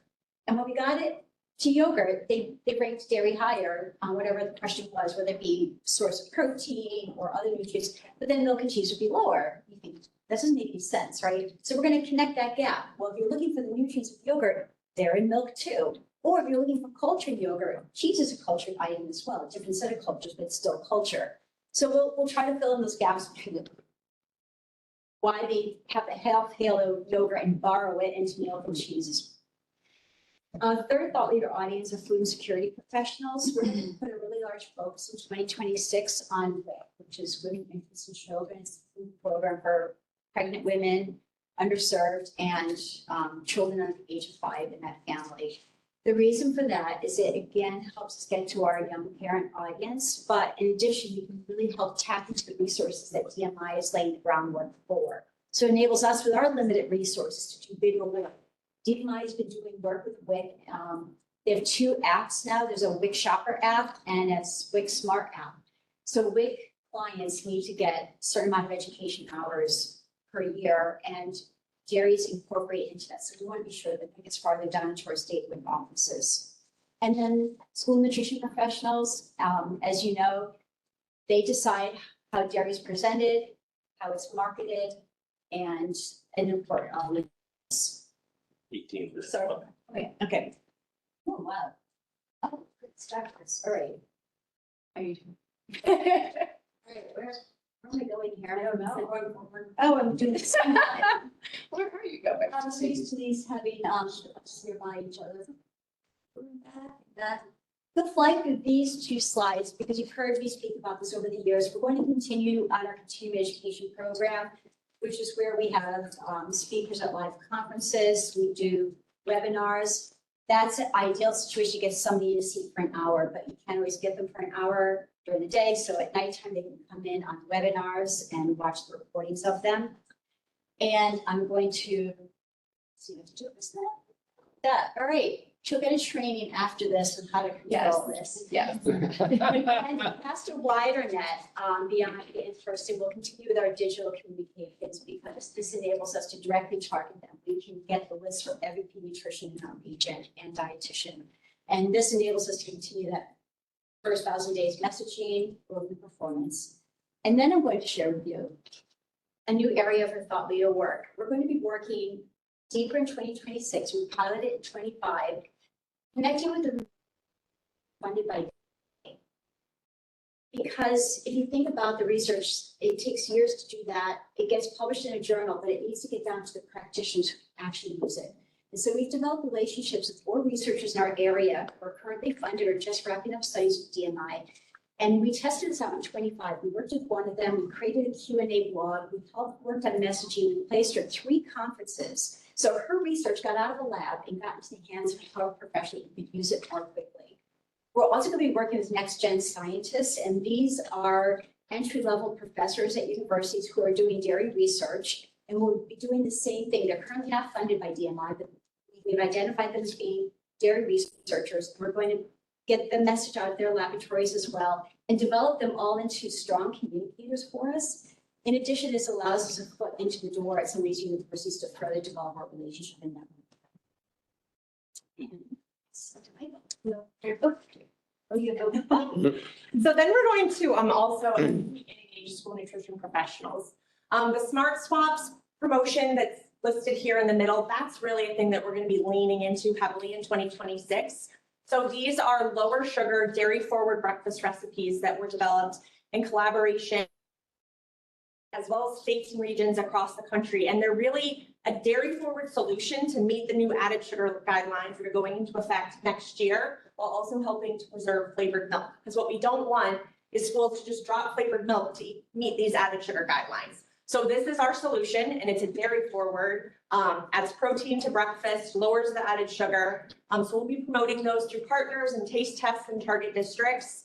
Also, our team is going to be posed. We can't influence policy, but if there are changes in policy that allow for 2% in whole milk, you better believe we'll be out there educating, supporting schools to make that change as quickly as possible. So we're monitoring, we're watching it, and we will pivot if we need to. So I'm going to go a little faster here and just hit some new points here. So this is our ambassador program. Before it was called Digital Dairy Ambassadors, but now we've actually broadened it. So they will be working in earned media, at events, writing op-eds, and we work with them. We train them, we work with them to write these in their local papers. So really amplifying the dairy farmer voice, to be able to tell your authentic story, and to be able to also help folks understand better in your own tone what it is you're doing on the farm. But also, grant programs have been very successful. One of the things I always hear from dairy farmers, I just want to farm. Let me farm profitably, and let me sell my product. So it's a pretty, I find in conversations, it's a pretty basic thing. However, one of the things, barriers, is that when your neighbors don't know what you're doing, and they don't understand what you're doing, sometimes they can become a barrier. But our grant programs help dairy farmers activate in their local communities and help to really build relationships and foster relationships in their own communities and with their own neighbors, while educating and kind of amplifying what they're doing on the farm as well. So we'll continue our grant program, really looking at adding additional measurement to our program going forward as well. And lastly, you entrust us as stewards of your resources to make sure we're using your money wisely. So communicating back to you what we do is really critical. So we do that in many different ways, as you can see on the screen, to help you understand what's going on in Dairy Checkoff, to be able to be accessible to you too if you have questions or want to understand more about what's happening with your investment as well. And especially providing crisis and issue support, one of the key things that we do. So when someone shows up on your farm as a protester, or when they're coming at you as a troll on social media, we can step in, we can take control of your social media to help quell the fire. And we can work with DMI, with Northeast on crisis and issues across the board. I work very closely with Meyer, ADA&E regularly, crisis and issues. We also need to sell your product as well, and we support that sales process as well. Back to Erin. Yes. Okay, so this is the minimum impact that we want to reach. We kept our school brands the same, a minimum of 10% increase, and we've transitioned to incremental milk pounds when looking at our retail sales objective, because that better aligns with DMI's measurement strategy, and also we feel like it better reflects, versus saying a dollar value, this better reflects impact of the pre and post that incremental milk pounds. So in the schools, I'm not going to talk much about this because we need to go quick. You guys know about our equipment and marketing grants, pre, post. We're always measuring the impact of these things. And we do know that schools keep the equipment because it makes business sense for them. Because from our perspective, we're excited that it increases dairy sales. From their perspective, they're happy that these programs increase their meal participation. So it makes business sense, and usually we do see them continue these programs. Retail, I'm going to go faster. I'm from New Jersey, so I can talk as fast as Nick. Hang on tight. E-commerce, let me just fill in the blank. So we can select what products show up on the shopping page. And I know Victor and I, we talk about this all the time. So we make sure that your products are showing up. And in New England, your milk is our milk. It's in our products, Gerald Farms, Hood, et cetera, Cabot. It's on our page when people come to shop, they click on our ads. So your products are here, and then Victor does the same thing on his campaigns as well. But we're collaborating more with influencers going forward where we have to leverage them to get the message out and drive more sales for this. And we're moving to incremental milk pounds because DMI has a shared outcome on incremental milk pounds. So we want to report back to milk pounds. How are we moving incremental milk pounds through our efforts? We'll track the other stuff as well. That's what we report on. One of the key things we do is be able to share insights, innovation, new research with our industry partners. We have several conversations going with brands and processors now about opportunities for the future. We lean very heavily on DMI, who's listening, to help us with some of those innovation opportunities in our area as well. But we also provide some of those insights and actionable marketing messaging and ideas for marketing through our newsletter, through research toolkit that we provide to those many folks you see in the column there as well, plus our producer processors in that area. Okay, thank you. So John's gonna come up. So I know you had mentioned that we didn't have to have DMI here in person. They are listening online. We have Anne Marie on, we have Adriana online. It's like, so there's so much there. It's hard to do it justice. So I know we sent you way more slides than we're gonna talk about now. Related to DMI and the unified plan, but that is a part of the work that John and I do. We do work with DMI and collaboration across the country with 12 other organizations to really come up with programming that can be efficient and effective. We work together, competing against each other. So we're going to go through this plan pretty briefly, but you have the slides in front of you. So we've been working with DMI and our counterparts across the country on a 26-28 plan, our strategic plan, so that we're all going towards the same good outcomes. We want to drive volume. We want to drive consumer perception, right, in a positive direction, and then build respect for the dairy industry as it relates to sustainability. So all of us across the country are going to be doing this in our own way, customized for our own market, but kind of all working together from the same research and insights nationally, and also being customized locally. We've already seen the areas of this plan. This is what, when Heather came to present and Anne Marie came to present, these are the areas of focus for the plan. We'll focus mainly on sustainability, innovation, reputation, and exports, because those are the key areas of work that we will partner with DMI on, that we both kind of tap into their resources and we should expect them to. I'm going to touch on innovation, and this is where we're just going to, being here for quite a while, at times over the years, I've been a little disappointed in terms of, I'd watch competitive beverages come. Disappointed in our innovations, but over the last couple of years especially, that's really picked up. When we're talking about a processor here in New York or a co-op, there's innovative ideas design. I feel that through our partnership with PMI, we can generate those ideas with our favorite players to get these items. Science is great, but we need to get that out on the shelf and we need to activate them as products so then we can. So just briefly, there's 4 key areas. For 26, actually for 28. Food service beverages, there's a lot of opportunity in terms of coffee and investment in that specific space.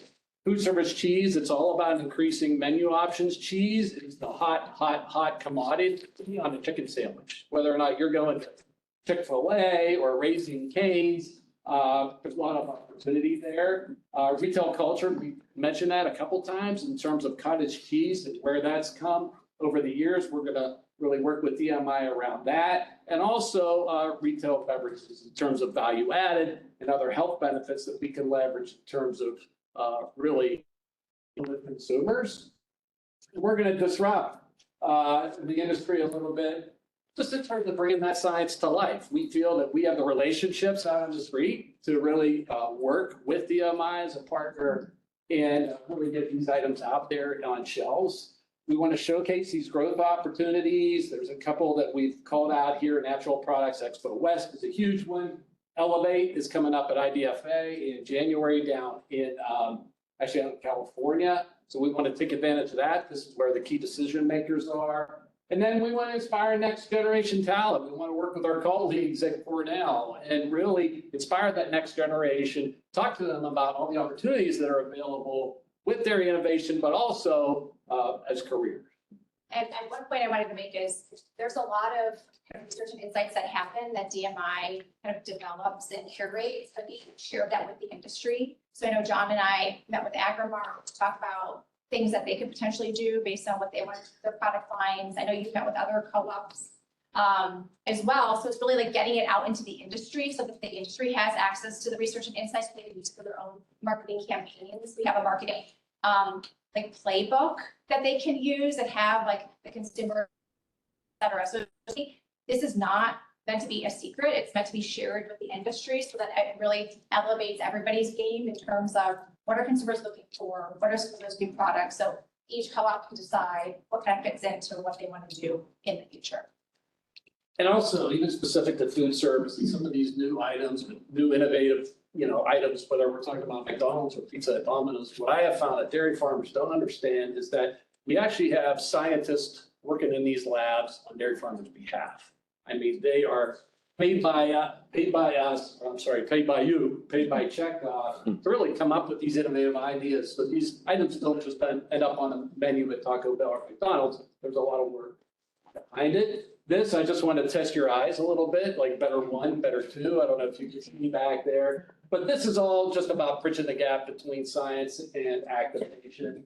This partnership with Mayo Clinic was just started a couple years ago, but it's growing by the day in terms of the things that we can work on with DMI together. Great, perfect. Okay. 4.5 minutes. 4.5 minutes. We know that dairy exports are very important to dairy farmers. Approximately 16% of milk produced goes overseas, and some. Excellent. So we know it's important to you and to your milk checks and to the co-ops that you belong to. You may know, I hope you know, that USDEC, US Dairy Export Council, is a DMI company. So you as dairy farmers help to fund USDEC and the work that you're doing overseas to build new markets. Checkout funds can't be used for trade policy, things like that, but it can be used for how do we work in new markets and how do we help co-ops develop the products that other markets are looking for, helping them understand what they're looking for. So this is just an example of some of the target areas coming up in 2026. Looking at food service, traditionally we've kind of followed our partners overseas. So Pizza Hut, Domino's overseas, but we're looking at other products like burgers and chicken. Also, in some key markets, there are opportunities for very specific products like cheese in Japan is a huge opportunity. So working with our co-ops here in the United States of how can they create the right product for the Japanese market, because it is a huge market that we can tap into. So this part of the export plan is really working in the USDEC priority markets and how can we get more high value US dairy products into those markets to continue to also have a higher value associated with it. Reputation, just revitalize dairy's image and relevance as a source of food consumption. A major platform this year is called Dairy Does More. And it's all about showcasing athletes, not only the cognitive benefits beyond protein, but mood boosting properties as well, and utilizing a bunch of communication vehicles to reach home and kind of where those audiences will be, with two major target audiences, a focus on teens 13 to 17 and parents with kids age 1 to 12.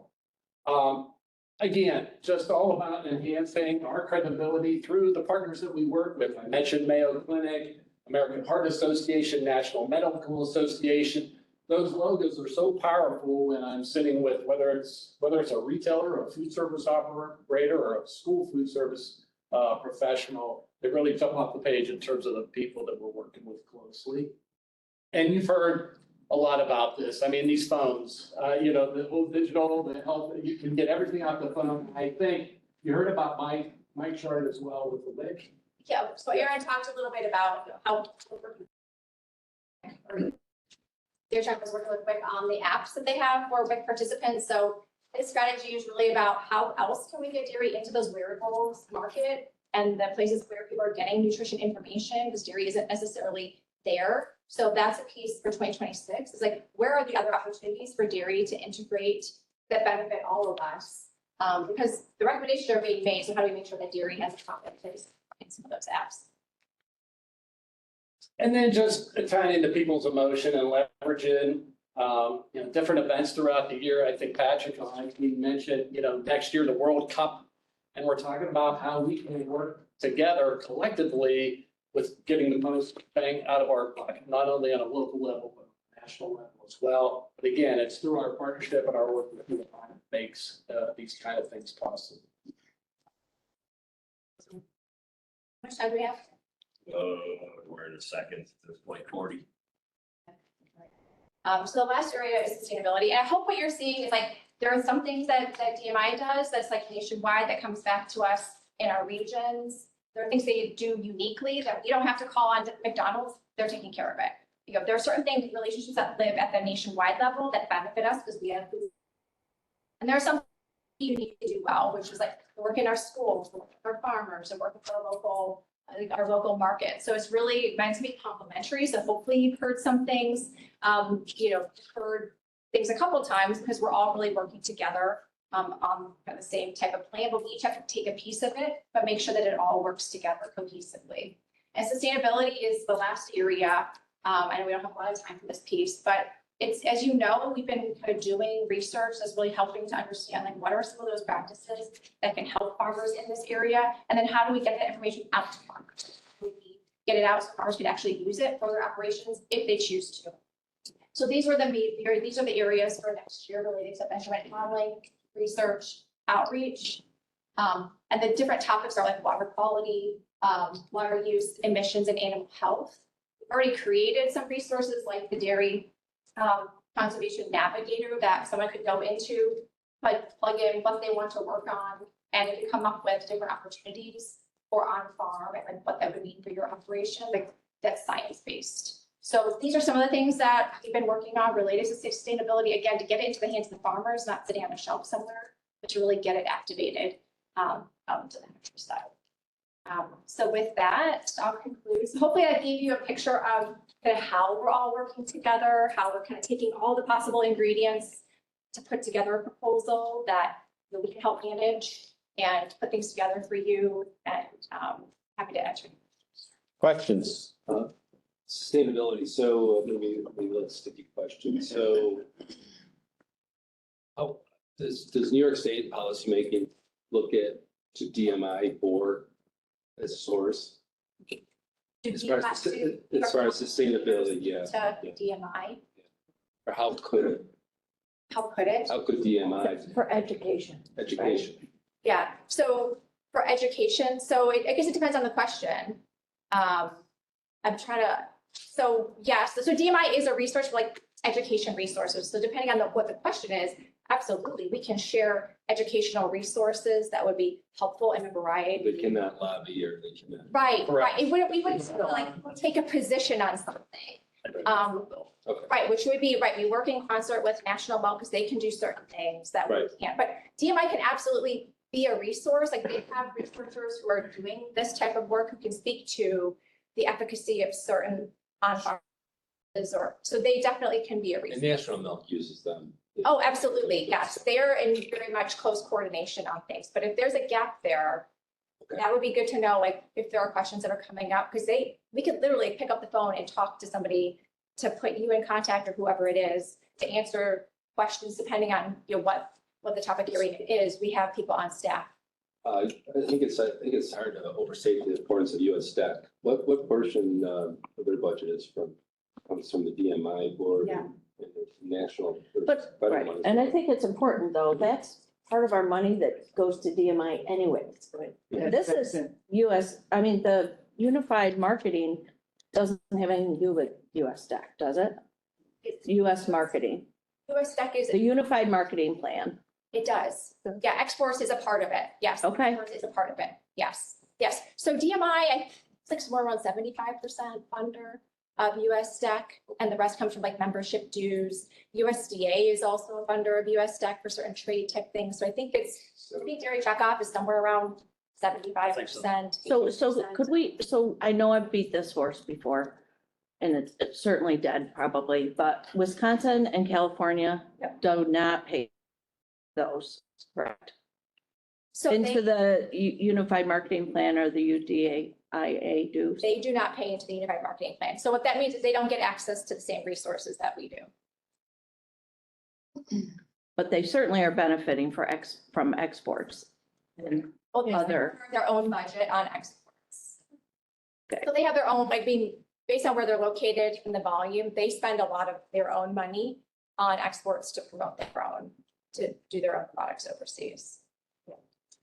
They're not team players. Does that mean we can? Well, I don't think there's much difference between, I'm sure they're still benefiting from what we're all extra kicking in, which is a little bit of a rub. So for me personally, I don't know if I'm the only one, And I know but when Barb came last year in February, she kind of talked about like the dividing lines of like what they have access to and what they don't have access to. And there's a very slim amount of what they have access to related to. what does the normal dairy farmer get for just their 5 cents?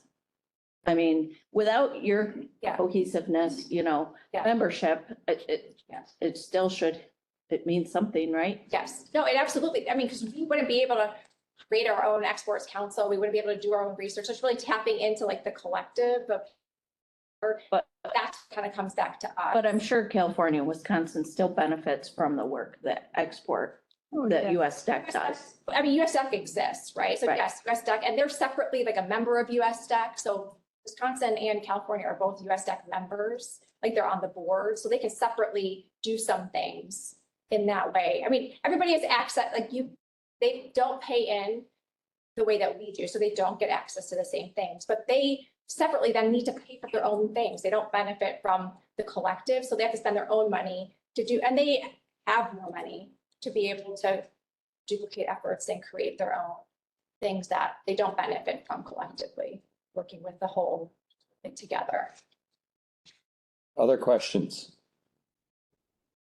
So this morning with Cornell and a couple others, there was a lot of talk about protein. Protein's the next thing. It's here. There was nothing in your DMI presentation regarding protein and their thoughts, I don't think. No, I mean, protein is definitely like a key topic area for this year, for last year. So it definitely is a part of the Unified Marketing Plan. I know this is for 2026, so we're like looking ahead, but Okay. protein, right out of like the Health and Wellness Playbook, we have like protein messages. So it absolutely is. And that's part of what Paul Zeminski had been working on with General Mills and some of those brands, like the yogurt is like increasing the protein, working on that's something that people were looking for in terms of performance, which is kind of a key topic area for us. So this was a little bit more of a look ahead and we didn't dig down into the topics, but I can send. No, that's fine. And the specific things we'll be talking about, but protein is like in terms of like what we're talking about with DMI. Michael, did you have anything that you wanted to add to that about like protein in terms of like messaging? Yeah, but the playbook that Jay's referring to is, the whole year is really a key focus area is health and wellness. And that playbook gives us all the key messages that resonate with these key audiences, and it's shareable with our industry stakeholders. So if, say, Hood said, hey, we really want to go all in on protein, which I wish they would call me for that, then we have the resources to help them really amp up their game on protein. So it's continuing to trend with consumers with what they're looking for. And you know what happens if that wave fades and it's not protein, it's something else? Dairy's positioned already because of the research to take advantage of the next trend, but we're looking ahead of it, over the hedge. And right now it's protein's a tall hedge. Good. Other stuff. So I just, to be fair, because I asked Dane the same thing, so program costs, it's about 32% of your budget, which is, a third. So what's in your program costs? What's included in that? Okay. So we broke it out for this group based on like the different program, like based on the different goals that you have, so. I know. The trust, That's why I had to and then for the sales piece. So the program cost in terms of trust, I know that is a lot of, Michael, what you do and like what your team's working on. So can you talk a little bit about the program costs, like what's in there? Yes, so in our program costs, our communications side of our program costs, essentially, New York pays about 40% of that program costs in terms of our communications budget. So 40% of that, say call it 200,000. just to pick a random number. And so that includes our social media, our influencer work, it includes our sales work, it includes our crisis communication. Like, we're a small team, so like, I always joke with Victor about this. Like, you see our graphic designers because we're here, you see our social media team because it's us, and you can see our sales team because it's also us. So, we just change hats. Yeah, we have many hats at home. So that's all under our communications. So that's not salaries, that's your program. That's just program costs in all. Then we have our producer communications. So that's where our farmer relations work, and our communications, our grant program, our ambassador program. So that's probably another 36,000 from that budget as well. And those are just costs, right? Those are not staff, labor. Right. Costs, correct, just program. And Aaron, I don't know. Aaron and Heidi are doing the math on their phone. Sure. We have our whole budget, right? Just, And I mean, I'm then just trying to get an idea of what. Of our producer income, so we apply a factor of 40% for New York. So like in schools, the Adopt a Cow program is 40,000, but you guys aren't covering 40,000. You're covering 40% of Okay. that. Equipment and marketing grants, our total budget is 100,000, so like 40,000 in that area. And then our chill out program is 44,000. So that's milk temperature kits. We give out like cooler incentives, not to every school. It's a contest. So it's an incentive to get them to submit the milk temperature surveys.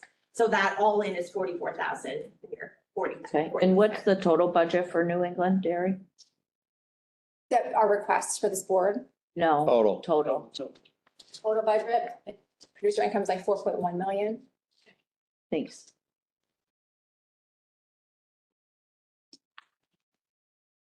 Any other questions? Don't let them off the hook. I have one. Go ahead. I just want to comment that I like your pivot on nutritionists and the dietitians going to, instead of trying to convince them to use dairy products, see what they know and then go back and try to hit it a different angle. I appreciate that because I think you're saying it on, they see all alternative milks and milk as equal. I think that's very fair from my own view of pediatricians. So good luck at that. Attitude was surprisingly positive, really encouraging. It's just gaps of information gaps, right? Just putting two things together, like. And we're probing them, right? We're asking the question, like, what do you think? Is there a difference between this and this? Like, we're proactively asking them about plant-based and things to tease it out. It's not like they offer it up, but it's like, well, how do you feel about this? And what do you think about the health benefits? Are they nutritionally equivalent? So it's really kind of probing on those areas, like those areas that we need to do some work. And I just want to say, this is one place where protein's not the whole conversation. Because when you heard like Dana and us speak about 1,000 days, that's about AAP identified 14 nutrients important for brain development, and dairy is a good source of 7, not just kind of source, like it's a good source of 7 of 14, and good's defined. So that, yes, protein's important there, but I love to hear analogy with the hedge. There's like way more than protein. In that audience, protein's a conversation, but there's far more in it than that. Just from a general sales perspective, because I know plant alts are out there, but they're still down 5% year over year. So the good thing is you're winning. We have to keep fighting and keep with that good news, and that kind of thing that I was talking about will help. Continue to help and kind of diminish. you see space moving, the shelves, they're shrinking, it's a really nice safe, which is moving in that direction, sure. I see that you have to be more careful. If you grab yogurt, you might get plant-based. Yes, All in. really read the label. You've got to be in there and more, they've gone away from the food. Damn, Nick hasn't got that fixed yet? Jeez, Nick. No. Alicia has a question. Yeah, with the Instacart e-commerce shopping, and maybe John and Dane can lead into this as well. But my question is, what kind of collaboration do your groups work with on a national basis? I know it's regionalized for the stores, but how does that work between DMI and our regional groups? And then also the shoppable function, I think, is incredible. And I think any of those that don't have that are missing out. But is that built into that automatically as well? So I'll tell you, to the stack line piece, you can take the shuffle. Right. So DMI has a partner that we have access to called Stackline. Stackline is what helps us set up these Instacart campaigns. They do a lot of the legwork. So it actually saves us a lot. So it's part of that investment we put back into DMI. And so they're the ones that really help us target, make sure our dollars are being spent wisely, because it can be very tricky in Instacart, not sure where to place the ads, how much to put against particular ads. So, so that's the big collaboration. We have a key contact at DMI that works on national collaborations like We Are Family, things like that. They're national efforts that we all jump in. Separate, apart from that, Victor and I, at the East have an ongoing conversation. So we're doing the holiday campaign together with 3 other states and regions. So we call each other states and regions and say, let's work together on this campaign around the holidays. And so we all put our dollars together. We can put less dollars together because we get a bigger impact because we're all splitting the costs together. So we have that natural bond and relationship between states and regions where we can invest our dollars together to be more impactful for that. Now, in terms of shoppable, I know. You're good. Go ahead. Good. You speak to it great. I'm not even part of this salary after today. We talked about this before. So the fact is, ADA Northeast already has that technology built in to their Sabre website where you can click, you see the recipe, it's lovely, you click on it, it loads it into your shopping cart. And so you can just click out, check out and get your stuff. So it's a great technology. We've looked into it and maybe because of our size and volume, it's a little more pricey for us to work that into kind of our website. It's not quite set up that way yet, but it's been something we've been looking into and seeing the great success. Letting Indiana blaze the trail and then we come along. If they work out the kinks, take advantage of their learnings. So that's been something. So we're your guinea pig, is what you're saying. We're your guinea pig. Yes, well, basically, It's great tact. So I think, too, working with Stackline decreases our administrative costs. Absolutely. So we're not all spending the same money to do the same things. Like there's certain things that are just covered so that we can, work smartly. We focus where we are. We get the data that we need. We can have the featured products, we can pick which ones they are to have them show up. So it helps us be more efficient and effective because we're all paying into it. So we can all tap into it and utilize it because we wouldn't be able to afford that. If that went away, we probably wouldn't. We probably wouldn't do e-commerce anymore because we couldn't afford it because it takes money to just get there to be able to do what you want to do. But it's also leveraging the relationships that our contact at DMI had with Dollar General, with Walmart, that helps us execute against those. Because I've got a number of dairy farmers that say, what about Dollar General? What are you doing with that? What about opens the us beyond the local relationships that we have? Absolutely. And we design, I know Annie does it as well, we design our own ads internally.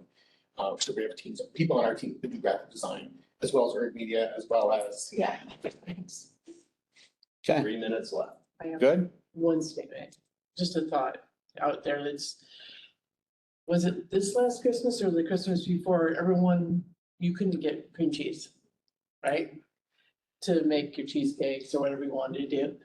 That would have been a perfect opportunity for someone, not myself on the farm, but someone to say, pop up, cream cheese is not available. You can make that with cottage cheese. You can do but that was kind of a missing link that I think we missed an opportunity. So We actually did that. We did that on our social media and a blog. It's actually giving, here are other ways you make cheesecake. You can't find your cream cheese. Okay, so you did do that. Nice. Yeah, because we saw that moment, it's let's pivot quickly. So let's get this out there. Good. Great. Anybody else? All right, thank you. Thank you very much. Thank you all. Thanks for DMI being on the phone with us too. All righty.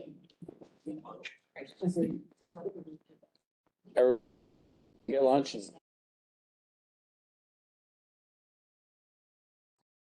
There, now we're blue.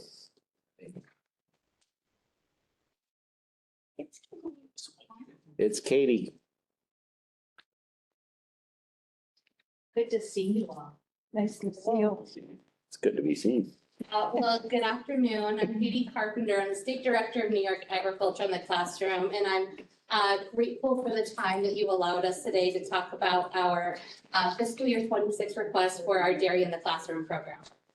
The New York Agriculture in the Classroom is an outreach program of Cornell University. We just celebrated our 40th birthday. Not to call Judy out, but can you believe that, Judy? She's been around since the beginning. Not quite, but Yeah, ish. And we are excited to continue our work in helping. Through that time, we've been able to help pre-K through 12th grade teachers weave interdisciplinary concepts into their classroom through the lens of food and agriculture.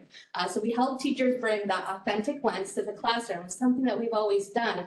But what makes this program so special is that we've been able to grow our partnership thoughtfully and intentionally with county-based Cornell Cooperative Extension Associations. Leveraging their power of understanding the dairy players in their backyard, they know who's who in their they help serve those communities, and they have a history of being exceptional educators. So we've been able to use the power of their youth development, of their understanding of who's in their backyard to create our Dairy in the Classroom program with those CC educators working for helping our team deliver in-classroom education. It's been really great to develop that partnership over the last 5 years with them. Our overall project goal continues to remain the same. We want to make sure that the students who are participating in this program, a goal of 200,000 students targeted through this program in fiscal year 26, have the opportunity to be able to communicate and understand dairy's role in their everyday lives. We also want to develop relationships with students so that it's not just a one-time event, that they're having these multiple experiences around dairy, that they're also able to consume dairy products. Our educators are really crafted at developing that relationship and helping those students try products they've never tried before. Everyone loves ice cream, but it's a little harder sell sometimes at the younger grades to even attempt yogurt, to have cottage cheese, kefir, ghee, all these other dairy products that exist. We want to expose them. So we also have a goal of having 90,000 samples completed with our students throughout the course of the year of the program. On the screen are our current Dairy in the Classroom partners. This is who you've funded over the last 5 years. I'm really proud of the 21 grants that you see here. We haven't lost a county yet over time. They keep saying how much they enjoy this program. What I'm really excited about is that this work in Dairy in the Classroom and proving that this model works really well has led to these counties being able to leverage the funds that they receive through Dairy in the Classroom and find external funding in other ways. We've developed a really strong relationship with the Cooperative Extension Farm to School program. Sadly, they stole one of my Dairy in the Classroom educators to be their state level education specialist for Farm to School, which is a really wonderful thing because we have a great working relationship. They've been able to start their own grant program similar to Dairy in the Classroom, but focused around Farm to School. So Franklin County, for example, there's multiple grants out there. They have a Dairy in the Classroom grant. They were able to bring their educator full time doing classroom work with the Farm to School grant.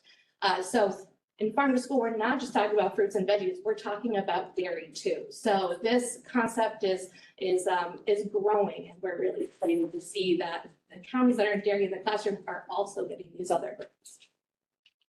In our proposal this year, we're asking for funding to grow by 2 more counties. Blue is where we are. Red is counties that have showed its interest, strong interest. And since I sent this to Elizabeth on the 10th, Two more counties have reached out, so they didn't get put on the map, but the executive directors of the county extension offices were together, and I think they were having some chatter about the program. So they've been reaching out saying, unsolicited from me, they want to be part of this project. So there's still demand for growth from our cooperative extension partners.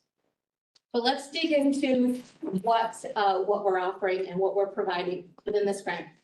By far the largest piece of this project and the most important piece is the direct grants that we're offering to our counties to make this project happen. We have each county, we're hoping to give 23 grants at about $26,000 per county. So that pays for staff time and the work that those staff are doing, scheduling. We just had our in-service last week. And so there was a big conversation about scheduling tools, giving everyone equal time, frequency of visits. So that's a big piece of what they do is the scheduling of classrooms. They are doing the lesson planning. They're taking our ag in the classroom, are built for an hour or more, and they're having to bring them down to 30 to 40 minutes. That takes some skill and time. Once they get them done and they have it in their back pocket, they're good to go, but they're always looking to grow the lessons and tools that they're offering based on what that teacher is teaching. They have to prep those materials. If you're going in to see 300 students at Whitney Point, you're going to have to prep a whole lot of cheese or portion cups. So they're purchasing those items, they're getting the ice, they're getting their coolers packed, they're planning out what their month is going to look like. That's a lot of their work. And then of course the lesson execution, which is the most fun part. That $26,000 is also to support their travel, materials, supplies, to execute this program. What is it that that's what they do. What are we hoping to achieve? Which is the most important part. We see on average that these classrooms who are part of the program are getting visits 3 to 7 times throughout the school year. The Dairy in the Classroom educator is part of their school community. They're recognized as they walk through the hallways. They're recognized outside of school. They're the local celebrity. And they are building administrators, school food service, along with what's happening in the classroom. We see in this program pre-K through 12th grade. 60% of our time that we see from their reporting is spent in grades 3 through 5. Why is that significant? What would you say? They're very impressionable at that age. They're very excited and ready to learn. But they have in April and May state testing. So we think that it is an indicator of our relationships and the success of the program, that the teachers are willing to give us time away from state testing time. So we think that's really important. They are also putting together multiple field trips throughout the year for the students, and they're bringing in industry experts. And what I think is even more exciting is that after 5 years of this program, the teachers are finding the opportunities themselves to talk about agriculture and approaching their dairy in the classroom educator. Just on Friday, I was talking with an educator because one of their teachers reached out and she said, I saw an article about corn prices. She's like, can you tell me more about that? Because she saw prices haven't changed over time. She says, as a consumer, as a person reading this, I'm concerned, but I love that she paid attention that this was something that's happening in agriculture. So what we were able to do is connect her with a former FFA member of ours who works in DC and works as a lobbyist for the Farm Bill. And she already had a Zoom call with her. So she was able to learn about corn pricing and crop insurance. We also connected her with Western New York Energy as a corn buyer and ethanol producer, and connect her with corn and soy, because what she wants to do is now create a project of her students writing argumentative and persuasive essays about corn. So it's all brought up by her. So we are really excited that they're thinking about agriculture as their own creative ideas, not just presented by us. So action item 2 helps support those classroom activities. This has stayed pretty level from our request from last year. We want to make sure those students and teachers have those experiential learning tools. We are finding that the $26,000 grants are getting pretty tight for counties. So this helps us provide some support for additional or special events that they have. We also hope to have 25 field trips throughout the year. We hope to support, along with those two challenges, ice cream challenge in the spring, mac and cheese challenge in the fall, where just last year we had over 10,000 students participate in that. And then the virtual programming is just not a thing of 2020 and 2021 anymore. We're still using that because our Dairy in the Classroom educators, they want to show students illustrate a point or an aspect of agriculture or a career in agriculture, but it's maybe not worthy of taking them out of school for the day for a field trip. So they're able to go to the feed mill. They're able to ride along with a veterinarian. They're able to talk to a milk truck driver through these virtual field trip experiences at pretty minimal cost, but still a high value. My favorite part is to show you just a small glimpse of what's happening. So the first picture is from our Franklin County School. They found that their niche is 9 through 12 because there's not a lot of high school agricultural education in Franklin County, and they thought as extension that they could help serve and fill that need. So the students up here have created their My Ag Connections concept map. When they started, they didn't know what to put down. They didn't know how they were connected to agriculture. But with that facilitation from the educator, they were able to fill a concept map, not just with their connections, but also careers that they know of. And then that's a good gauge for her to, what am I going to talk about with these students? The middle photo is from Madison County. That's an inquiry-based experience. You can see she has a worksheet in front of her also. There's an item from a farm in there. And so she has to use her senses and descriptive words to describe what she thinks is in there. And then she's recalling after their farm visit, what could this be in that black box?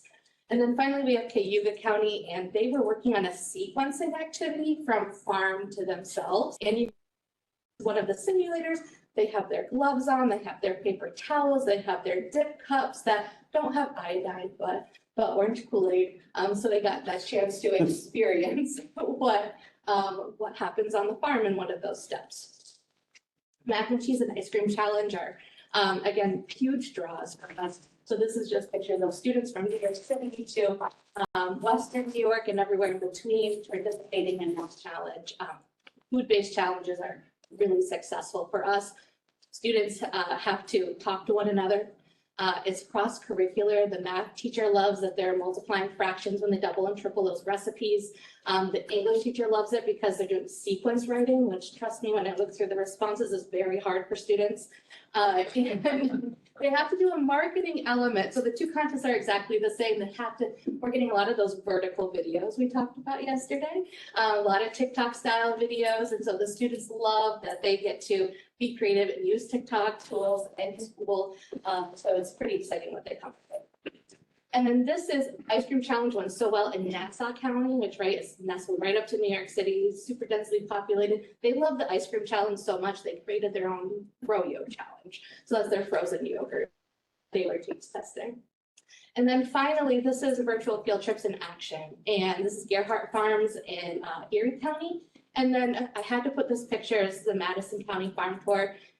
Our educator said the world stopped when the scrapers came down because there are so many questions, right? It was that moment where you could just dig into their curiosity, answer all the questions, and we just hope that there's an ag engineer who came out of where did it go and where is it going next? And it was really exciting to be able to just stop what you're doing and talk about what's happening in front of you because they're so engaged in there. And I will just say, none of these experiences I just showed you would happen without the support that you give us. So these are just small pieces of work. Area action item 3 for us is really to support activities to the main events of being in the classrooms. We have offered the last few years a few educator professional developments. That's where our counties raise their hands and they say, I'm either just starting and I want to wait to launch my program to get some exposure to schools and teachers to show the value of this work. Or we have counties who have been in the program a while and they're all driven to be in every school in their county. So we get a lot of counties that will say, I'm in 7 of 9 and I want to get those last 2 schools to be part of our program. So they may want to do a targeted training for the teachers in those schools to show them the value of what we do. So we always bring them to a farm. If we can get them to a processing facility, we do that too. We're headed to Hood and Steuben County in a few weeks. We're headed to SUNY Cobleskill to the dairy processing centers. We want to show them that breadth of experiences and opportunities in agriculture. And then we lead them through an experience and let them go home with materials. So this is about $18,000 for about 3 of those trainings. Sometimes we can squeak in another one. For example, we just did our state teacher of the year, or I'm sorry, our state Ag in the Classroom conference, the first one ever at Cornell Agritech. And we brought teachers to John Mueller's farm. And we had brought, I said, if we're doing a conference and we're offering a traveling workshop, we're going to bring all 85 of those teachers to a dairy farm. And John was so excited to have us, and he had the best experience. So we were able to squeak in another dairy opportunity wherever we can. So I'm hoping for 3. And then this teacher, I have to tell you, she came in to the experience and she was not having it. She was not having it. So we bring 85. We had 25 teachers from New York City who were there with us. And she looked at him and she said, you just feed them corn. You just fatten them up to kill them. That's what you're doing. And we're like, whoa. So she would not even touch the feed. She wouldn't touch it. But then they obviously had a great conversation because her nose is in it. So she evolved. And one of my educators, she said to one of the New York City teachers, she was like, what'd you think? And he goes, I'm shook. I'm shook. And not in a bad way. It was a good way because he had never experienced, and he had so many preconceived notions in his head. So it was just and John was a gracious host, and it was a wonderful experience. So we're really glad that these teachers had a chance to have that educated moment on the farm.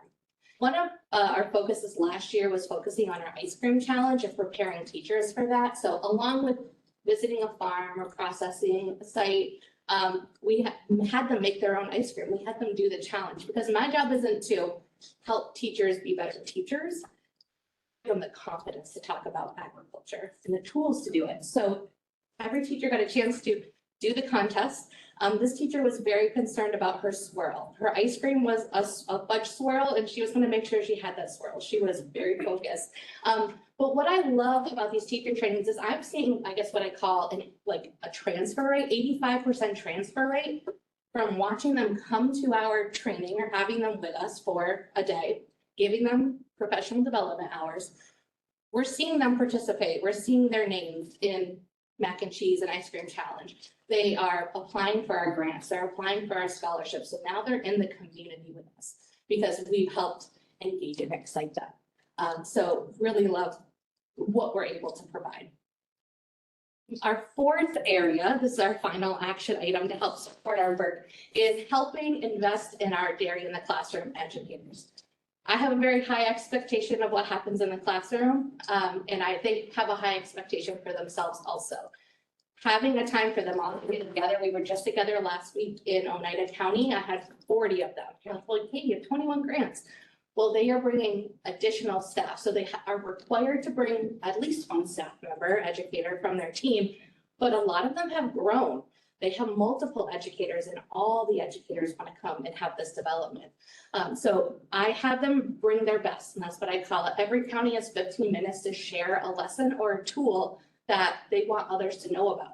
So that they're facilitating it, they're bringing the setup, the whole setup, the cheese or the milk or whatever we're doing, and the hope is to inspire those other counties. 100% of the teachers or educators who went through this said that it was a highly valuable experience for them and that they're going to implement at least one, if not more, of the lessons they learned from one another. We are in Oneida County. It's the big announcement. What's happening in Oneida County? Right? Because we had to talk about yogurt. So one of our educators taught everyone how she makes yogurt in the classroom. And a lot of our educators are very intimidated about the yogurt process. So we were able to teach them all in a longer workshop how to make yogurt with their classrooms. Another educator just blew my mind. So Erin from Cayuga County, she made her own board game. And I had to steal it and bring it and show you, because she wanted to test it. She test drove it with the other educators to find any problems. And I was sitting at a table with Elaine Noble, Dairy in the Classroom educators, and she's a producer. And she, she'd roll, she'd get 2 forward, and then she'd have to go 3 back. And she goes, just like farming, you get 2 steps forward and you go 3 steps back. So Yeah. it's so thoughtful, like the tools that Erin found to go with this, because here's your die, and she found one that had a little calf on it, and you cannot start your little cow, your little mini cow, on its journey until you calf, and then you can start. Oh, jeez. She made all the little pieces that go with it. And so this is just like the depth. And you run into some trouble, you go to the manure pile and you have to pull a card and do something or answer a question. So, and I asked the educators, I'm like, who wants this? Who wants this? They all raise their hands. So I guess now I'm in board game manufacturing, because we are gonna make sure that everyone has one of these kits. So I just wanted to show you, like, this is the creativity. She said, I didn't see what I liked on the market, what had existed already. So she created her own, which I'm just so proud of them for doing that. The second piece, and also I'll say, they want more investment in their time. And so we are going to start doing quarterly Dairy in the Classroom Zoom calls. Get on if you can. If you can't, we're going to record it. We're going to pull in people like our National Center for Agricultural Literacy, which writes our lessons and upkeeps our matrix and creates the kits that go along with that. So hopefully we can have them come on. They can talk about growth strategies, scheduling, whatever they want to talk about. We'll bring in some guest speakers to help grow their knowledge. We also went to Jen Collins as one of our educators in Herkimer County. We went to her farm, Collins Knoll, and she's like right in New Hartford. And so we were able to see their soybean roaster. She was able to talk to them about their components. And our educators are on the farms in their backyard all the time. So it's so good for them to do a field trip to somebody else's farm to see what's happening in the Mohawk Valley and how they're working together. And that was really Jen's hit home, was that we are a big farm, but we're working together. We're working with the other farms in our community. We're roasting their soybeans. It's a good relationship. We're helping each other with cropping. So I think there's a lot of good lessons there. I also have in here, kind of new this year, as you know, right now in fiscal year 25, we're working on our evaluation study, which has 3 different components. One of those is the peer mentor program. So our counties have remained consistent. We have a few super newbies, so we want to continue running our peer mentor program into the new year, letting the counties that are part of that peer mentor program continue on through the next year, but also adding 3 more counties to be able to help these younger Dairy in the Classroom educators with their classroom management, help them with their lesson development. So that is a program where the mentee is able to go visit their mentor, and the mentor is able to come and see them. We just give them a little bit of money for travel to help offset their travel and time. They have to have multiple conversations together as they work to complete their goals. So we would love to be able to continue investing. We have 3 in right now. One is in Wyoming County. She just started in June. One is in St. Lawrence County. She just started in May. And then one is in Franklin County, and she started less than 2 years. So they're paired with some mentors who are helping them with their goals. This is the rest of our proposal, some of our program support that we're looking for. It's very consistent with last year's request. We have salary, which includes this just for our 3/4 time administrative assistant. And then we have our indirect costs for the university with a ask of $896 for this year, up $48,000 from what we're currently at this year, fiscal year 25. What questions do you have? Good. Questions? I have one. Yeah. As you see everyone else presenting, we have 2 other entities that are doing a lot in that Erie, that Niagara Frontier area. I see you have someone in the Erie Frontier, but other counties do not. Do you think that there is thorough penetration of those schools to account for 3 full grants for us to fulfill 3 grants, people going into the same schools? Yeah, I think that there isn't, I think there's some crossover. I don't think it's a lot of crossover just because Buffalo City School District are so big. They're so large. And so I think we're in some of those schools, but we're focusing on other districts in Erie County. And you'll have to forgive me, I'm a very North Country girl. So I'm going to work on my Western New York geography, but they're in like Kenmore, yes, Kenmore. So they're focused there, Chickawaga. I'm trying to get all my Erie County towns. So they're in these other school districts outside of just the Buffalo Public City School District. So I think that engagement, they're in Aurora. So they're in these other Erie County school districts that I don't know for sure where Milk for Health or where the other contractors exactly. I know Buffalo City School District was not mentioned at this one. Yeah. I hope it's in a different way. I kind of say as we talk about farm to school, as we talk about, which is a cafeteria focused program, we talk about ag in the classroom, high school agricultural education. We're doing working with New York Farm Bureau in a few weeks to do a school counselor event in Western New York. We're taking them to TLAC farms, we're taking them to Great Lakes Cheese to do a tour. We're going to a lot of different places. We are taking those school counselors now. So I hope, like, there's so much excitement in Western New York that I think they just can't get enough of this, which I think is a good thing. Our Erie County training teachers, that was the highest attendance. We couldn't even fit them in the room at Phillips Farm. We were busting at the seams. So they show up, those teachers. So I think they're excited, but I understand and totally get where you're coming from as you consider dollars and impact. So we're all kind of singing this chorus of agricultural education, especially in Western New York, which feels great to be in that spot where there's so much demand and interest. Judy, or Julie, sorry. That's that, I think. Good. Jason? Yep. Good. Leisha? Dean had a question. So your increase in funding, that's just to add a couple more counties? Add 2 more counties. So the cost per county really didn't pay you much. We haven't increased their grant in the last 3 years. I think they're going to be poised for an increase soon, but we'll try to figure that out to be respectful in our ask. And do you have any other funds? We are funded by a line item in the governor's budget. At New York Agriculture in the Classroom is funded at $500,000 per year as of right now.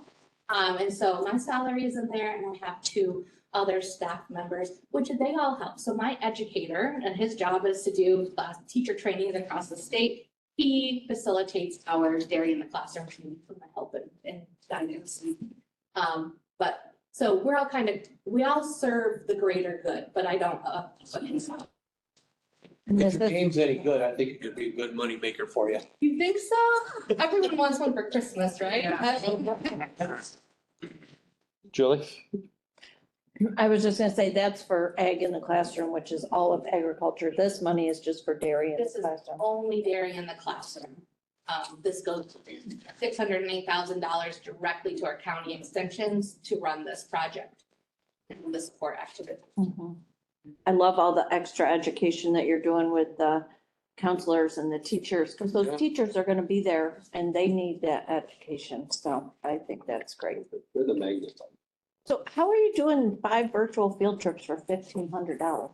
We already have the equipment. You bought it for us a few years ago. So we just keep using, that's just to pay the Verizon bill. It's great. It's a compliment.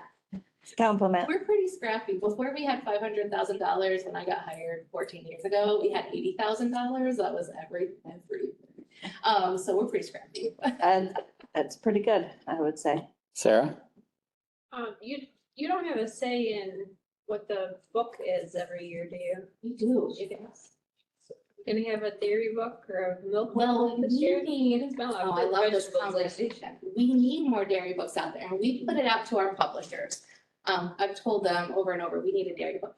I have a dairy book in mind, but I'm not a children's author. But I think, give away my secrets over here, but I think if we had a dairy book about Hamdi Gulakaya, about his story, I think that could be a really interesting book for us.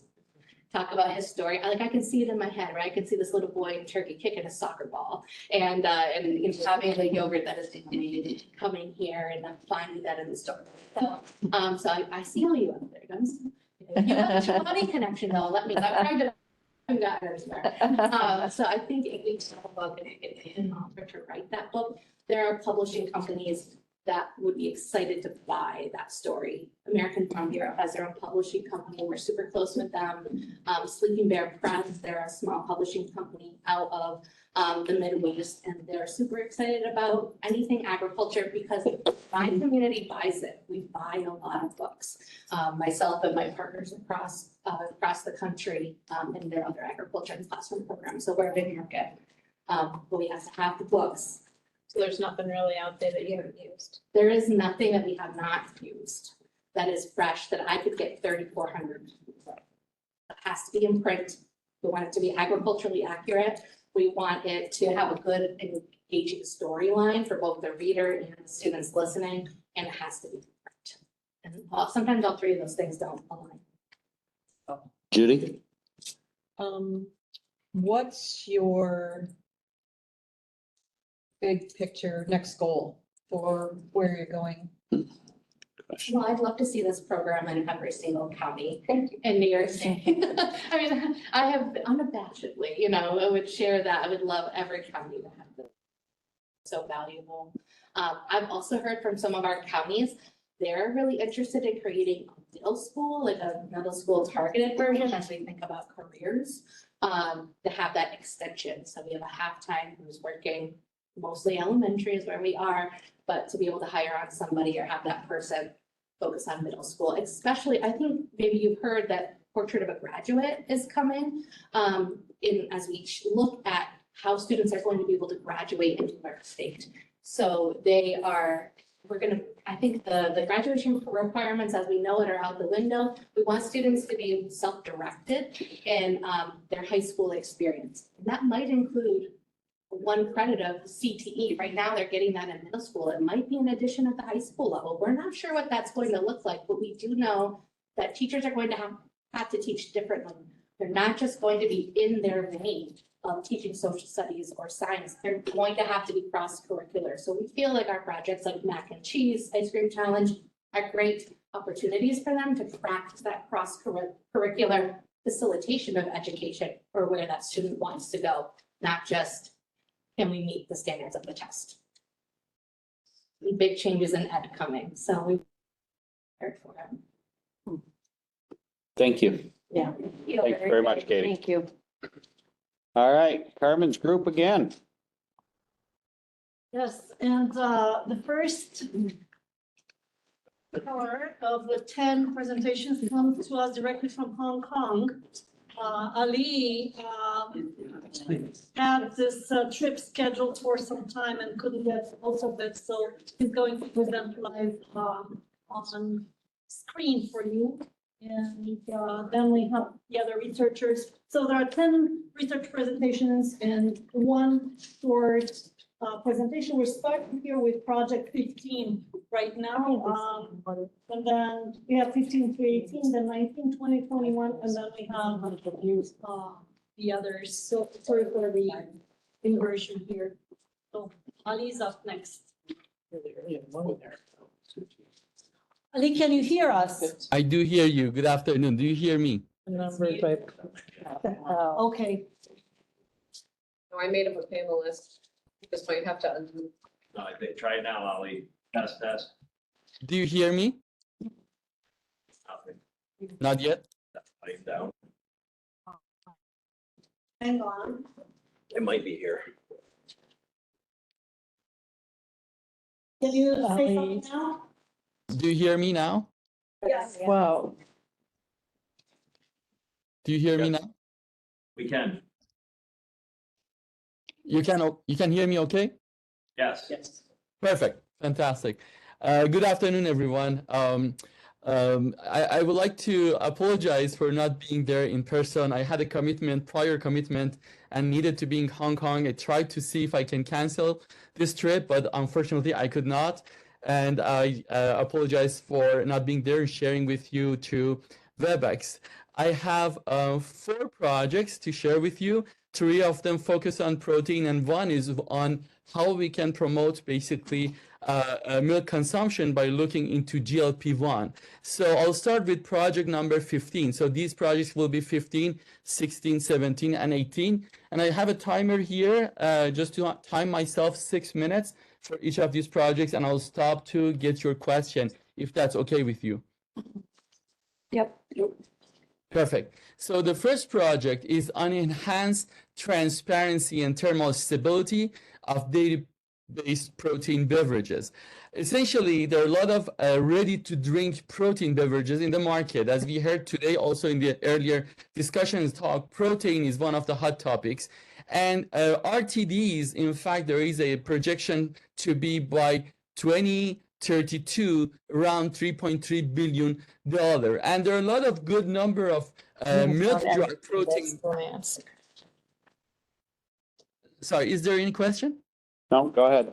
Okay, so there is a good number of protein-based beverages based on dairy that we have in the market.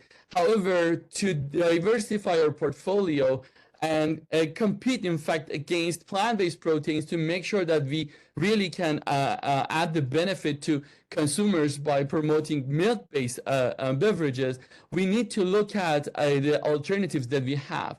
If you look at clear type protein beverages, there are basically a kind of a few options. However, these are very refreshing in taste. They have low turbidity. These are very translucent that consumer really want. And they use protein, in this case, protein whey example, but the challenge is that they use it at low pH. So these are acidic based beverages because that's how they can get it to be transparent and translucent. And of course, in very acidic pH would cause some stomach distress. So for some people, dental erosion is limited to citrus-like flavor, basically. And then this is just based on whey protein, and they lack casein. And I'll share with you in a minute why having casein along with whey protein is essential in these type of beverages that both regular consumers and athletes would like to have. So if you look at milk protein composition, casein has a slow digestion. As you already know, it in fact prevents muscle breakdown. Whey protein, on the other hand, has a very rapid digestion and help muscle protein synthesis. And if we can create beverages that we have combination of both casein and whey, in fact, a lot of soft claim that we can make, and we can create a wider range of product, basically, portfolio. So we can help with the greater muscle growth and recovery. So if you look at this research, the whole point is how can we go from something that is casein and whey that is very turbid and create a beverage at neutral pH that is translucent. This is a high turbidity. One approach that in our team we will focus on will be using casein and calcium, different calcium salt to be able to chelate. And then low thermal stability is one of the challenges that we have. So we can actually improve whey protein structure by a certain modification through the processing to create a structure without addition of any other chemicals or ingredients. We can create a protein binding that is much more stable. So we have calcium chelators that basically all food grade. Optimizing the ratio between the whey protein and the casein is a key here to be able to get to a protein basically based beverage that has combination of casein, slow release, and whey protein, fast release for muscle buildup and recovery. So that's the main goal in this project, developing a high protein beverage. It's clear, enhances stability under thermal process, and it's neutral pH, so it's not acidified type of beverage. Now, the timeline for this is essentially 1 year. So what you are going to do in the first phase, which is the first 4 months, we will screen different calcium chelators that we have in industry, in the market, based on food ingredient, basically suppliers, to look how we can modify the stability. What is important here is concurrently in the phase 1 and 2, we look at the ratio between the casein, whey, and the calcium chelator. That essentially gives us a complex where we can actually deliver to the translucency and thermal stability, because you can form different aggregates between whey as well as casein while we are using different type of calcium chelators. And in a phase 3, which is basically between months of 9 and 10 of the project, we designed these clear beverages with the pH around 7, but that modulation around pH 7 is very important to make sure that we deliver high stability. And the last phase, which is the last 2 months of this year of project, we will characterize the beverage for both storage stability as well as we do sensory evaluation in our basically center to evaluate both sensory attributes and storage stability after thermal process. So this is the first project. We are at 5 minutes and 20 seconds. I'll stop here to get any question you might have. Well done. Questions? Please go ahead. Are you using milk to make this, or does the milk proteins? We use milk protein, in this case whey protein, both from, for instance, sweet cheese processes, and then adding casein, a different ratio to that.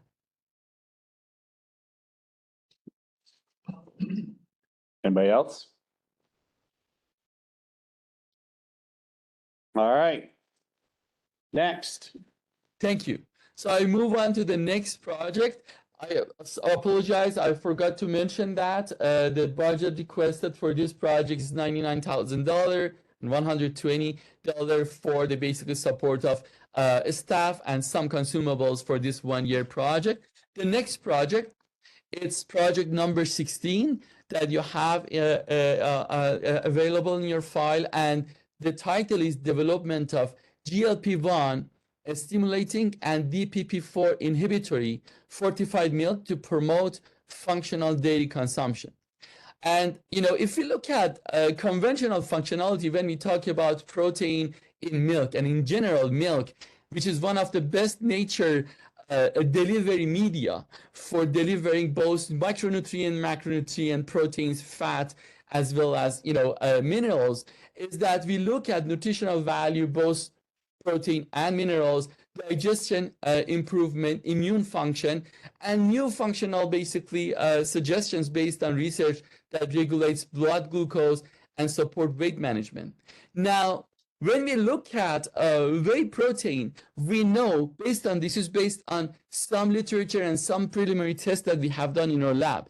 If we look at whey protein hydrolysates, in fact, we see GLP-1 excretion increases. I'm sure you're all familiar with or heard at least a lot of advertisement about Wegovy and Ozempic. In fact, these are just shots that they inject GLP-1 to the body. What GLP-1 does, in fact, decreases our appetite for food intake, as well as slows down the gastric emptying and GI motility, regulates basically blood glucose, and essentially is a very effective management tool. However, we can actually use this in our advantage. Why? GLP-1 is natural in our body. And in fact, we know people have shown some plant-based proteins, so for instance, pea protein. And in fact, we've looked at, and a couple of other teams, that whey protein hydrolysates can increase GLP-1 when we look at in vitro studies.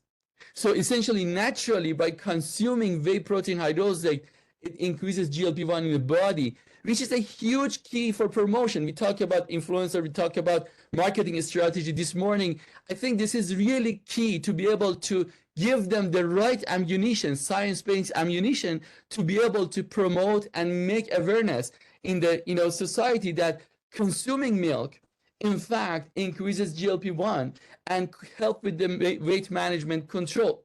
So the whole point is, can we look into milk for weight control, promote consumption? So we do know also in milk, when we have fortification with vitamin D, there are some examples, again, with the plant-based protein. What I believe, and we believe based on some preliminary tests and some literature, if we look at combination of vitamin D and whey protein and milk protein in general, not necessarily whey here, milk protein in general, we can see synergistic effect. So if we can show that GLP-1 secretion can be stimulated by milk protein that is fortified with vitamin D, we're already doing that. That's one win. Second, inside our body, there is an enzyme called DPP4. DPP4 is the enemy of GLP-1. It just breaks down GLP-1 in our body. And through this, we can also show assays. We have assays developed in our lab already that we can look into milk derivatives, in this case, milk fortified with vitamin D, that can essentially inhibit DPP4 activity. In fact, we are doing two things: consumption of milk, increasing GLP-1 secretion in body, decreasing the enemy of GLP-1 in body, which is that enzyme, DPP4. And these two synergistically will help with a lot of weight management and all the attributes that people want to get with Ozempic shock. So that's the main goal here. And as I mentioned earlier, vitamin D, we know also some effects on stimulating insulin secretion and support GLP-1 secretion once we have these together in a basically format of our basically milk-based beverages. So greater blood sugar and weight control. However, if we look, there are some challenges that we have to address in this one-year project. We have to demonstrate that with scientific data, with in vitro basic analysis that we are going with cell culture we are doing in our lab, that there is a direct effect on GLP-1. As I said, we know whey protein hydrolysis does that. And all of the milk protein that we get with intake convert to hydrolysis. So essentially, that's a right assumption that we can show that and demonstrate that is good correlation between milk consumption, fortified milk with vitamin D, basically, and GLP-1 secretion. And also we have to demonstrate that combining this with vitamin D. Now, in this case, we have to be very careful in terms of the dose that we need for the vitamin D to show that in vitro experiments demonstrate that correlation. And that's what we want to demonstrate here, to provide scientific evidence, scientific facts to basically to increase public awareness for promoting milk consumption. So this is just about milk. And it's basically a benefit for GLP-1 increase as well as the DPP4 decrease, which is a great complementary for people who using Vivigo or Ozempic or not using. This is an amazing type of message that we should spread within the community. So the last slide on this project, the project timeline is 1 year. First phase, we will look at screening whey protein and milk protein along together on GLP-1 secretion and DPP4 enzyme activity. In the phase 2, we combine these because we want to understand separately whey and the casein, and then look at milk protein, how combination with vitamin D affects the secretion. And phase 3, we make basically adjusted prototype based on the amount of basically vitamin D dosed in, and look at the taste, appearance, and storage. Of course, all of these as a factor of GLP-1 increase and DPP4 decreasing in the in vitro analysis. The requested budget for this 1-year project is $126,000. I'll stop here at the end of 12 minutes. Perfect. Very good. Questions?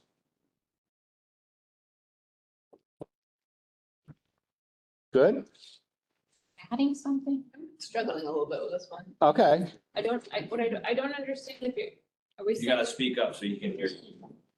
Sorry, I apologize. I'm just trying to figure out, are you trying to say that that this is what's happening already when you drink milk as is, and we just need to promote that information? Or are you suggesting, are you suggesting we need to do something with the milk to get this effect?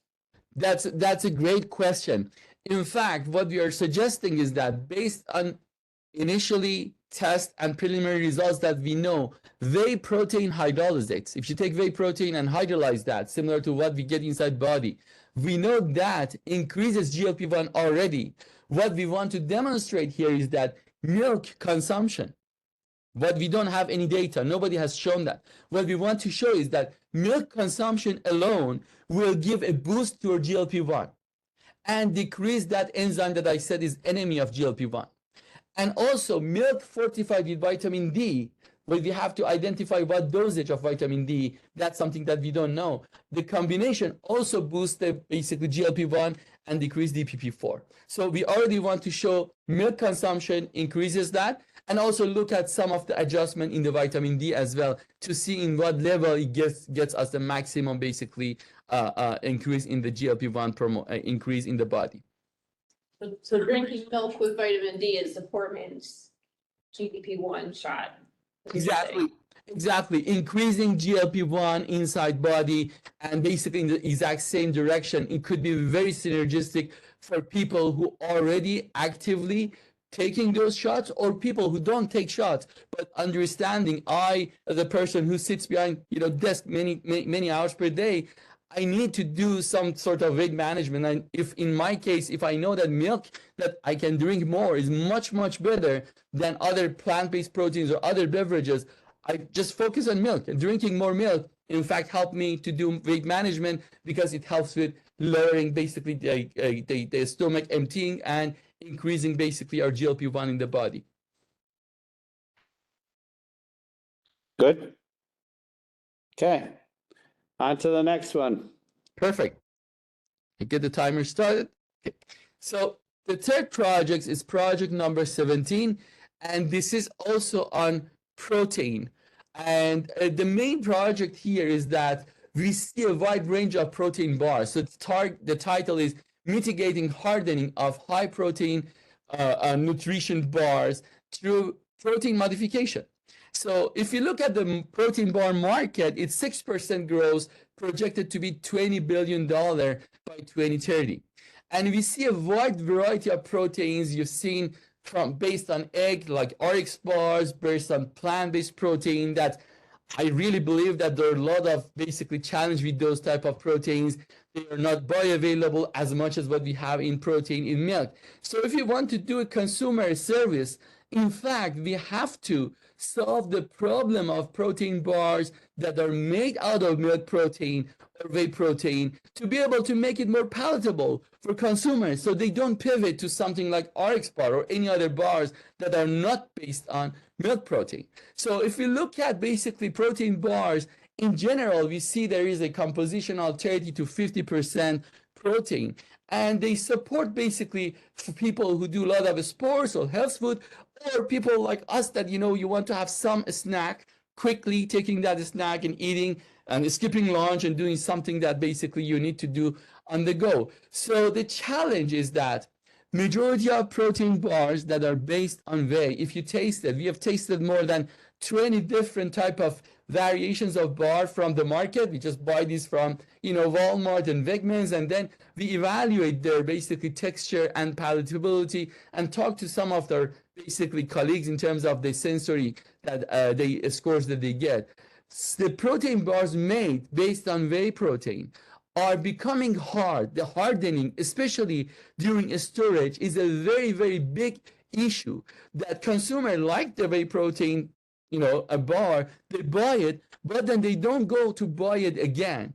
And that, that affects the household penetration, because now you have a consumer that once you lost that consumer to a plant-based protein or egg-based protein, it's very hard to get that consumer back.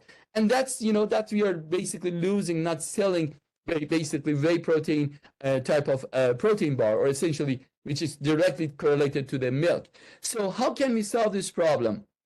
In our team, we have been working on whey protein and milk protein for the past 10 years. And in fact, we have trained, educated a lot of basically PhD students and postdocs who've been working on these proteins and protein interactions. So what we learned is that we can control through thermal process and addition of some gums, hydrocolloids that we have, we can actually control the protein aggregation. So if you control the aggregation, you prevent them from coming together and sticking together to become very hard, you can control the texture. That's a very key challenge that exists, but we know how to solve that problem. We know how to address that problem. It doesn't require a lot of new ingredients, doesn't require new processing. It's just how we process the whey protein thermally with there is certain gums or hydrocolloids to be able to prevent protein-protein interactions, so you prevent them to come together to form basically very hard domains and becomes really hard and unpalatable type of bar. So the challenge, as I said, is protein aggregation, and also another challenge is that we have moisture migration. It's true that these protein bars, they have low moisture content, they are low water activity.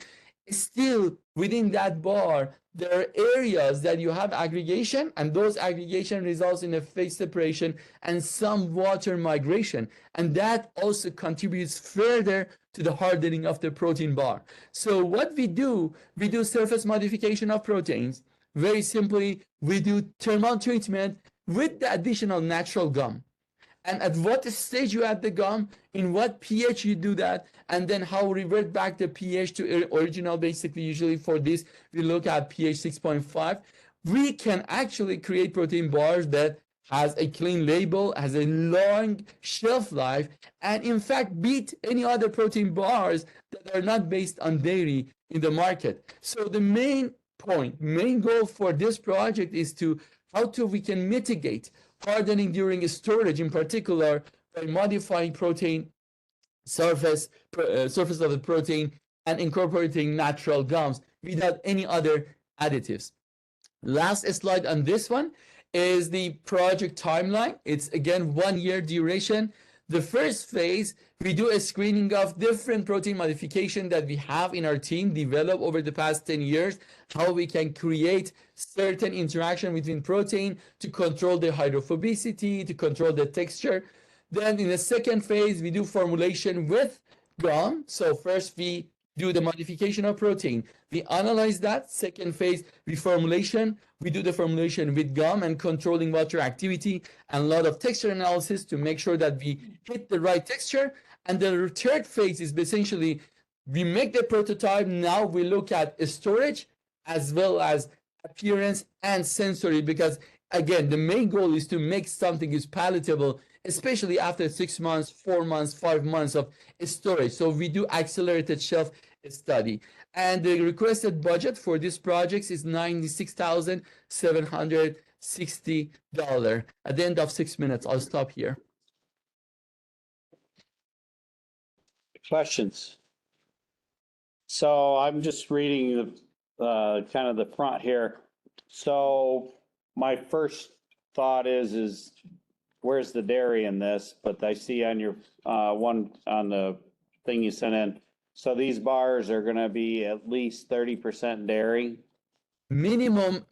So we don't use any other protein. The only protein from 30%. Thank you for asking that question so I can clarify. So 30 to 50% protein in the whole bar composition comes from milk protein, basically. So we look at, that's a part I mentioned. We look at both casein as well as whey and their interaction in terms of how can we mitigate their hardening by incorporation of basically a certain amount of gums, right? And then we will have some starch, some type of basically carb added, but 50%, between 30 to 50% is dairy-based protein, and there is no other protein in these bars. Okay, thank you. Sure. Other Thank questions? Good, Carl, good? Good? Ingredients, the natural gum type, it would add a little bit of ingredient on the label, right? Would it add say that again, Jason? Could add another ingredient on just natural gum to the label, what you're looking at? Sorry, can you repeat the question, please? Yeah. Your ingredient labeling would add more ingredients to the label? So the ingredient would be the protein from milk, right? Whether it's whey or whey and casein or milk protein. If we don't look at the isolates, just whey milk protein. And then we have a gum. That's correct. We will have a gum. If you look at the products in the market, except maybe 4 or 5, one of those products that you really basically high sale basically and revenue that people have in the market, they all use gums. as a binder. They all use basically binder to be able to create a cohesive texture. So we will use a natural gum that is already basically acceptable in the market, and this is space for protein bars. That's correct. This is considered an ultra processed food. In fact, that's a very good question. In fact, just give you a comparison. If you look at protein bars based on pea protein or combination of, mung bean protein and pea protein, they all highly processed because they have to do the extraction, they have to do the flavor removal, and that is ultra processed. In this case, we use milk protein. We just separate the proteins, just milk protein based on the thermal process that we developed. You have to do thermal process.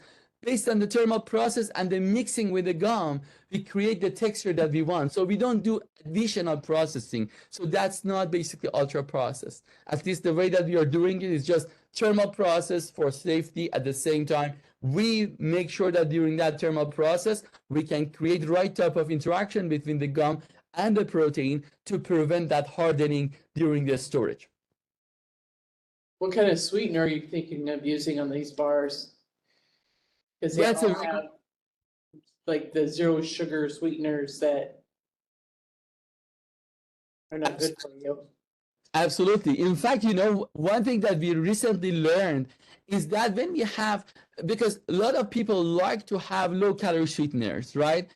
And if you use low calorie sweeteners, one of the challenges that many of us might have is the bitterness and the lingering. So we looked at recently at the stevia, Rep M, Rep A, with the whey protein. Some of the interactions, when we do certain thermal process, it seems that they can modulate even the taste. So to your point and your question, for the sensory, we plan 2 different versions. Prototype 1 will be with Rep M or Rep A, basically, type of interactions which we know modulates the taste. And type 2, we will use basically a kind of a sweetener based on, for instance, sugar, not that low calorie sweeteners, just sugar based type of sweetener. But what is important is that in both cases, we can also use fibers, which is very important for people. So in terms of the final formulation, we can have both type of offering, but in terms of the low calorie sweetener, we believe that we can have a much better taste because we see some interactions between Rep M and Rep A with the protein, milk protein, that caused the lingering to be shorter. So that results in a better taste, in fact. But we will have both prototypes. Did I answer the question?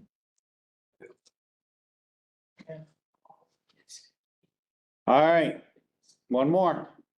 Thank you. So let me You're welcome. reset my timer. Okay, so the project 18, it's clean label alternative to lecithin. And you might want to ask why should we care?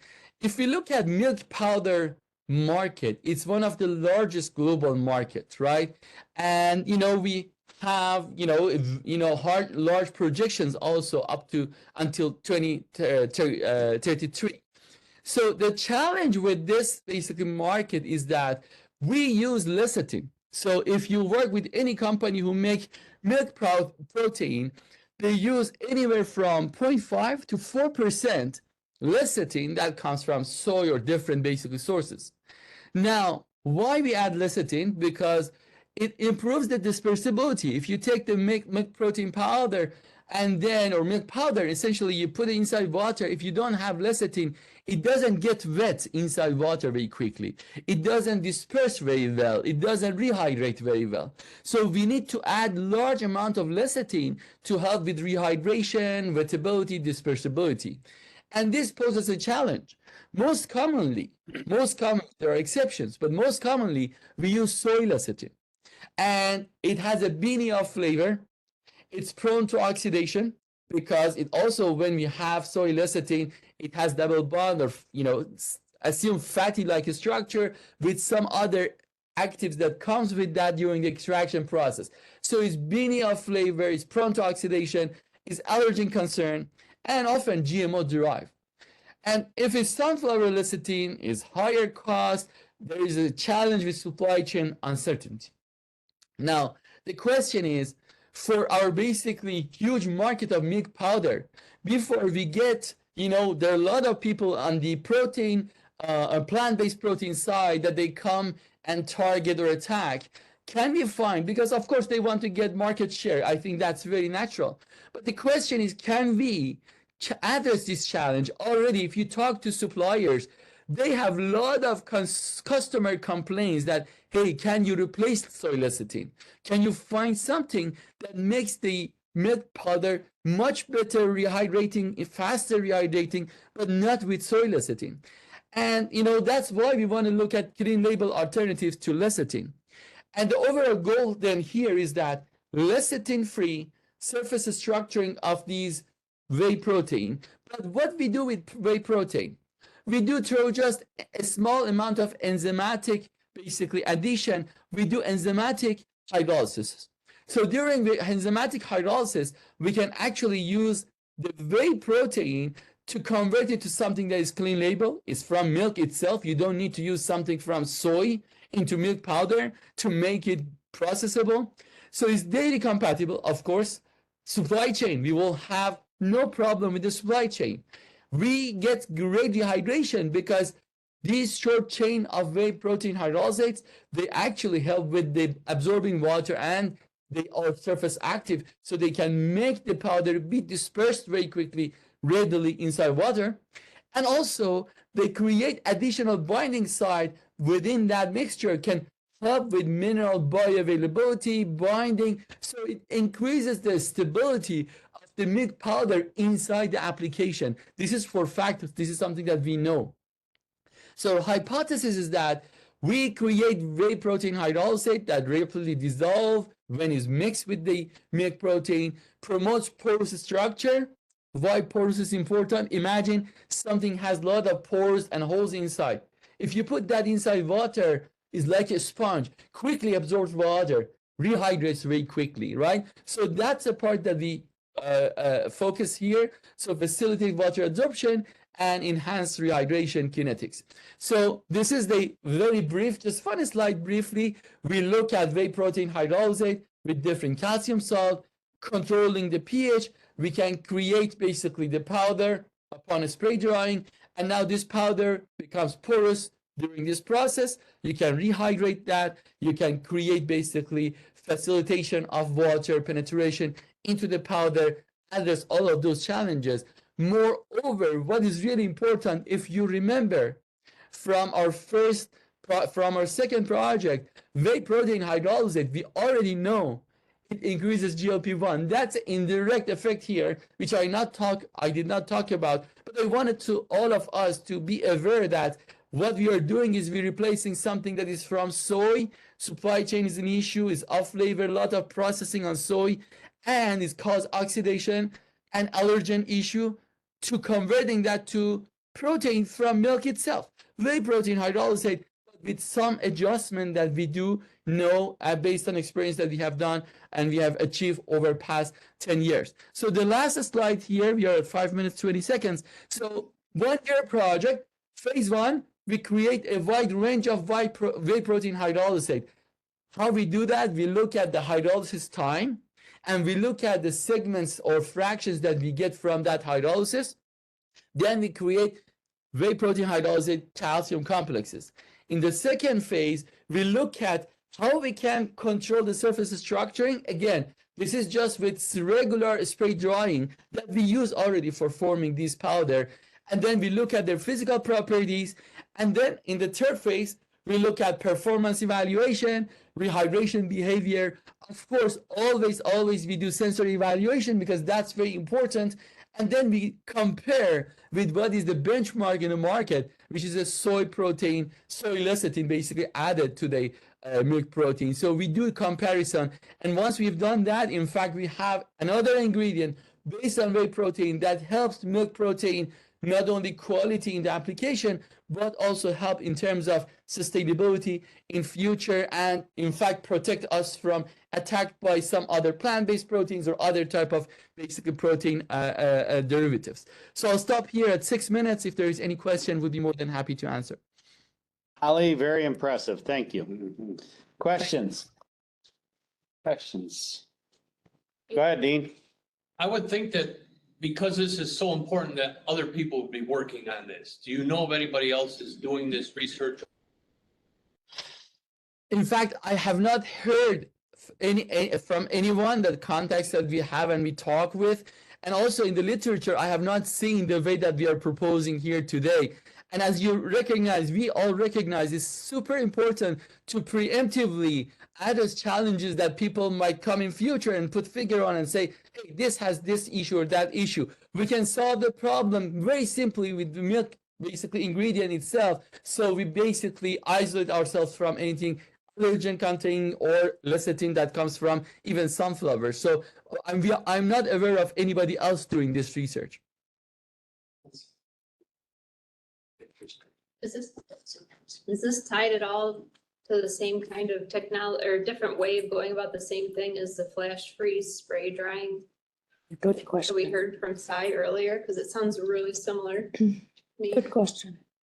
Very good question. This is a completely different approach. The only part that we do is just spray drying, similar to, companies that they do spray drying to get the powder, right? So the spray drying part with, many powder making companies are similar. So you have to spray dry, remove water, get the powder.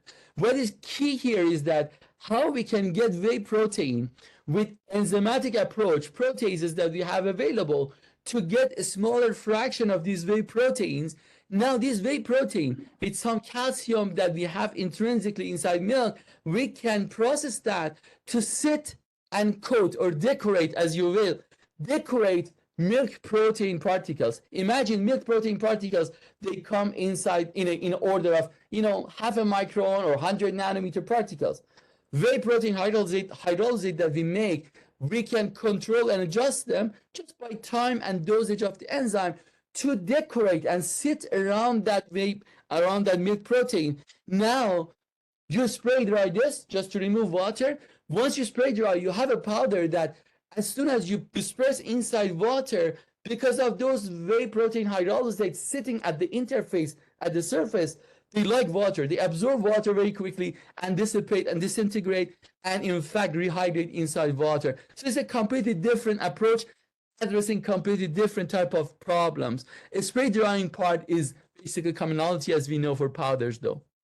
Thank you for asking the question. Anything else? All right. Thanks, Ali. Have fun in Hong Kong. Thank you very much. Have a good rest of the day. Bye-bye. Well, it's 2:44 a.m. Oh, geez. Oh, my gosh. And in fact, we have typhoon number 10 right now. We have typhoon number 10 right now. I don't know if you hear the sounds of the wind. It's 100 mile per hour, and is a number 10 typhoon, which is increasing, but it's fun. It's fun. Oh, yeah. What floor is? Oh, be safe, be safe. Thank you. People in the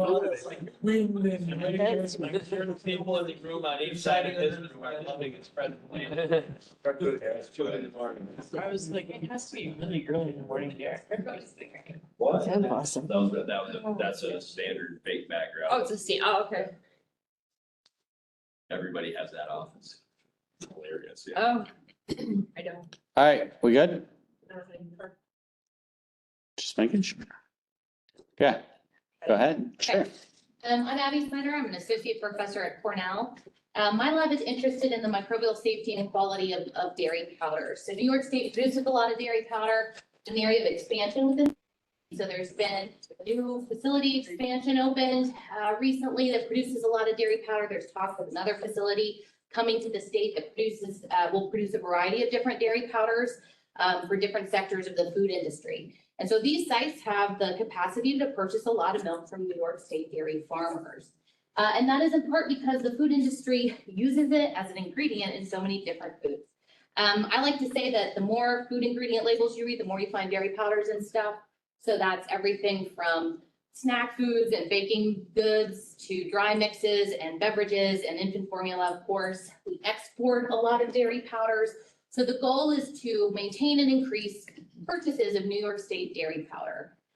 One of the hurdles to that goal is the ability of the dairy powder producer to meet requirements or specifications for microbial safety and quality. And I'm going to talk about safety in particular. So control of salmonella and Chronobacter in these dairy powders. And that is because there have been a number of recent high profile outbreaks or recalls linked to salmonella and Chronobacter in these dairy powders or dairy powder containing products. So I've listed for you just like a smattering from the to give you a cross section of like, it's crackers, it's snack bars, it's infant formula, it's cornbread mix. And so these incidents are really unique, I think, even within the dairy industry to dairy powders. Like when's the last time you heard of a recall of fluid pasteurized milk because of salmonella? You don't really hear about that. But for dairy powders, because there's a lot of handling operations that occur after the pasteurization step, if you get salmonella or Chronobacter into it, it's just kind of in there and there's not much you can do about it. So how do we stop that from happening? You prevent cross-contamination with sanitation. Sanitation is the way. And so as a consequence of some of these incidents, there's been more regulatory activity around sanitation in these dry dairy environments. Dry dairy facilities often rely on dry sanitation methods. So they're not flooding all of their environment with water all the time. And that is good. That makes sense, right? If you have a dry environment, you want to keep it dry. Intuitively, you guys probably know this. I'm going to guess your home kitchens are pretty dry. And I'm going to guess you're not bringing in the lawn hose and spraying down your kitchen to clean it. You're probably doing spot treatments or lower moisture sanitation activities in those environments. However, there's not a lot of data on treatments or dry sanitation protocols work. And so what's happened is we'll get statements like from FDA that says, we're not aware of how well these dry treatments work to control salmonella and Chronobacter. Or you get statements from buyers, so food companies who are going to buy the dairy powder as an ingredient say, we want you to do more flood sanitation with sanitizers, more full wet sanitation breaks in order for us to buy from you. And so that pressure to do more flood cleaning, more wet sanitation breaks has consequences on the industry. It is counterintuitively not better for food safety in many instances. And it definitely has negative economic consequences on the industry in terms of business sustainability.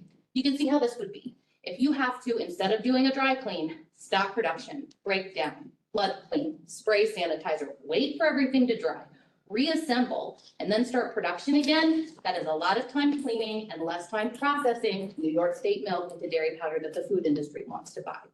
So companies who've been pushed in that direction and are doing a lot more wet sanitation breaks will say, we're 20% lower in capacity now as a consequence of this change. So just to refresh how we got here, right? So first we have a number of recalls that reflect poorly on dairy powders, right? It decreases demand, it makes the industry look bad, increases regulatory scrutiny. And then we have a reaction that drives more towards wet sanitation, which is not really better for food safety in many instances, and definitely decreases production capacity and business sustainability. And so what would be helpful is evidence, scientific evidence, that dry cleaning does work and how to do it effectively.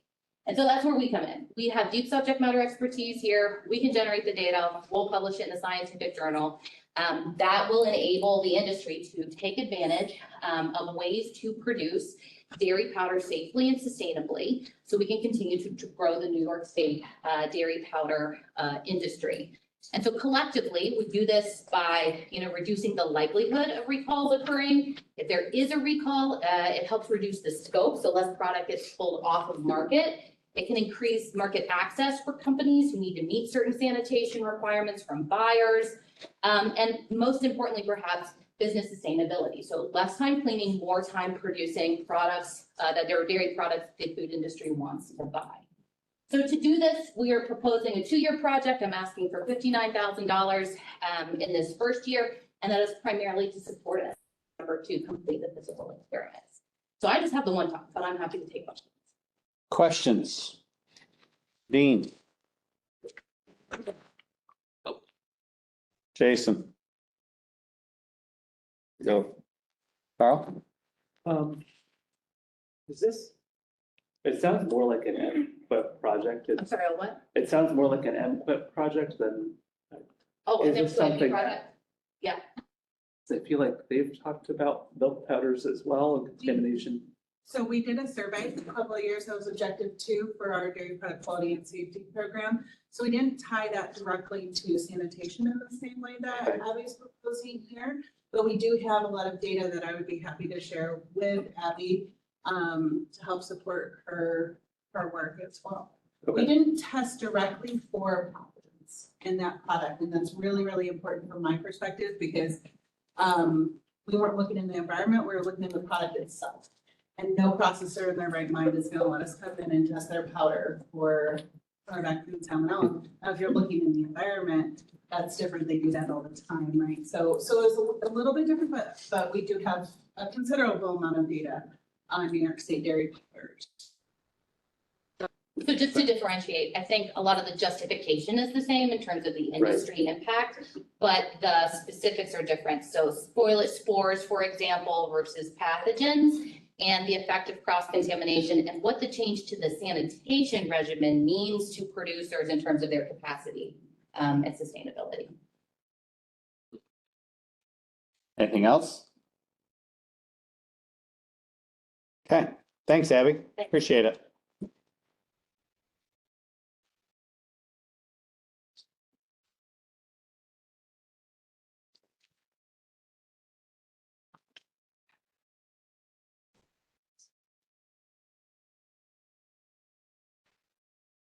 It sure is. There's a one screen there. I don't know what that is.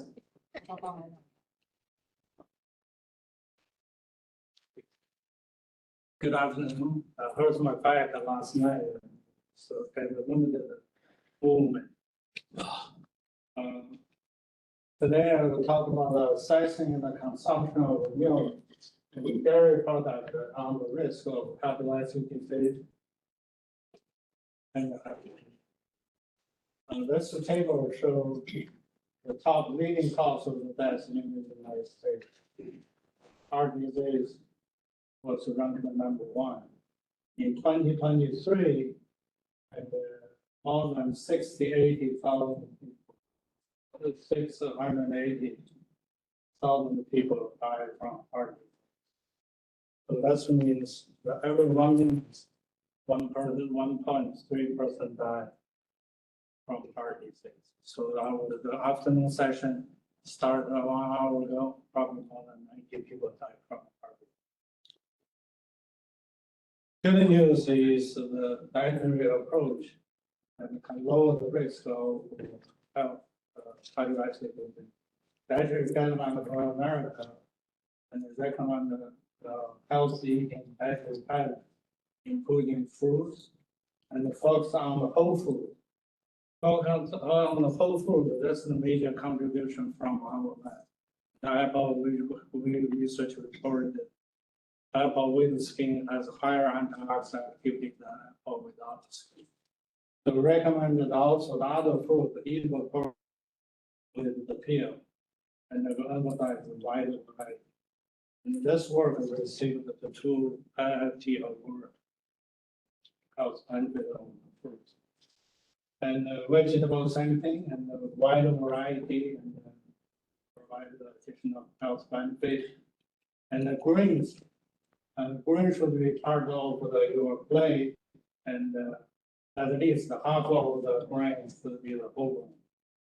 This is why we also made a major contribution at the state. We confirmed that the whole grain has higher antioxidant activity, but different from the active antioxidant from the fruit or vegetable. That work received the award from the American Society of Nutrition. And as a healthy and the dietary pattern, and it should also include in the dairy, including the milk, yogurt, and cheese. But that's the dietary pattern, mainly from the USDA dietary pattern of America, mainly comes from the human clinical trial of the DASH diet and the blood pressure, I don't know if you know, of the diet. means the dietary approach is to stop the hypertension. There is a two panel, top panel is high blood pressure, lower panel is the low blood pressure. So that's the 500, let's focus on the top. 450 patients, we put it to the clinic, and 150 into each group. And the first group will put on the American diet, high saturated fat, high animal protein, you get a baseline. And then the second line is give the fruit, vegetable. So like a vegetarian diet has a higher fruit or vegetable, has a lower blood pressure. So it is lower the blood pressure compared to the typical American food. But very interesting is the third group, 150 people. Besides the fruits and the vegetable, and also add the dairy. Just add the dairy on the top of the fruit and vegetable, lower the blood pressure dramatically. So what is the key thing right now?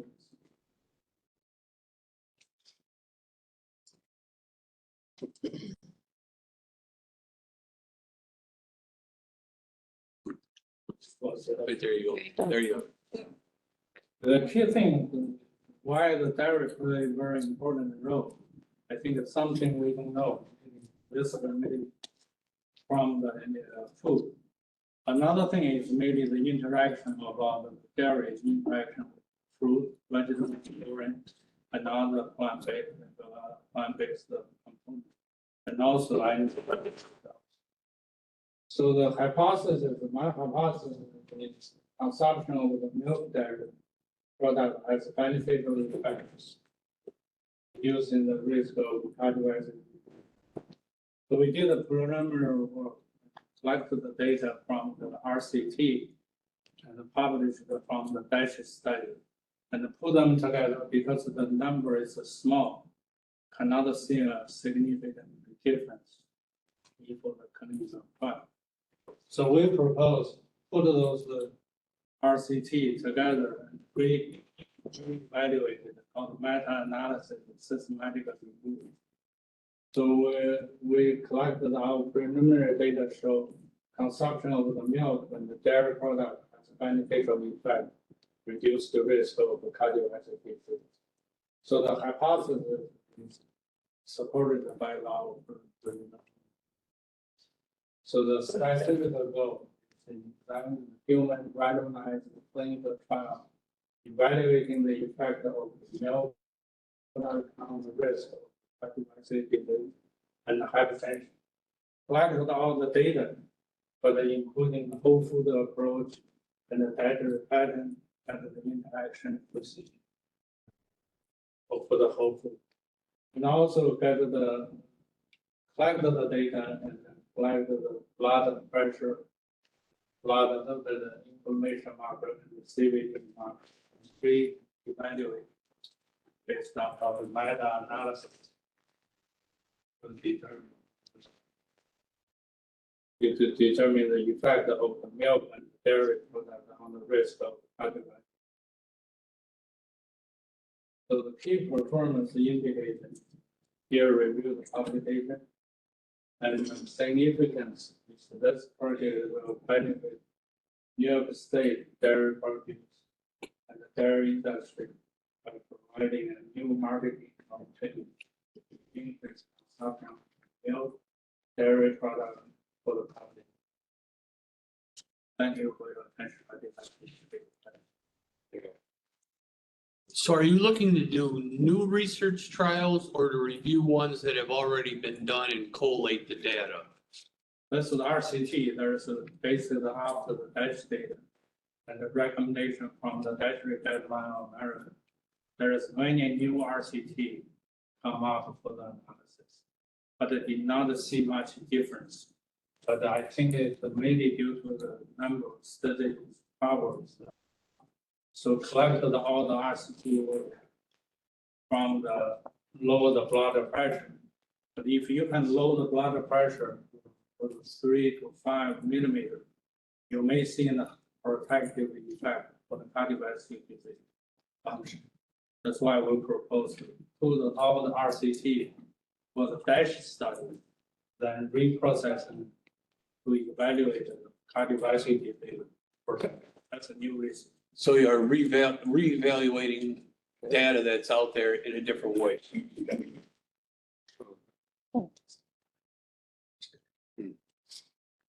Questions? Dean got what I was wondering. Okay, thank you. Appreciate it. That's interesting. The data that's been collected.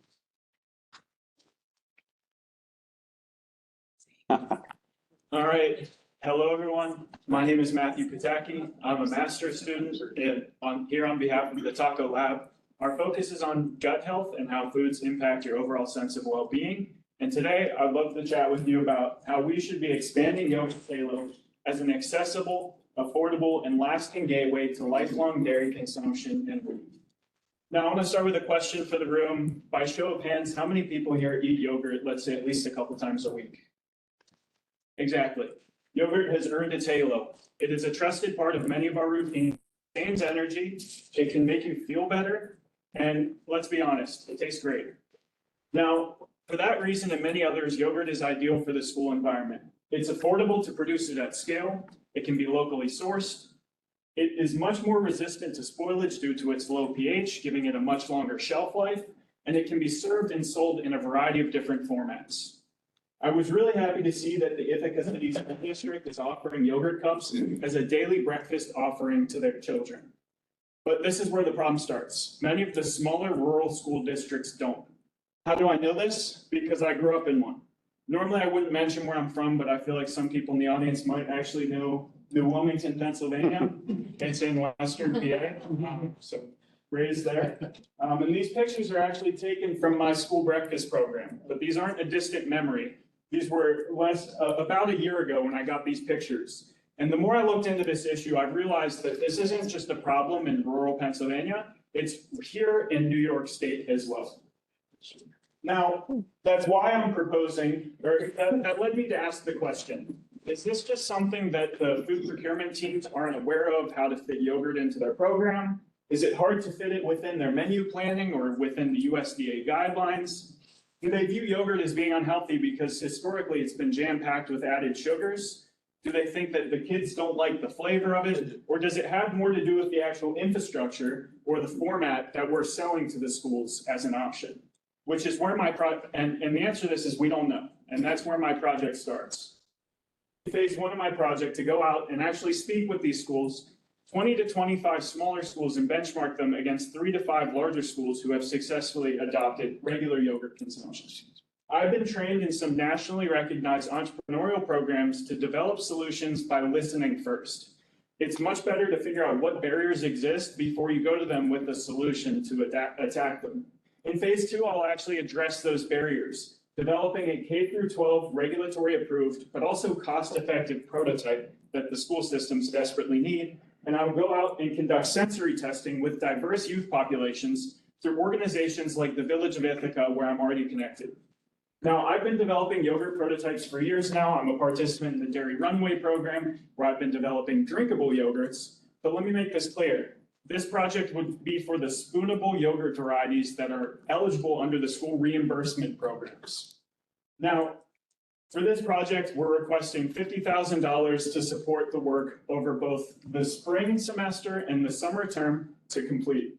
The deliverables by the end will be a discovery report full of adoption barriers and entry points for yogurt into these school systems, a scale-ready prototype that is both regulatory and KID approved, and last, a list of school leads eager to pilot and open to more deliverables as well.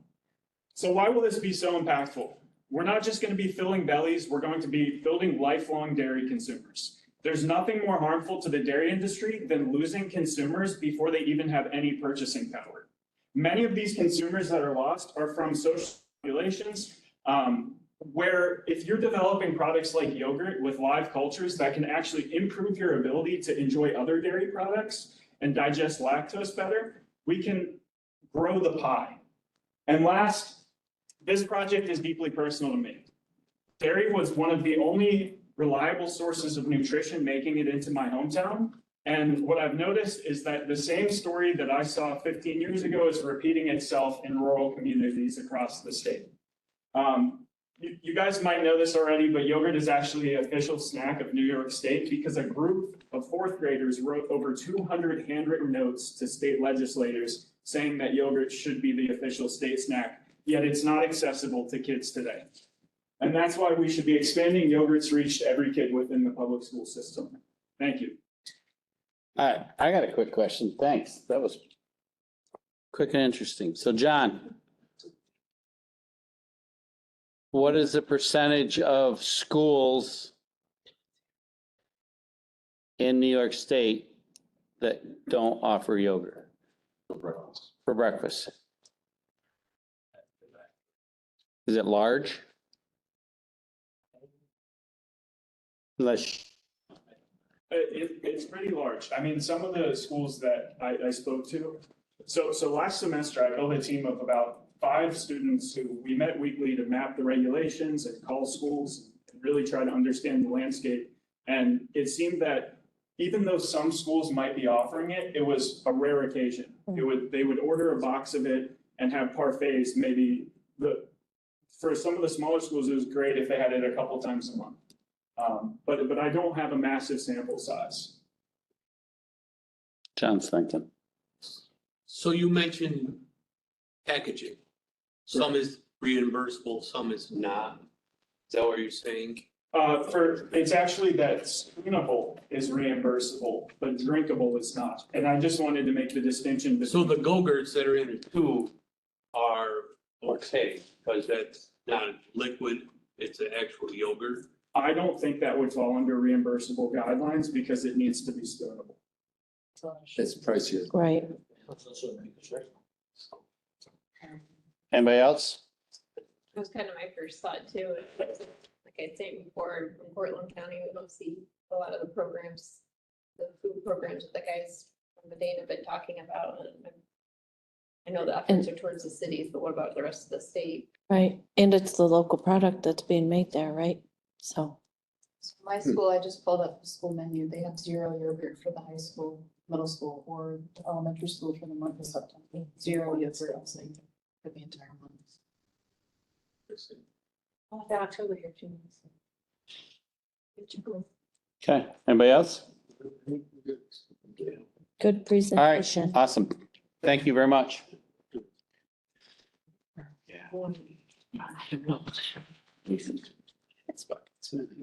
And you get me back for a very short one this time. This is the proposal that has always been presented by the director of the Dairy Center. So since I served in that role this year, I will present this for you. I actually want to acknowledge that Sam put together also the written proposal.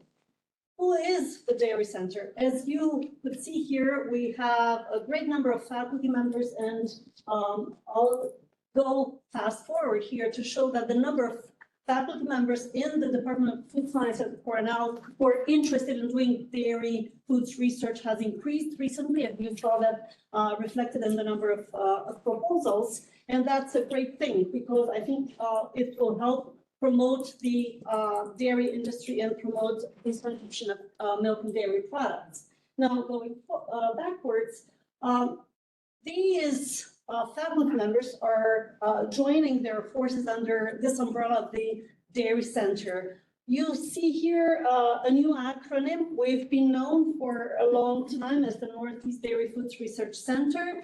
We're undergoing a name change to make it more real and relevant. We're changing it now, Dairy Food Center, but that's in process because truly all of these faculty members that you see are Cornell faculty, and people sometimes see a disconnect between Northeast and Cornell. That's just not really extremely relevant right now. You are funding a lot of these projects for individual faculty. For that, we're very grateful. But we also have some common activities where we are trying to address needs of the industry, or we're trying to also transfer some of the technologies that we generate in these individual projects to industry and make connections to the dairy industry, to those who are going to actually utilize the outcome of our work. And this is done in various ways. We have a great number of faculty and staff who are involved in these activities.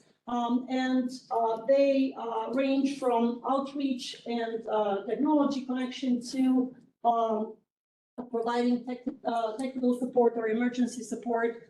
And some of these activities, I'll just go to the middle row here. We had, for example, this past year, a number of calls that were related to H5N1. Nicole and Sam can talk more about this because they were directly involved, and there were a lot of calls that they fielded from the industry to support the industry doing that. There are also some conferences that people attended and all sorts of outreach events, but one of the activities that I want to emphasize is our annual meeting, where we really showcase the outcomes of the research that you're funding. We had this very successful meeting in spring, which unfortunately was at a time when most of you couldn't come. So I understand that Nicole, when there were the recent presentations late summer, talked to you about possibly organizing a dedicated meeting for producers sometime in spring. I'll let Nicole talk more about that in her remarks. So what we're asking for here is your continued support at $27,000, well, almost 28, that partially supports a staff person who is helping actually provide support for some of these center activities that brings all of the activities of the faculty at Cornell. And with that, thank you, and I will be happy to take questions. Questions?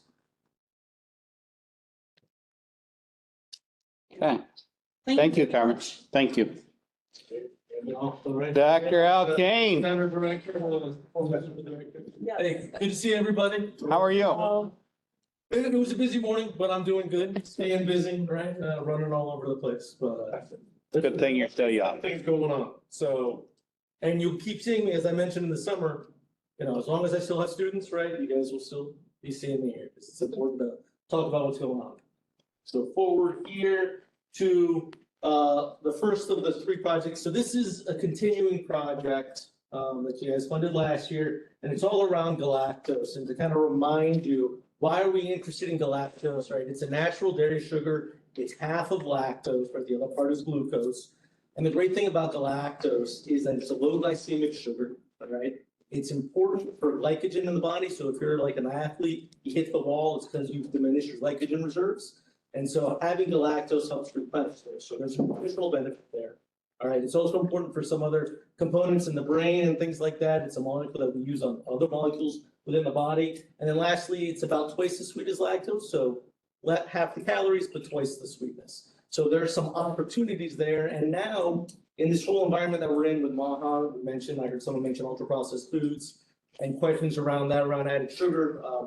David Kessler, who was one of the former commissioners at FDA, just put in a petition about 2 months ago calling out added sugars. And he wants them to be the GRAS status of sugars like dextrose, sugars derived from plants to be removed, right? And that they need to be approved as food additives. But he explicitly excluded dairy sugars, right? And so we have an opportunity to really provide better free carbohydrates. The challenge with galactose is that it's hard to get by itself.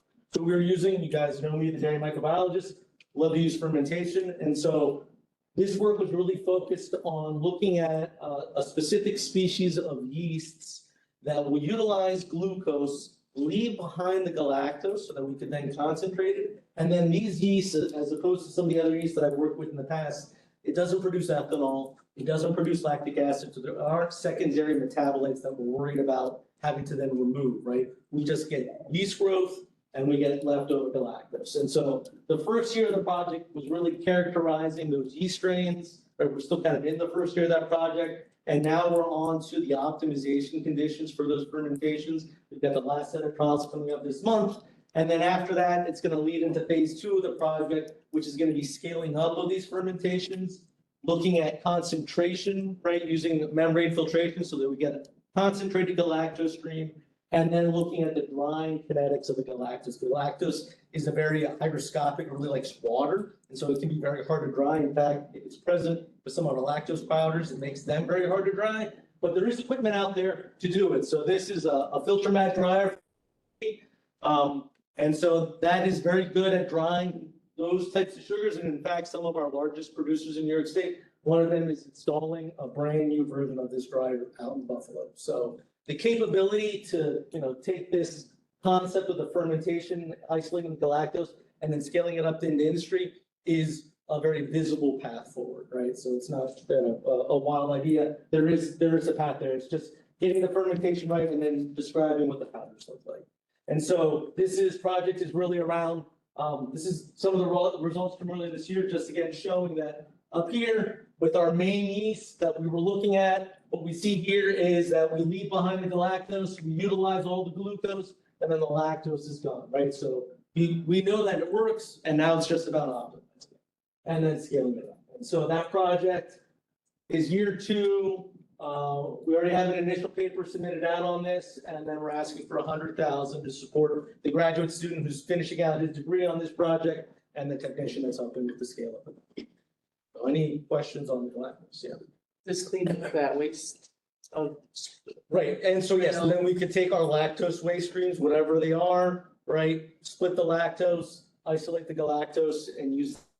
You could also sell the yeast off, right, as supplements and things like that. So yes, is very much directed at the excess lactose. Yes. So you identified the type of yeast that'll do it. Yes, right. So we have these, and they're commercially available yeasts. So again, this is something that anybody processor can go, all right, hey, we love the research. We're going to go buy this yeast. We're going to put it in our fermentation tanks, and then we'll send it. I'm assuming the drying process is a little more expensive with that specialized dryer. It is, but it's already being, so the way that it's installed now, and they already have one and they're installing a new one, it's already designed to deal with these highly hygroscopic dairy powders. So, because the types of powders that they're drying are high in galactose currently, so that's why they went with these. So they're high volume, they're huge, it's like a 4-story dryer. I mean, it's pretty big, so. Big bugger.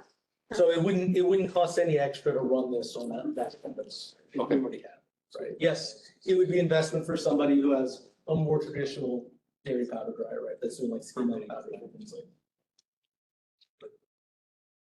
So this would be used in like protein bars. It could be used in a wide variety, right? It could be used in protein bars. It could to dairy foods, right? If we want to increase some of the sweetness and the energy, right? Using the galactose. And then it could be used in other products, or it could just be used. One of the beautiful things with the main galactose stream is that it also comes with, a lot of minerals. And so we've done numbers. You could basically make a version of liquid IV just with this galactose and deliver more electrolytes and better carbs, right? Because those are powered with glucose. So everything from a product itself to an ingredient in other products is the basis for this. Who do you envision picking this up and running with it? I would hope that somebody like Fairlife, who's making a lot of permeate streams, might have that. Somebody like a Lactalis.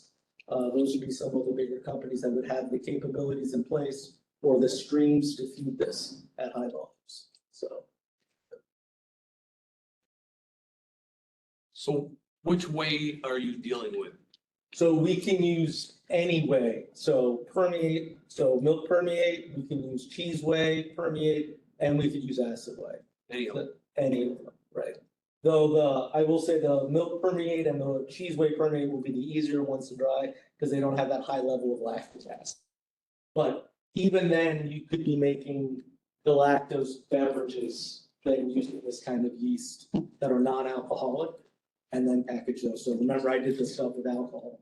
This should be like a non-alcoholic path for that. To eliminate the glucose, leave behind the galactose, and then it would be a base for a beverage instead of taking it all the way to the dry. The caloric content of this is, What it'll be then whatever the amount of galactose you have as your residual galactose. but compared to like sugar or whatever, it's, But it's still right, the calorie count for a carbohydrate is the calorie count for the carbohydrate, whether it's galactose, whether it's glucose, whether it's lactose.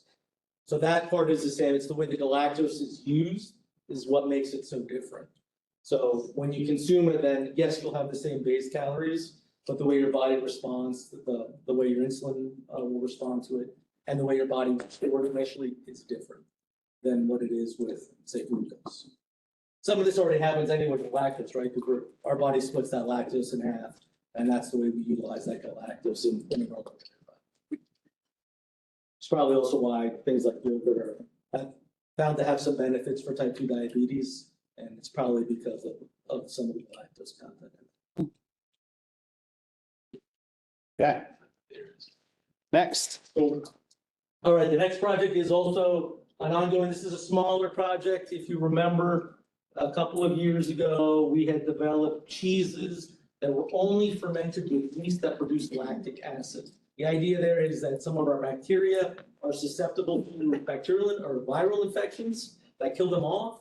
Yeast don't have that problem, but we never really had yeast available that produced lactic acid to see what they could do in dairy systems. So we did that, we developed a Gouda, and now this is a second year of a 2-year project where we're basically looking at adjunct yeast to help develop better flavors for that Gouda project, and then also applying this system to other cheeses like mozzarella. And so, again, this is a smaller project, working with a couple of students now are working on this, just, hand in hand tag teaming, because it's a fun project when you get to make cheese. I don't have any new prototypes yet to share, but they have been working on developing the cheeses in the lab and then scaling it up in the pilot plant for the Gouda, and then they need to go back and focus on the mozzarella. So this would help finish out the second year as they focus on the mozzarella come spring fall next year. Does the mozzarella have the same, like? We haven't made the mozzarella yet, so We I haven't don't made it know. yet. Yeah. So that will be a question, right? Yeah. I imagine because the yeast levels are a little higher, that it'll be a little yeasty, but you like a yeasty pizza, right? So you got to put mozzarella on your pizza, those flavors will kind of go together. Yeah, exploratory, but it kind of opens up the portfolio of microorganisms that we can use to make interesting dairy products.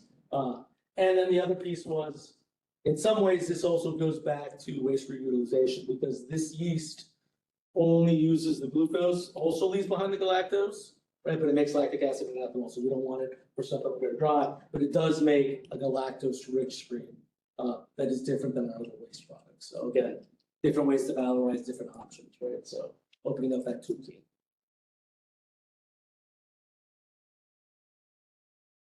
So that will be the last year of this one. And then, like I said, I'm only around as long as I still have students.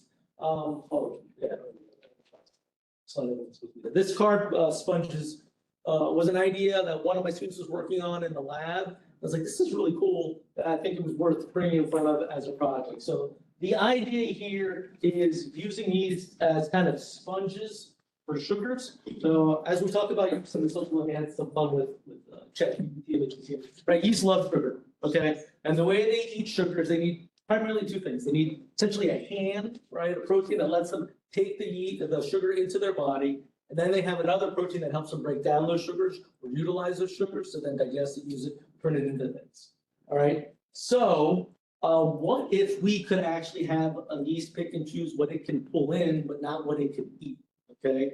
And this is a thought with lactose. So the idea here is we would have a yeast that we would engineer that it could take in lactose or it could take in galactose into its body, but it wouldn't eat it. We just hold on to it, right? And then it would soak up all the lactose, whether it's in milk, whether it's in a waste stream, there's some other products that it could be in, soak them up, and then remove yeast with centrifugation. You don't need a filter or anything like that. So we regularly remove it in the brewing industry. So you could pull out that full sugar yeast, pull it out, you remove the calories, and now you have this yeast that's full of sugars that you can use for other applications. It could be like a food, it could be used in cosmetics, it could be used in feed, right? There's all these opportunities, but then you have a way to reduce the caloric content because it would no longer be in the product.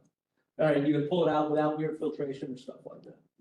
And so, would this concept work? Well, what started this off was some proof of concepts in the lab where the student was working with maltose, which is another disaccharide like lactose, except it's two glucoses, not glucose and galactose.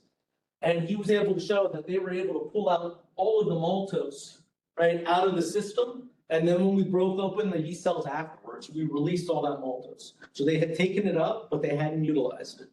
And then we engineered one with the ability to do this with galactose. So if you take up the lactose, doesn't use it, you break it up, you can release it later, right, collect it later and use it for stuff. So now the next question is, can we do this for lactose? We do know the proteins that some of these that use lactose have to take it into their bodies. We just need to engineer it into the right strain and then test it out. And then here's an example where we had a mixed solution. So I mentioned sometimes you have dairy powders that are rich in lactose but have a bit of galactose that makes it harder to dry.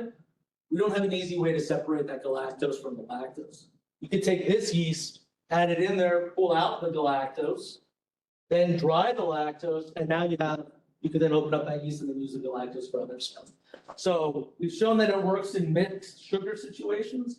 And so the next piece is to then really design the protein and put it into the right yeast to do it for lactose. Apply it in different dairy systems. What might be some interesting places to use it? This summer, I was at a conference and we were talking about colostrum. And this group was trying to isolate the galacto-oligosaccharides that are naturally present in the colostrum, right? Because it's a high value ingredient. Challenge was that there was lactose. And so they were adding lactase to kind of break down the lactose and then using yeast to ferment that. That lactase though also breaks down your galacto-oligosaccharides, so they were losing stuff. With a yeast like this, we could put it in something like that, pull out the lactose, there's no lactase in there, right? Because this yeast doesn't have that enzyme, you can't eat it. It needs lactase to be able to eat it. You can just take it in, remove it, and now you have isolated galacto-oligosaccharides. And not only for colostrum, you could also use it in normal galacto-oligosaccharide production and things like that to clean up these streams much more easily. And again, you don't need fancy, ultrafiltration for this. The yeast then, you just use a standard centrifuge, spin them out, and you've got a clean source. So there are some pretty interesting applications for this kind of technology if you line it up. And so that's why I thought it was very interesting. It's a much longer term project than some of my more applied projects. But I think there's some cool applications. And the fact that we have already shown in proof of principle that we can do this with yeast with other sugars, we should be able to take it to lactose and take it to the next step. And so the proposal here, this would be year 1 of the year 2 project. And the money's mostly focused on supporting the grad student, part of a technician, and then the supplies that we need to do the modifications and Questions?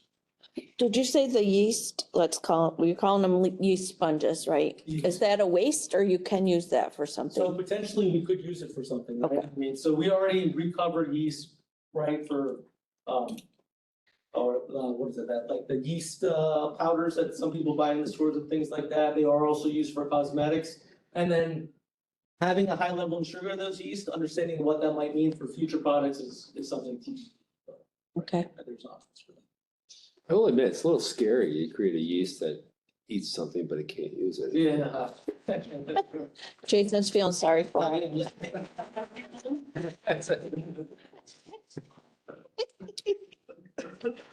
It's almost October, so it's scary.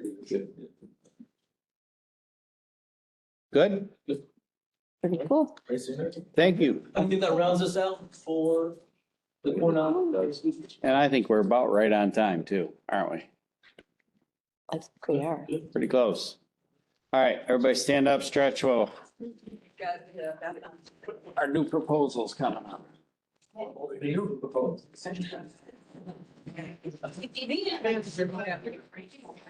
think so, yeah. I didn't. He didn't say how long. What's that? How long did it take? Oh, it's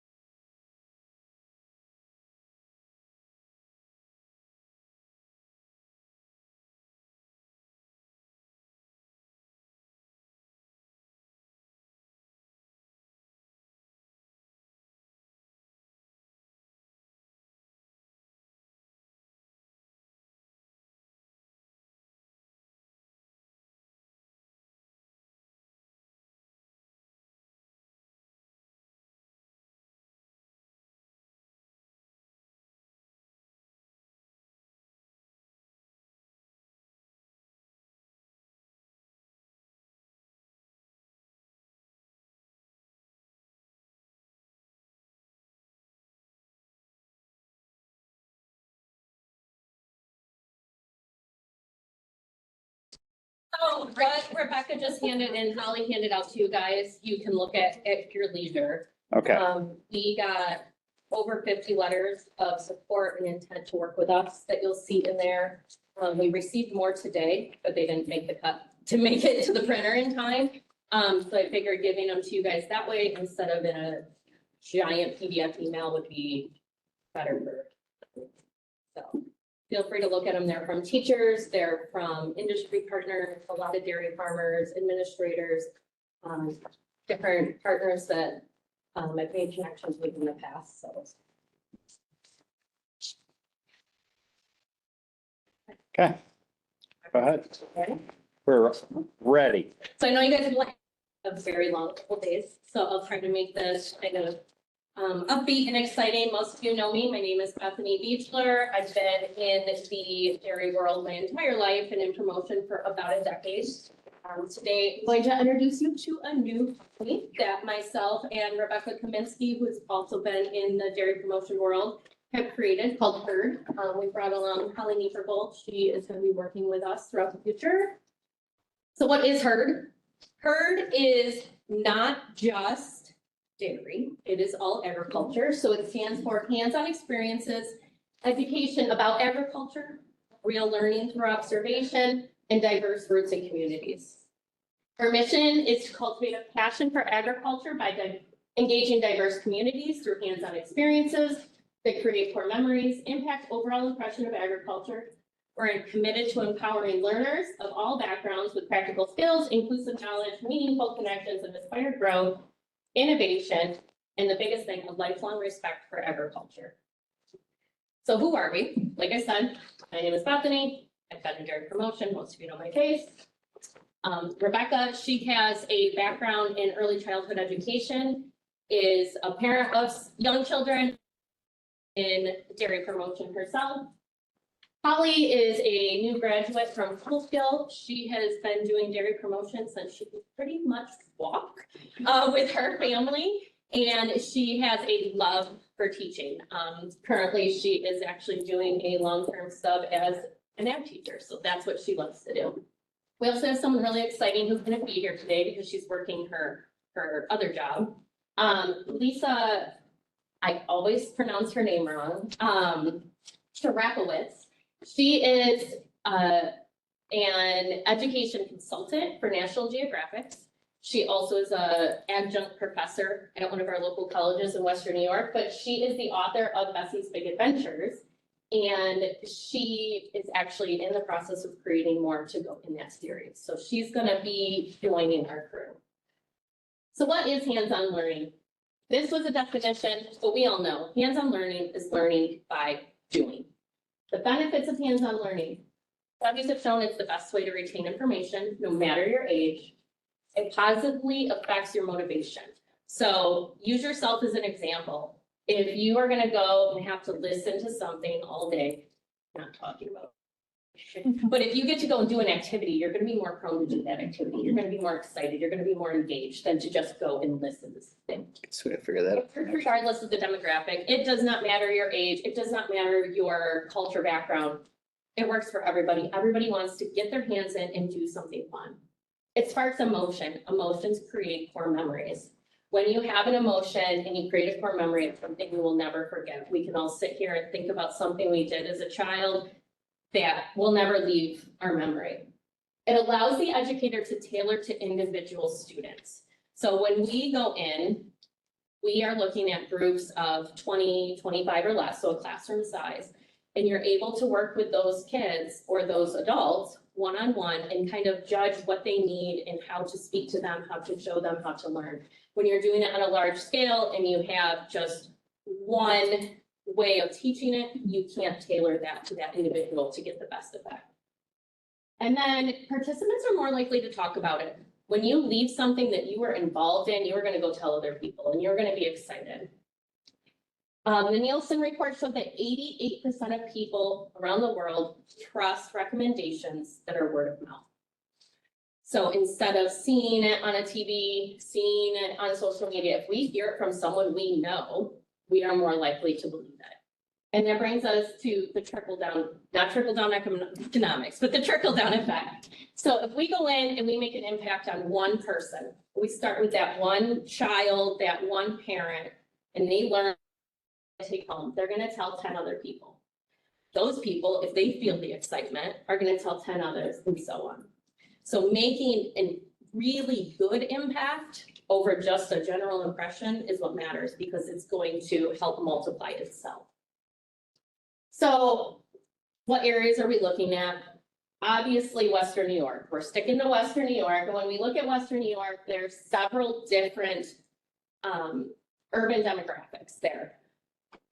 We've talked about Buffalo City Schools. You guys have heard it all day and yesterday. Almost 28,000 students now. Dunkirk City Schools down in Chautauqua County, 1,800 students. Jamestown, 4,200 students. Niagara Falls, 6,300, Olean, 2,000, Batavia, over 2,000. A lot of these districts are not getting programs. They get some, but they're not getting those hands-on one-on-one programs. And I've spoke with Katie and I spoke with John, and when we look at this, some of these are ways that we can complement what's already being done.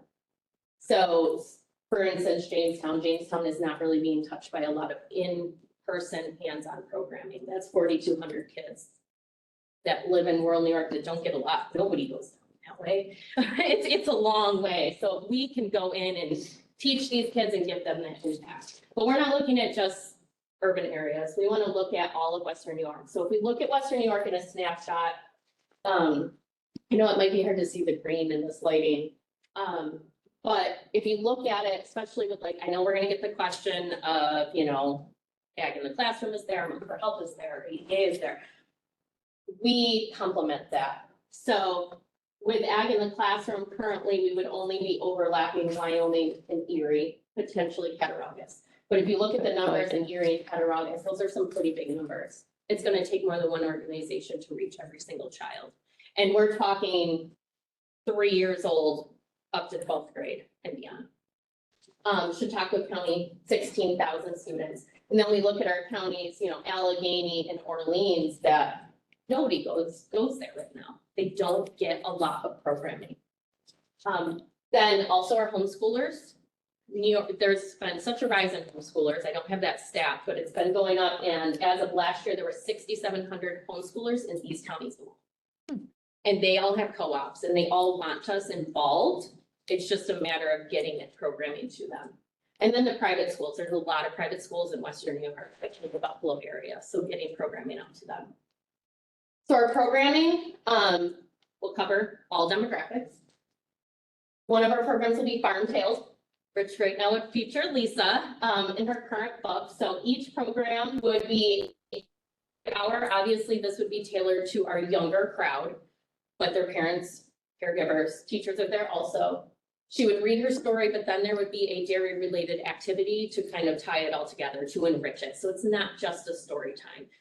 We're already grasping them by getting them in with the story time, and then you're able to get their hands on a dairy activity. Next is Little Movers. That's our 3 PK, so 3-year-olds up to 3rd grade. There's a lot of different age range in there. So as we look at these different activities, they're all tailored to the class, the age, what that teacher is requesting, what the season is, what's going on. So helping, and you'll see in our list, we have a whole lot of farms that we have connected through there, and many of those farms are more than willing to facilitate field trips. They need the help to organize the field trips, to connect the right schools and the right classes and to schedule and help set up the programming at the farm for that day. So that's something we would do, along with other age acceptable activities, including different dairy crafts, different foods, different fun that are age appropriate and whatever that particular school or just group is. Next is the curd herd. That's our middle schoolers, 4th to 8th grade. Similar, we still want them to touch a cow. We still want them to show up on a farm. Obviously, we changed the lesson plan a little bit for that age. This is the age where they start to cook for themselves. They start to, you know, have a lot of influence on what mom and dad buy at the grocery store.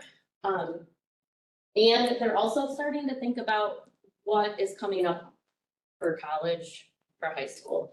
So one of our biggest focuses, and we're very blessed in Western New York to have a lot of career fairs, a lot of career events, all the way from elementary through past high school in our surrounding counties. We want to be at them. We want to be showing these kids what industry in Western New York is, you know, what dairy industry there is. In science experiments, the Sage loves science experiments, things that we can do with them, with dairy, on the farm, you know, on these field trips or in the classroom. Next, motivated minds. These are our high schoolers. The list is the same, but like I said, we change it for their age group. Really pushing with the career presentations when it comes to these kids, bringing in outside industry professionals that they can meet, bringing them on the professionals, bringing in people from our processing plants and places like that. And then grownups, we cannot forget the grownups. The grownups could be teachers, they could be parents, they could be future parents. You know, getting out there and making sure we're at these social events, organizing farm field trips to get grownups out to ask the questions. They are just as excited to learn. It's just giving them the opportunity away from their kids to get out and do things like this. There's so many small social events and public events that are happening throughout Western New York that we can hit them up and sample or give, you know, recipe cards and options and just work with our local community events to get more dairy out. So how do we measure? It's always a question. There's no way to measure, you know, a smile. There's no way to measure a memory or, you know, a core impression. So we would do it with surveys. We all love surveys, but they do tell us what we need to know. So schools, for instance, the teachers would receive the surveys, the children can fill them out. We can have contests where they take a photo, they're entered to win something at the end of the year, be that in their own classroom, in their school, or a large one across the board for the year. They can tag, you know, tag on social media. If you tag it, you're entered to win. It's showing what they've done with what they've learned. I think if we can see that they're bringing it home and cooking it or buying it or, you know, some way creating something, we know that they're purchasing more product. Working together. You will see on that a lot of partners that we've talked to. We want to complement and not compete with other organizations that are promoting dairy. We're all on the same team. We have spoke with John, I've spoke with Katie. You know, we want to work together to help each other. We all have different strengths, and it's in all of our best interests to bring out our best strengths in this. We want to work with our farmers and with our schools with things that are already in place and kind of tailor what they need around that. So nuts and bolts. We are requesting $365,000. The breakdown of that, a salary budget of $217,000, administrative costs of $5,000. There will be a lot of travel with this because we're looking at all the way from Orleans County down to the bottom of Chautauqua County. So it is a lot of travel, $23,000. Supplies of $120,000. Our goal number of people, I always want to say students, but you know, of all ages, is 73,000 in-person small group impressions. That breaks down to $5 per person. Some of these activities, there's zero cost in supplies. You know, if we're bringing a cow in, that doesn't cost anything other than travel and labor. Some may cost a little more, but on average, we're looking at $5 a contact to get us a lasting, for memory, lifelong impression. They're not seeing it for a second. We're with them for at least a half an hour when we do these things. Being able to answer questions and communicate with them. That's it. So thank you guys. It's been great to be back, even if it's in a different capacity. So Beth, when I think core impressions are so important, and that's what you're getting to, and I see it on my farm when people stop and they want to see the farm and never been on the farm. It's so important. I think, we may have it some of the letters, but can you explain a little bit about, you've been doing this in the past. core impressions to the teachers when you go into classrooms? Are they carrying, are they doing more after you leave? Are they asking for you back? Absolutely. So a lot of the letters in here are people that we personally have worked with in the past and made these connections. And they say, you know, they don't want to see us go different places. We've encouraged them to expand and continue, you know, to work with everyone. And they have requested us back over and over and over again.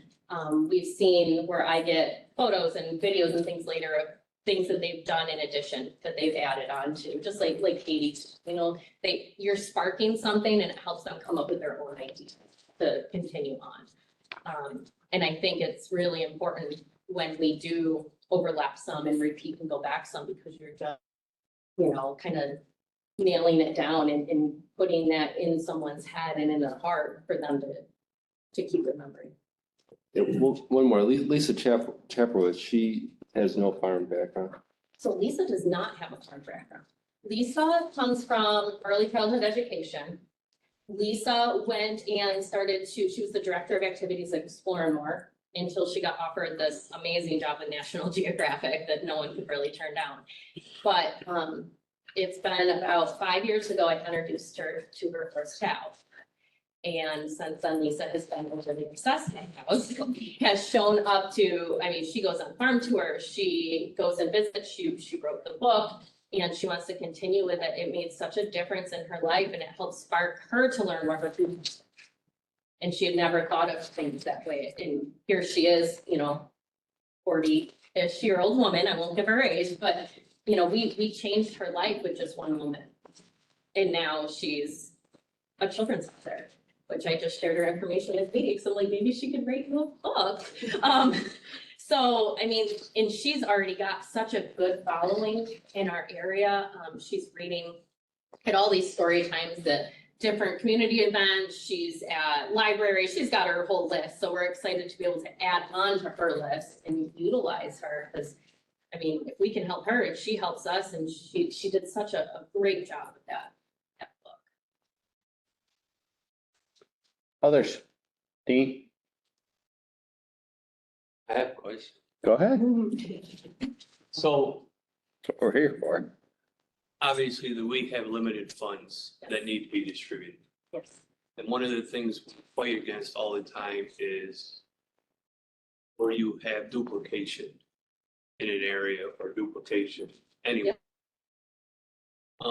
So, and I understand your concept of reinforcement of what's being done.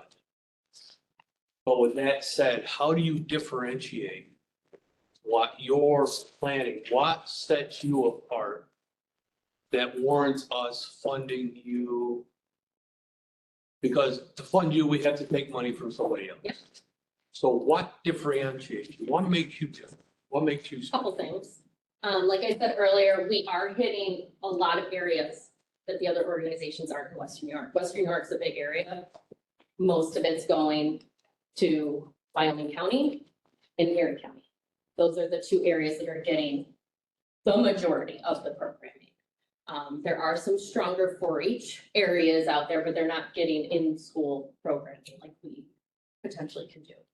Another thing is Rebecca and I have made reputation in our area. People call, they ask, they respond. So that kind of backs us with that. We feel very confident in that. We have a lot of support in our area, and a pretty good following. But we are hitting areas that are different. The fact that when we go in to teach something, it's not I want to say can't, because I love Katie's lessons, but like, we can go into a class and completely tailor what they need that day, that season, for that particular class. It's not an already made curriculum. So if someone asks us like, hey, we're learning about, you know, they're doing a math program or something and they want to tailor it around dairy. I've had that question before. So we end up going in and doing some sort of recipe that has a lot of fractions, and we do it together and we learn, but we can do whatever they ask. So it's more tailored. It's not the same thing across the whole.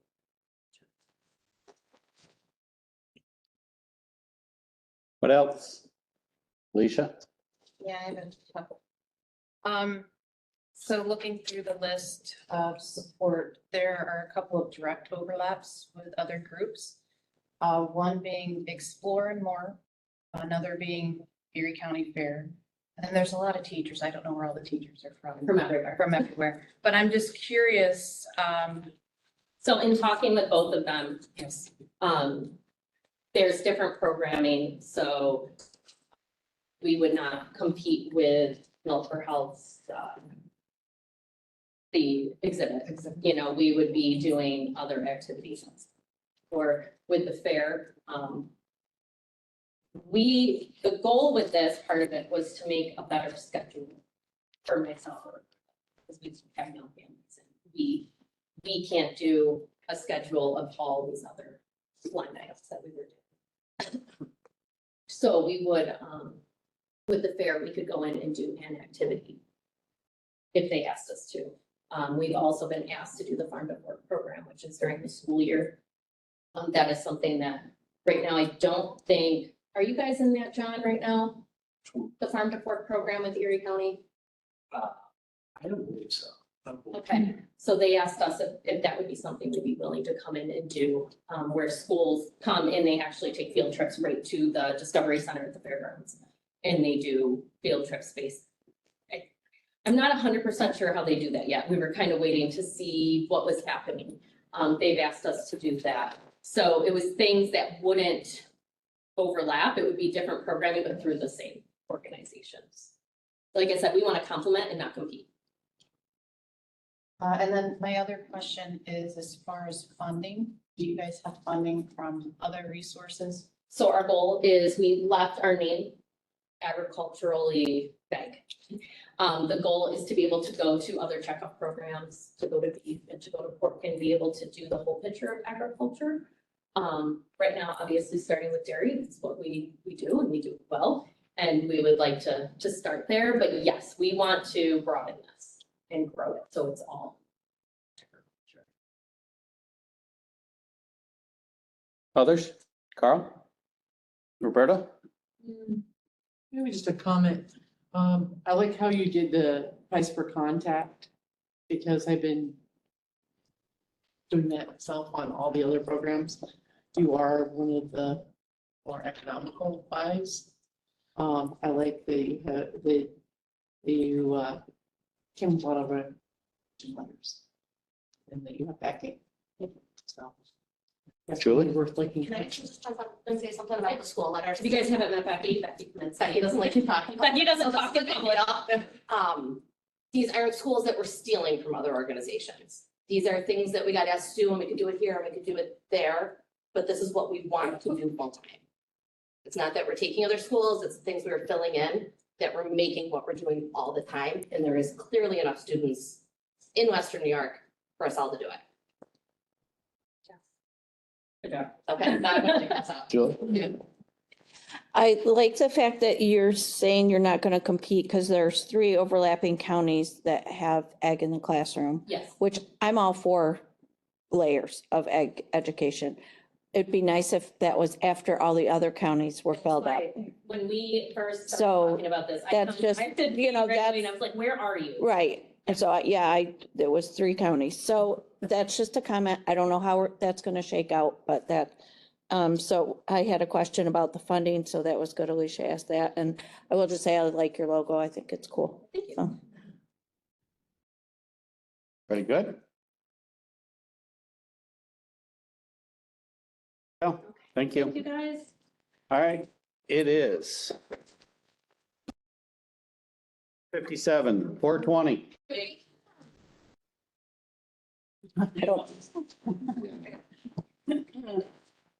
we ready?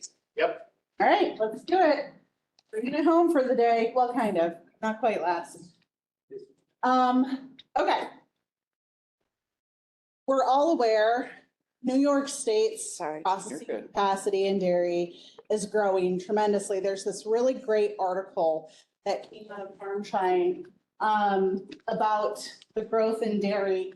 And she breaks it down, the author breaks it down really nicely about where we're seeing expansion in processing where we're seeing new greenfield sites, where we're seeing potential sites. This is the home of dairy processing. You know, California technically has more dairy processing than we do. We're the home of dairy processing because we have sustainable dairy industry. We have water. And I will tell you that more than one person recently has said that to me. They want to come to New York State because we have water. And it's as simple as that.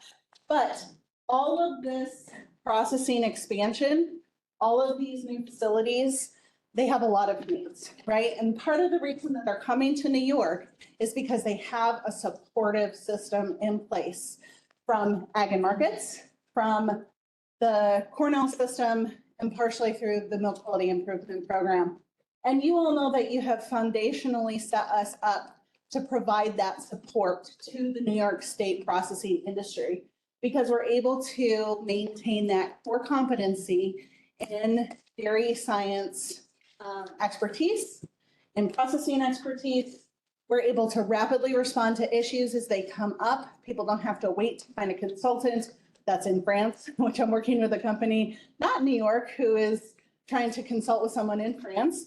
And we were able to step in and help them. They obviously pay for all of that, but you know, people have to look around for help, but not here in New York. We're in their backyard.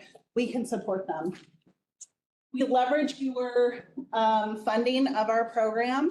You're getting additional funding for dairy research that obviously, you know, preferentially benefits New York State dairy because we're working with these folks on a day-to-day basis. We're in those plants, we're troubleshooting with them. So even when we get funding from other agencies, it's increasing our knowledge base at Cornell so that we can support the New York State dairy industry better and faster. We're able to identify emerging dairy foods, quality and safety issues through our monitoring programs, and through our other engagements with industry. And through our program, we're cultivating those close connections. And you've heard a lot about relationships today, but it's true. This is a people business. It's about the connections we make with people in industry, with people in regulatory agencies, and across the spectrum of academia. And then we're here to support innovation, entrepreneurship, and market expansion. So we can continue to grow this industry in a way that provides consumers with the products that they really want. And obviously, right now they want low lactose and high protein, and so you know, we're there to support them. What are you doing to my slides? Yeah, they just texted and said it wasn't, the presentation wasn't being shared, so we just fixed that. Gotcha. So our proposal is 2 components. It's our core dairy product quality and safety program with 5 objectives that you guys have seen before. I'm going to try to go a little bit faster through that part of the presentation. And then our supplemental projects. So we have 3 continuing projects that we're just finishing up year 1 of, and that will be going into, we're asking for funding for year 2. And then we have 5 new supplemental project proposals. So I want to spend a little more time on those since you guys haven't seen this before, but let's, you know, first level set. We understand that part of our goal with getting DPO funding is to increase raw milk sales. And we believe that we do this in a number of ways, creating consistent positive consumer experiences, attracting these and supporting these innovative and resilient dairy processors, developing innovative processes and methods, working on that entrepreneur and workforce pipelining, integrated management of the supply chain. So we work all the way from the farm to the processing facilities and even with consumers, and then reducing risks and negative consumer experiences. So the 5 objectives for the Dairy Product Quality and Safety Program, our core monitoring program, the Dairy Shelf Life Program, the objective 2, which is the one where we monitor other dairy products in New York State for quality and safety. And that one rotates through different products. It's the one that we had talked about earlier with the powder, supporting New York dairy innovation, supporting processing capabilities, and then that response function that we serve. So first of all, the voluntary shelf life program. Again, I'm going to try not to spend a whole lot of time because you guys have seen this. Fluid milk is still an important outlet for raw milk in this state. Over 3 billion pounds is going into fluid every year, or in 2024. We know that some fluid is on the rise as far as the market is concerned, and so supporting this industry is still really important. This objective also helps us to maintain those relationships with the processors, with our regulatory agencies here in New York and at the federal level. So we monitor the fluid milk in this state for chemical, microbial, and sensory quality. We provide extension support. So our extension agents are in these facilities. They're helping them to resolve issues. In 2026, we're really going to be focusing on those food safety concepts because we still have some gaps because of either worker retention issues. So they have a lot of overturn in some places, but we really want to hammer home those food safety concepts through our extension support. And then again, developing sort of innovation ideas and connecting the dots between these processors and new opportunities, whether it's processing opportunities, testing methods, or suppliers, those kind of things. We do act a lot as connecting people to other people. So we also run the State Fair program for fluid milk. We have 4 awards. These are the award winners. I'm not going to go through them, but I did bring chocolate because they won our chocolate milk award. And then I brought Stoltzfus Family Dairy. They tied with Stewart's for flavored milk award. So 2 great processors who have been in our program for a really long time. It's awesome to highlight these folks and the hard work that they do at the State Fair and just in the general public. Then we have our State Fair Ice Cream Awards. So you guys today were able to experience the vanilla from Stayburn. That's a small processor right outside of Dundee, New York.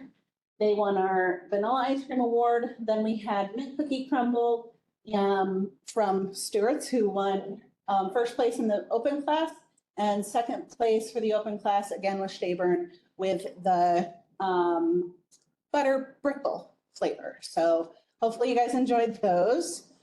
We do have some extras for those of you who didn't get to taste any ice cream from Stayburn, and I think maybe a little bit from Stewart's too. So hopefully you get to choose that. I did want to point out that this year we have a new award. This is called our FFA Fan Favorite Award. So I've been doing some more engagement with the FFA because I think this is a really good partnership for us, especially in our workforce area, and exposing younger people to careers in food manufacturing.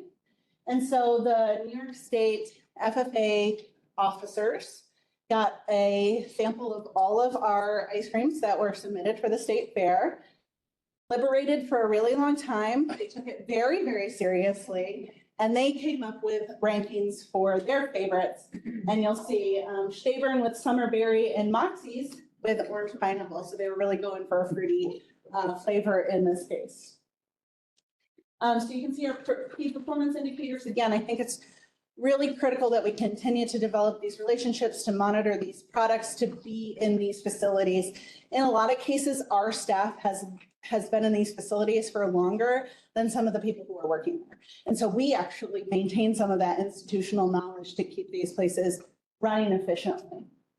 All right, objective 2 is different this year than last year, so I'll spend a little bit more time on this. This is our microbial quality and safety benchmarking objective. So we rotate through different important New York State dairy products in this year. Cheese, all right. So cheese is obviously the biggest category of dairy products that we manufacture in New York State. A couple of years ago, you guys funded a project where we developed methods for detecting microorganisms that produce gas defects. We are still managing a lot of projects with industry where they are trying to troubleshoot gas defects in cheese. And so we're working on these individual basis with processors to get them these methods and to help them to troubleshoot in-house. But I think they still have a lot of work to do as far as the entire milk shed. And so for objective 2 this year, I would like to monitor cheese milk. So that's raw milk coming in 4 key gas producing microorganisms. In that project you funded a couple of years ago, we are really focusing on these non-starter lactic acid bacteria that are heterofermentative. So sometimes they produce gas and sometimes they don't. And those were the methods that we developed for those organisms.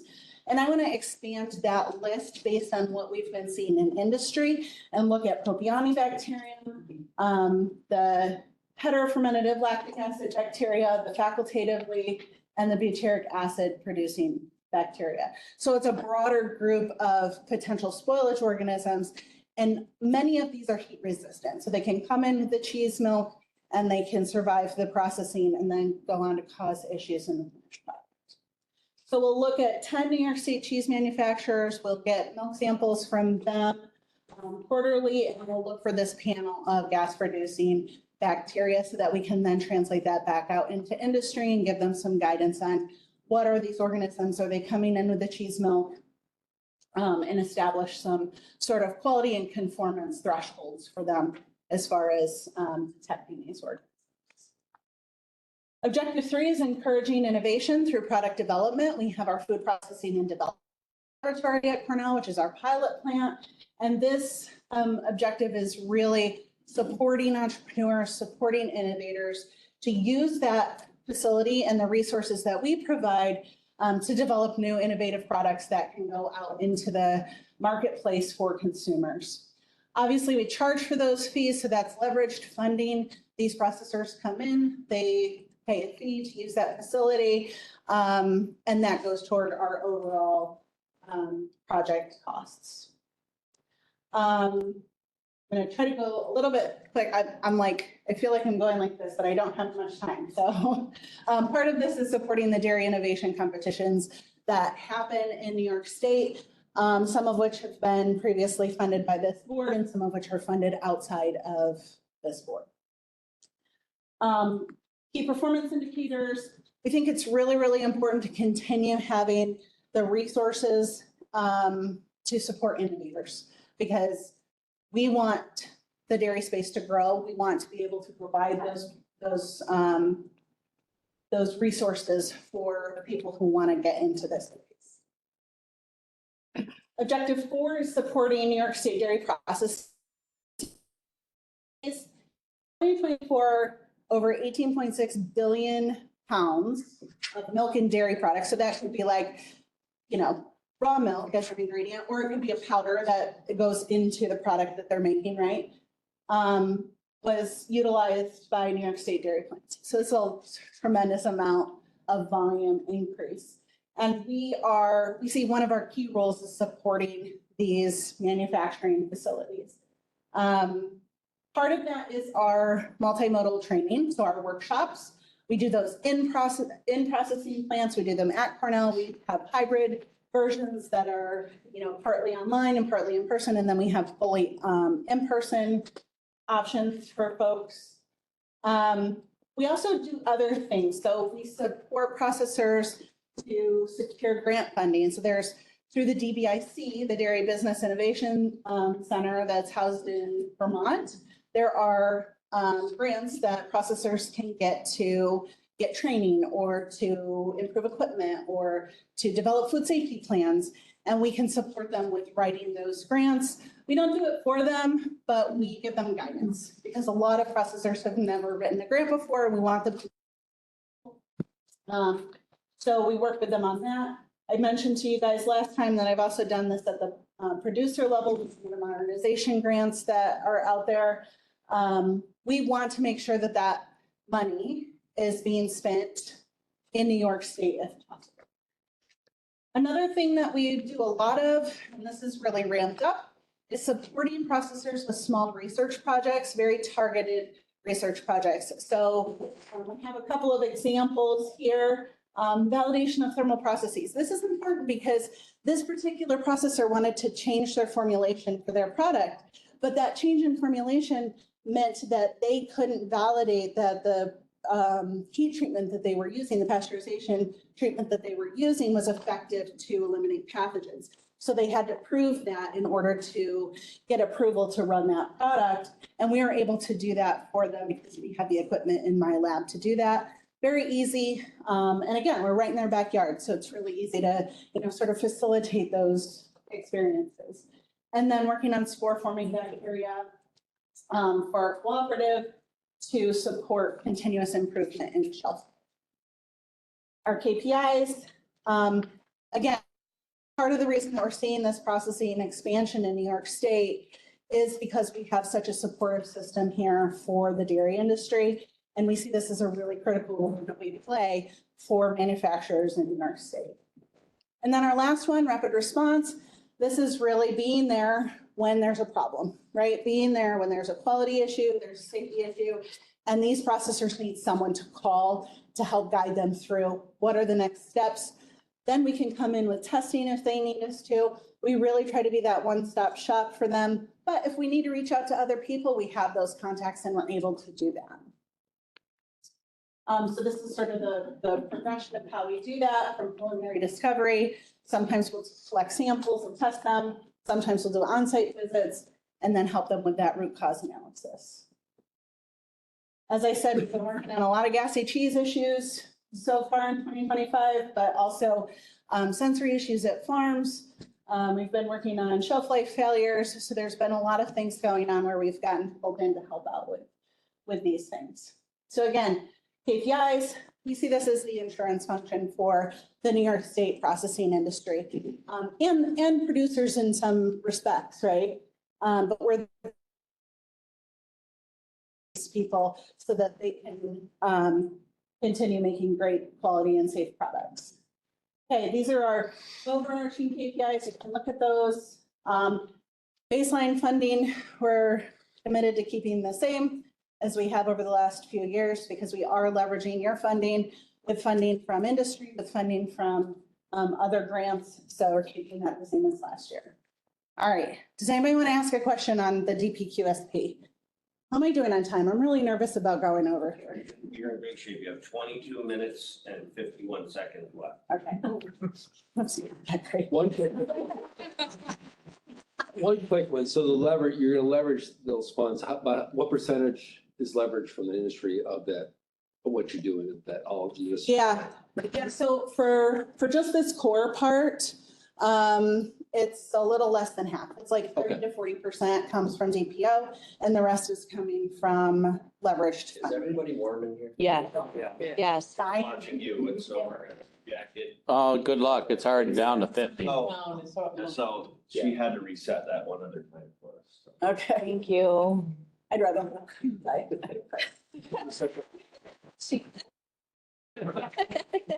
I know, right? Any other questions on DPQSP before we move on to our supplemental products? Okay. So like I said, we have 3 continuing projects that we're in year 1 currently, and they are 2-year projects. I'm going to go through those really quickly because I've already pitched these to you. The first one is on microbial contaminations, which is in ice cream manufacturing. This is really, really important because people love ice cream, but ice cream is also a risk. And actually, CDC considers ice cream a high-risk product for listeriosis because of the inherent risks in this. Enjoy your ice cream.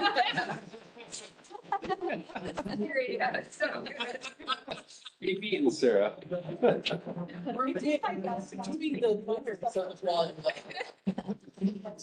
So this is a really, really important issue because there have been a lot of outbreaks of listeriosis in ice cream. And so we really want to understand, not in New York, and we want to keep it that way, right? So Bluebell is in the south. Yep, that was a big one. There's one in Florida recently. Yeah, they're continuing to pop up. Understand what are the risks in the processing of this. And part of that is understanding where these microorganisms are coming from. We use indicator organisms to help us understand the transmission of bacteria from the environment into the product. We learned in a previous study that yeast and mold was important. And so we're going into these processing facilities. We're working with 5 processing facilities, some very small, some very large. And we're doing sampling of ingredients, of equipment, and of the environment. And we're understanding how this transmission is happening. So we've been at this. I have folks in processing facilities doing this work here are KPIs. And again, I think it's really, really important for us to develop this knowledge to prevent these issues here in New York, but also just to overall improve sort of the perception of ice cream as a non-risk. I'm asking for just over 112,000 for year 2 of this project. The second continuing project is the Spores and Cocoa Powder project. So this one is really looking at the difference we see in quality for powder or for dairy products that contain cocoa powder. And we know that this is driven primarily by the fact that cocoa powder contains spore-forming bacteria that survive pasteurization and then go on to cause spoilage throughout the shelf life. I shared with you some interesting results that we had from a previous, at our mid-year meeting about being able to really modify the methods to detect these organisms. So we're super excited about that. We're not going to go through all this because I've done it already. We're working on objective 1 and objective 2. In year 2, we'll be working more on that thermoactinomyces objective, which is that pathogen that when you inhale those spores, you can get a condition called farmer's lung. We often see it on farms because spores are present in the soil and in hay, but they're also present in cocoa powder. And we believe this is a occupational risk, and we want to understand how to detect those so that folks can take proper precautions. KPIs, benefits, I'm asking for 91,450 for year 2 of this project. Supplemental 3 is the last continuing project I'm presenting. So this is suitability of New York dairy powder for reconstitution and distribution in warm climates. So this is really focusing in on this important export market where we want a lot of powder to go into. But that powder contains spores. Again, those organisms can kind of come in with the raw material, or they can come in from the processing facility. And those organisms can produce gas in that finished product. So they survive those processing conditions and cause quality issues, especially if the product is held at ambient temperatures that are sort of elevated, like we see in the Middle East, Northern Africa, like our key places we want to send dairy powders. These are particularly concerning. So again, I'm not going to go through all this background because you heard it last time. We are knee deep in objective 1 right now, and we will start with objective 2 toward the end of this year and into next year. Again, KPIs. I think this is a great opportunity for New York to export products, but we have to know how to make sure that product performs well in the end when it gets to the final consumer. I'm asking for just over 105,000 for year 2 of this project. Okay, going into the new ones. I think you've heard the word colostrum more than you ever have at one of these proposal meetings, but here I am with another. And Casey's thrilled about that, right?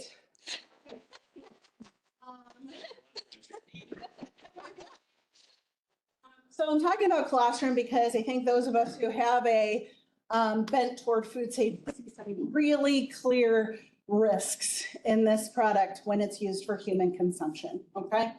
So people are talking about it. This is all over the place. Everybody wants colostrum supplements.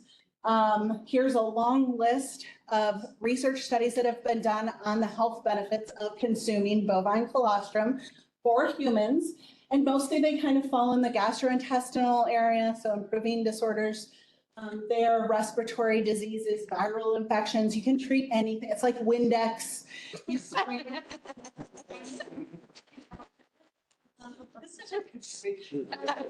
is a good movie. Yeah. Love it. So there's a lot being done in the sort of bioactivity and human health area on what can colostrum do for human health. So that's why we see this increase in sales of colostrum supplements. So this is globally, and this is in the US. The statistics are really hard to come by because, as I'll tell you in a few minutes, this is a blind spot to a lot of the sort of traditional system of tracking these things. But it seems very likely that a lot of US colostrum is being exported to other countries, particularly China. So this is an area where this growth is likely being driven by US colostrum going into the marketplace.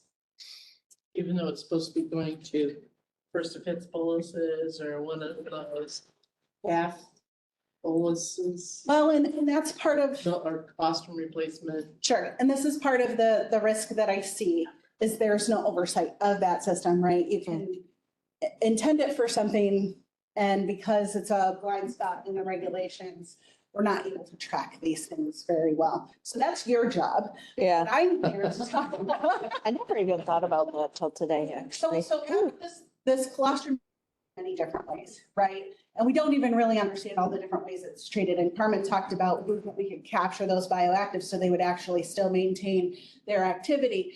But from a human perspective, a lot of times, you know, there might be some heat treatment, low heat treatment. It might go through UPP, it might go through a freeze drying. There's a lot of different pathways that this product can go through. But the problem is that none of them inactivate toxins that could develop during the handling of colostrum prior to it going to that manufacturing facility. And in particular, I'm concerned about Staph aureus because we know that Staph aureus is a very common organism in dairy cows. And in fact, this came from a paper from actually another group at Cornell that looked at colostrum in multiparous and primiparous cows. And by far the most common organism is staph. Now that doesn't mean it's all Staph aureus, right? But we know Staph aureus is likely to be there in at least some population of dairy cows. And Staph aureus can produce toxins. It can grow at low water activity conditions like you might find in colostrum, especially if there's mishandling, especially if the temperature isn't brought down very, very quickly. Also Clostridium, there are some Clostridium species that can produce toxins.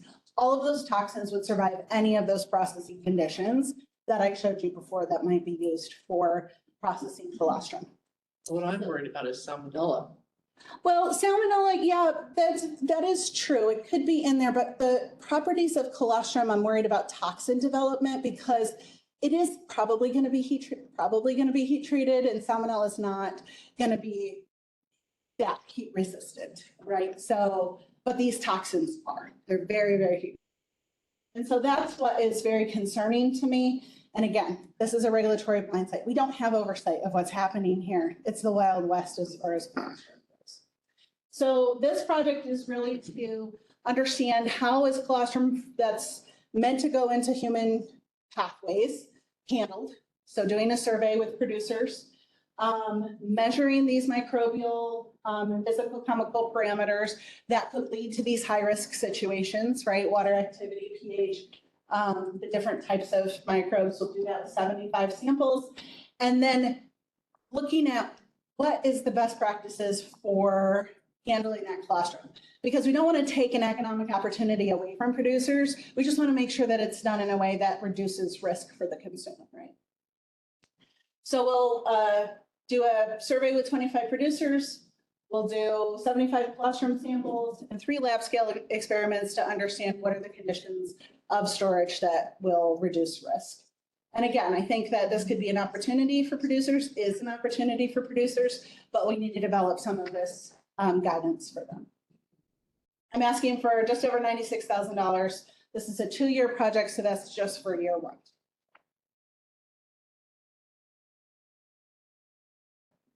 Not an official continuation of our water study that we're just finishing up right now, but is in that vein, sort of a continuation of that work that we are doing right now. I don't pay too much attention to the graphs. I'm just going to tell you that we measured microbial indicators in water on 50 New York State dairy farms, stratified by water source, so well farms, spring farms, municipal farms who are using municipal, and we found not a lot of E. coli and coliforms, but a lot of other things, right? A lot of spores, a lot of yeast, or actually not so many yeast and mold, but Pseudomonas, very, very high, right? Found a lot of listeria, unfortunately, in those water samples.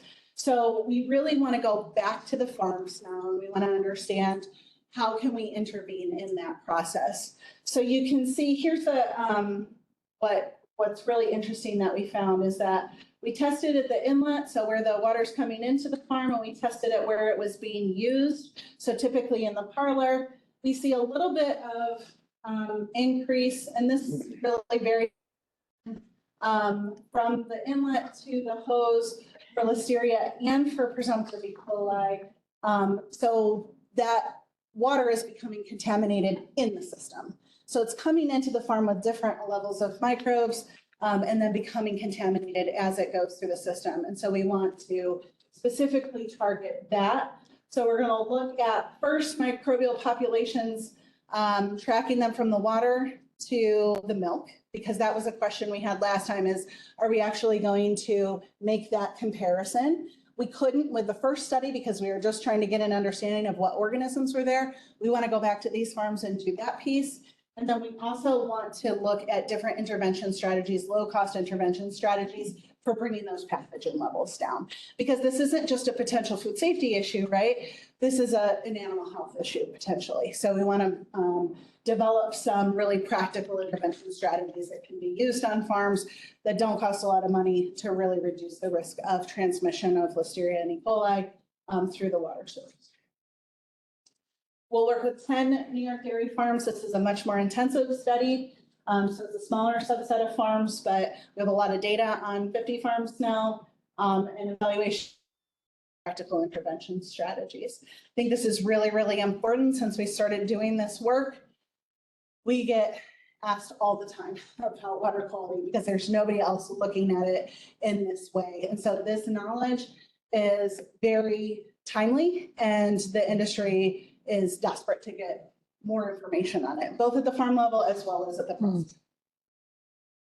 I'm asking for 116 for year one of a 2-year project for this one. These methods are quite expensive to run, so that's why this one's a little bit higher than the rest of them. Supplemental project 6, deconstructing mechanisms and risk factors of oxidation in bulk tank milk. So you'll remember we just finished our big benchmarking study of raw milk in New York State. I have a report for you guys if you want to take it before you leave. One of the things that we tested was sensory attributes of bulk tank milk. We want to understand what are the sort of flavors and odors that are in that product at the bulk tank level. And what we found from our study is that oxidized defect was by far the most common defect that we see in bulk tank milk. 27% of the overall number of samples, which is about 600 samples, were oxidized. And so probably have heard a lot about free fatty acids recently if you're 7 minutes. And so that's contributing to this. And so I really want to understand what are those factors that are happening to that milk that are leading to this. These are really terrible defects, right? I didn't bring you the bad milk, but tallow, wet cardboard, metallic plastic, these are the things that oxidized defect tastes like. And so it's very objectionable to consumers. They really pick up on it easy and they eat it. So we really want to look into this, especially that fatty acid profile. We're going to do in-depth risk assessments of nutrition, of management practices, of the milking system, milk storage, to look at what those risk factors are. Again, this is a really intensive system, or an intensive approach. So we're going to be looking at 10 susceptible farms. We're going to do some inline and bulk tank sampling to conduct sensory and physicochemical analysis, and then determine those risk factors and establish guidelines for preventing this oxidized defect.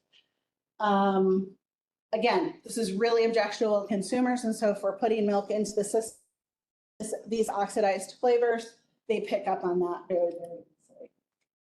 I'm asking for just under 94,000 for year one of a 2-year project. I really am so close. Project 7, food safety concepts for maintenance staff and dairy processing facilities. This is a 1-year project. So we did this project that you guys funded on school milk fillers. This is a continuing, ongoing problem. Unfortunately, what we saw is that milk coming into these fillers is clean, no contamination, but coming out massive levels of contamination. These fillers are super problematic. One of the reasons Julie is trying to look at components and antimicrobials and but what we observed when we were at these facilities is that often this preventative maintenance is happening in the middle of the night because it's when production has shut down. So it's 2 a.m., 3 a.m. My staff is there observing this, and it's maintenance workers who are doing the preventative maintenance. They've never had food safety training. They don't know about GMPs, right? They're just there to replace components. And so we observe them. Sorry, they were trying to covertly take pictures, so they're a little fuzzy, but putting rubber gaskets on the that, you know, doesn't get cleaned, right? Like that's not a food contact surface. It's not meant to have those things there. And what we really took away is that there was just a lack of knowledge for these folks who are doing this really critical step in the procedure. And so what we would like to do is go in and do some interviews with these folks, identify where those knowledge gaps are. What do they know? What do they not know? And then develop some targeted training, very short online training that these folks can go to. We knew that maintenance workers were not getting trained because people don't want to send, plants don't want to send a maintenance worker to a 3-day workshop at Cornell and pay $800 or whatever it is, right? They're not actually engaging with the food, but they still need this training. And so this would be developing that half-day online food safety training. And then we would do the assessment of what they learned during that training. And then we'll incorporate this into our normal workshop repertoire. We'll do those interviews with at least 20 individuals. We'll develop the 4-hour online training module, and we'll perform the pre and post knowledge assessments. And overall, I think this will improve food safety and quality in many plants because this is absolutely an issue across the industry, not just for folks making school milk, but folks making any dairy products. And I'm asking for just under $65,000 for this 1-year project. And I'm going to turn it over. Mark has 36 seconds. One listeria project that we're going to propose, it's different from the first one on ice cream, and that it's specifically focused on listeria and all dairy products, while Nicole's project focused more on indicator organisms with an impact on listeria. While listeria outbreaks continue, it's a severe disease, abortions, brain infections, 20% die. It's one of the diseases you don't want to have. This shows the number of outbreaks that have occurred. You can see since 2005, more outbreaks than ever before because we're better at detecting them. But what really sparked this project is something that happened early this year, which was a very large outbreak linked to dairy product, not ice cream, which most of you have seen. Prairie Farms, very well recognized co-op, had a massive outbreak, 38 people infected, 21 states, 12 deaths. A major issue. This could have happened in New York. Okay, it was less likely, but it could have. This is some data from plants in New York. This is what the plants themselves found for listeria. This is what we found when we went in. And you can see some plants think they have no listeria. They don't find any positives, but if we go in, we know there's listeria there. Some of them can find it, but they're not fixing it. That's what we want to address with this project and with these plants. What are we going to do? Go into 20 plants. This is going to be mainly small and medium sized, but some of the bigger ones. Identify why they might have problems, why they might not be finding the issues, why do they think they don't have listeria when they already have it, and then work with them to fix it.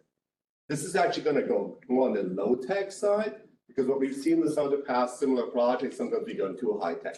Some of these need texts reminding them what they need to do. They need simple videos. They need simple instructions. Help them to continue to drive that improvement and reduce the risk of listeria outbreak linked to New York State dairy products. KPIs, it's a 2-year project. Reduce risk of listeria outbreak, obviously. Protect is I think what was mentioned earlier. Protect New York dairy. Year 1, $86,140. 36 seconds. That's just an overview of all 9 projects that the Milk Quality Improvement Program umbrella. And again, just reminding you that we believe that everything that we're doing fits into these different buckets of how we increase raw milk sales in New York State. So thank you so much.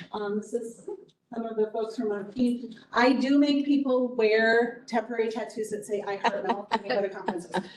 I am.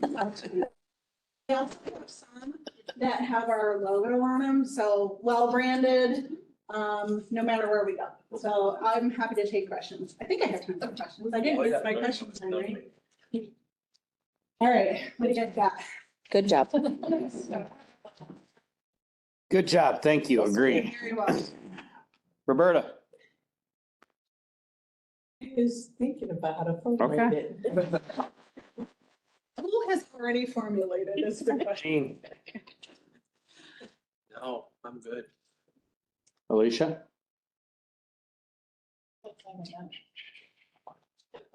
Yeah. Go ahead.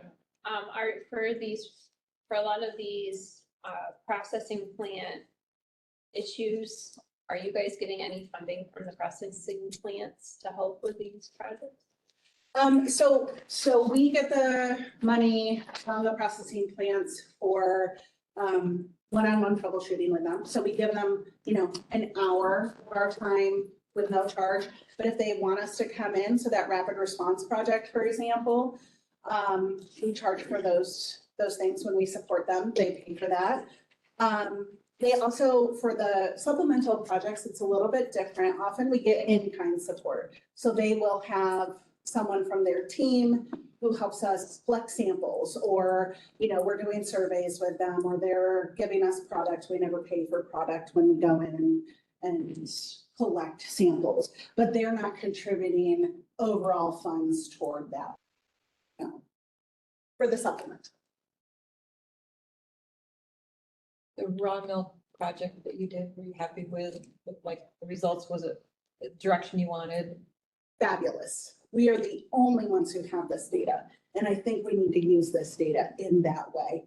We are the first ones to have a comprehensive baseline of quality parameters for our milk supply. Now it's 100 farms, right? And so people can make, objections, right? But it is a tremendous resource for us. I'm very happy because our overall quality parameters for the state, spectacular, right? We're looking really good. There are still some opportunities for improvement. And that's why, the oxidation thing, right? Like that's prevalent out there. And I think that we can pull that back in if we understand what's happening at the, mechanistic level and help people control those risk factors, right? But for our traditional metrics, we look fantastic. We also in the report broke it down by region and by farm size. So folks could use that data to say, okay, here's where I am compared to others who have similar farms to what I'm, to what I have. And then use that to sort of propel that goal is to give them that benchmarking data so they can do continuous improvement. Thanks for the opportunity. Yeah, absolutely. Dean? Leash? I do have a question. I'm curious, and maybe Armin or somebody else can chime in too. How real is this colostrum supplement thing? Is it, I know it's been increasing, but in 5 years, is it a fad that's gonna go away? Do we know that? Or is it a question for Casey? Because my part of it was, I was the same thing, but I was thinking, are they gonna allow it? Well, Is it- how real is it? It's already categorized as food. It's just the production of it in a very regulated, it's a food coming off a grade A dairy farm. And all of us regulators have said, if there's a market for our producers, like, let's legalize this, figure out a model, figure out what we've got to be concerned with. But at the same time, for those of us that grew up on farms or spent time on farms, we don't focus a lot of food safety time on the colostrum. I'll say it for you, right? Like, so that part has us all a little bit like, well, where's the colostrum bulk tank that would have to be separate somewhere else, right? Or are they freezing? Or the sanitizer, where's the milk system and the sanitation? And yet, when you have the conversation, some people are like, well, I don't know, I think it's just going for like half milk replacer or something. Like, people don't really know where it's going, right? It's just somebody comes and picks it up and I get money. Yep, Right? it's Like nice and Cheech simple. Chong in the back. Casey? Now, that's not really a very good analogy on that, Jeff, but that's okay. Yeah, as far as on demand, 2025, it was listed as the #1 dietary supplement in the market. So it is very popular and, maybe it's had a little bit more of a difficult pathway here in the US, but I've also heard that a lot of it gets exported to Europe and gets sold over there. And one of the issues is that not all the farms that are exporting may be graded dairy farms, but that's not our problem. But, so there is interest, there is a market, and there are people that are coming up with technologies that they're hoping will help improve the safety of those colostrum products while maintaining some of the bioactives and things like that.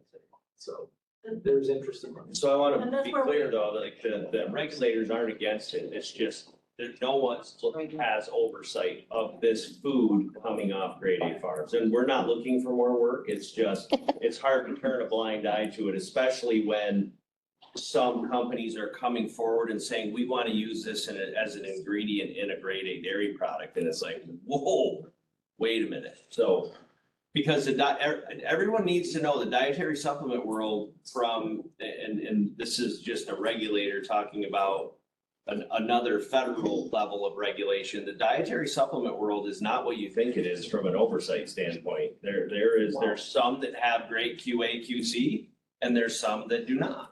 And so that means, are you getting what you say you are, or are you getting a high quality product for what you think you're paying for? So, because it's not regulated like regular foods, it is not. And so do your homework there, but, once you step out of that area and get into the grade A world, it's a whole other ballgame. And so we're just trying to figure out with FDA's categorization as a food, what colostrum means to the dairy industry. And if we need to identify it as a grade A product. And I do want to clarify, right? So for those of us who grew up on the farms, it's not the bloody, like the picture you had was more realistic. I went down that rabbit hole initially and was just absolutely grossed out by that. I was like, I'd eat flies for $50 before I do a shot of fresh colostrum. I just wouldn't do it. And just like wild. Julie? I can also chime in here. I think it's a thing I kept an eye on it for the last 2-3 years, and I was thinking it might be a fad, but I think the trend is there. So we come ahead of it with joint effort on safety and processing, and some of the processing strategies that we have also take care of the microbial thing, but it depends on how it's collected, and that's why we also collection on our own, not because we don't necessarily trust the farmer, but we know it would be an imposition on them to collect it and treat it right away. But personally, I think it is here to stay, and somebody will take advantage of it and will get that value addition, and that'll be us. Julie?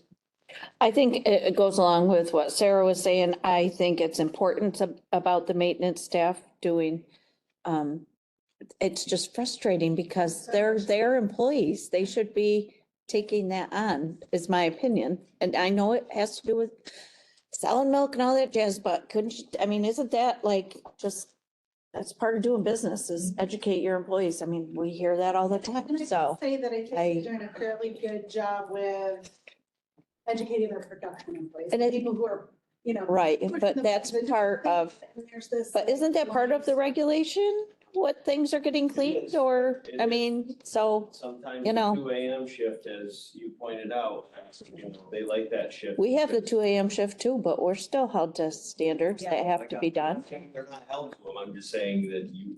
I just don't, not anything slamming on, it's needed. I don't just. Work with these people to understand the frustration.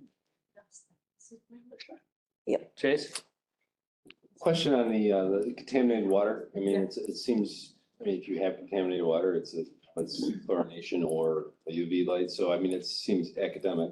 Is it, what more could you offer than those recommendations? Yeah, so there's actually a couple of other. So peroxides, which degrade faster, so you don't have the same issues with your rumen microbiota that you do with chlorinated water that's not well controlled, right? And then there are other, like ozonation these are super low cost options for treating water. A lot of these farms have treatment. So it's not necessarily that they don't have treatment, it's that it's not effective through the entire system. And so that's where we're really targeting is looking. And even one of the things I want to do is go in and replace hoses and look at how long do we have to go in between hoses? Because right now, if you ask anybody, they're like, oh yeah, you're supposed to change the hose. How often? Like 6 months, 2 years, whatever, right? There's no like actual data to support we have to change the hose at this regular interval so that we, because probably there's a considerable amount of contamination coming just from hose. We don't want to replace them so often that it becomes an expense, but we want to mitigate some of these issues that are certainly happening in the system. But there are other treatment options that could be used that would protect the rumen microflora, which we definitely want to do if that water supply is going to be exposed to the drinking water at all, while also controlling the microbial load for a longer period of time. So Casey, when they do water samples, twice a year on the farm, what are they? Cold form only. That's it. Is there any push to ban that? Some of the people in this room were contemplating going to the National Conference on Interstate Milk Shipments to change some of that to look deeper. But I think this is why this data is so important, because you don't know until you know, right? You don't want to chase something that's not worth chasing, or you don't want something hanging. Organisms, right? But that doesn't mean that, to your percentage of, we always laugh because we see milk hoses in milk plants too, and it's stamped right on the side, FDA approved. Well, it's kind of that running joke of, on the day it was made, but then you shine your light up in the center of it and the coil, the stainless, and out in disrepair. So I think that the goal would be to use this data as a jumping off point for, do we need to be looking at something different, right? Are we completely missing? And that's what happened with coliforms in other areas too. And I might have to stand back so nobody hits me, but they're just not a good indicator in some cases anymore because people are testing for them. And when you test for something, when they're there and you can do something about it, right? It's all the stuff we're not looking at that's a problem, right? And these kind of studies where we determine what are the risks are really important so that we can then respond to that. Right here. Oh, yeah. Over here. They keep pointing. But yeah, coliform is the only thing. Carl? Roberta? Yeah. I like your programs. I think they make a lot of sense. I'm hung up on food safety concepts for maintenance staff, just because I think that the plant should be doing that. We all are on a budget, and I feel like the plants should be responsible for that, not the dairy farmers. Yeah. That's my only comment. I think it's a totally fair criticism of that. It's needed, but it's, ultimately. Hopefully it'll cool down. Thank you, just as I'm done. They've been going out throughout the whole building. Oh. We've done that 4 or 5 times already today. I absolutely, I think it's a very fair criticism. Everybody good? Thank you. Thanks for the ice cream and Yeah, milk. thanks for the treat. Great, appreciate that. I should be celebrating these great products that are out there, and I love how we have these small processors, these medium-sized processors, big processors. It's a good place to be in dairy. You redeemed yourself. Thank you. I appreciate it. Nothing that tasted bad. Tell her that. Next year she'll bring us something Right. really bad. You are now formally known as the Rotten Milk League. Oh, rename. To get the new vanity myself.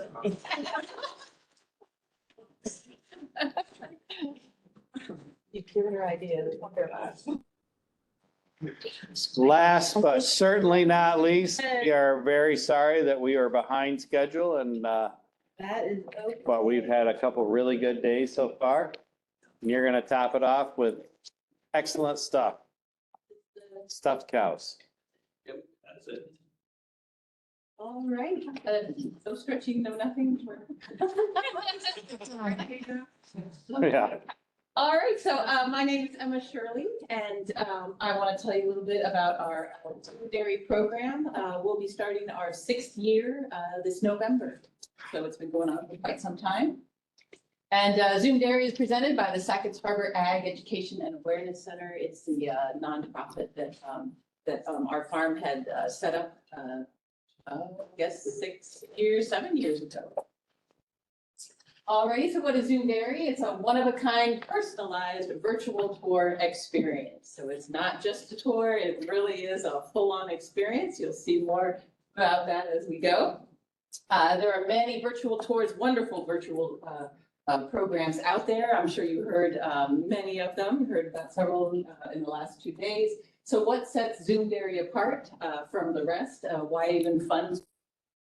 And the mission of our Zoom Dairy program is to educate participants about dairy farming while making meaningful and lasting connections that remain long after the tour is over. And that's really what we're trying to do here. We are trying to plant the seeds for lifelong dairy consumers.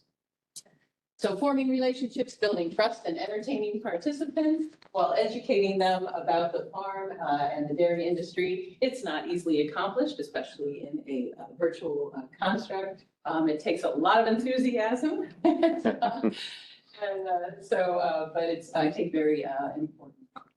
So, but Zoom Dairy, it continues to be a successful program that makes a big impact, one classroom at a time, year after year. And that's the main thing. I really do have teachers coming up to me and asking, when's the tour? I've got a whole bunch of emails already of them all stacked up and asking for another tour.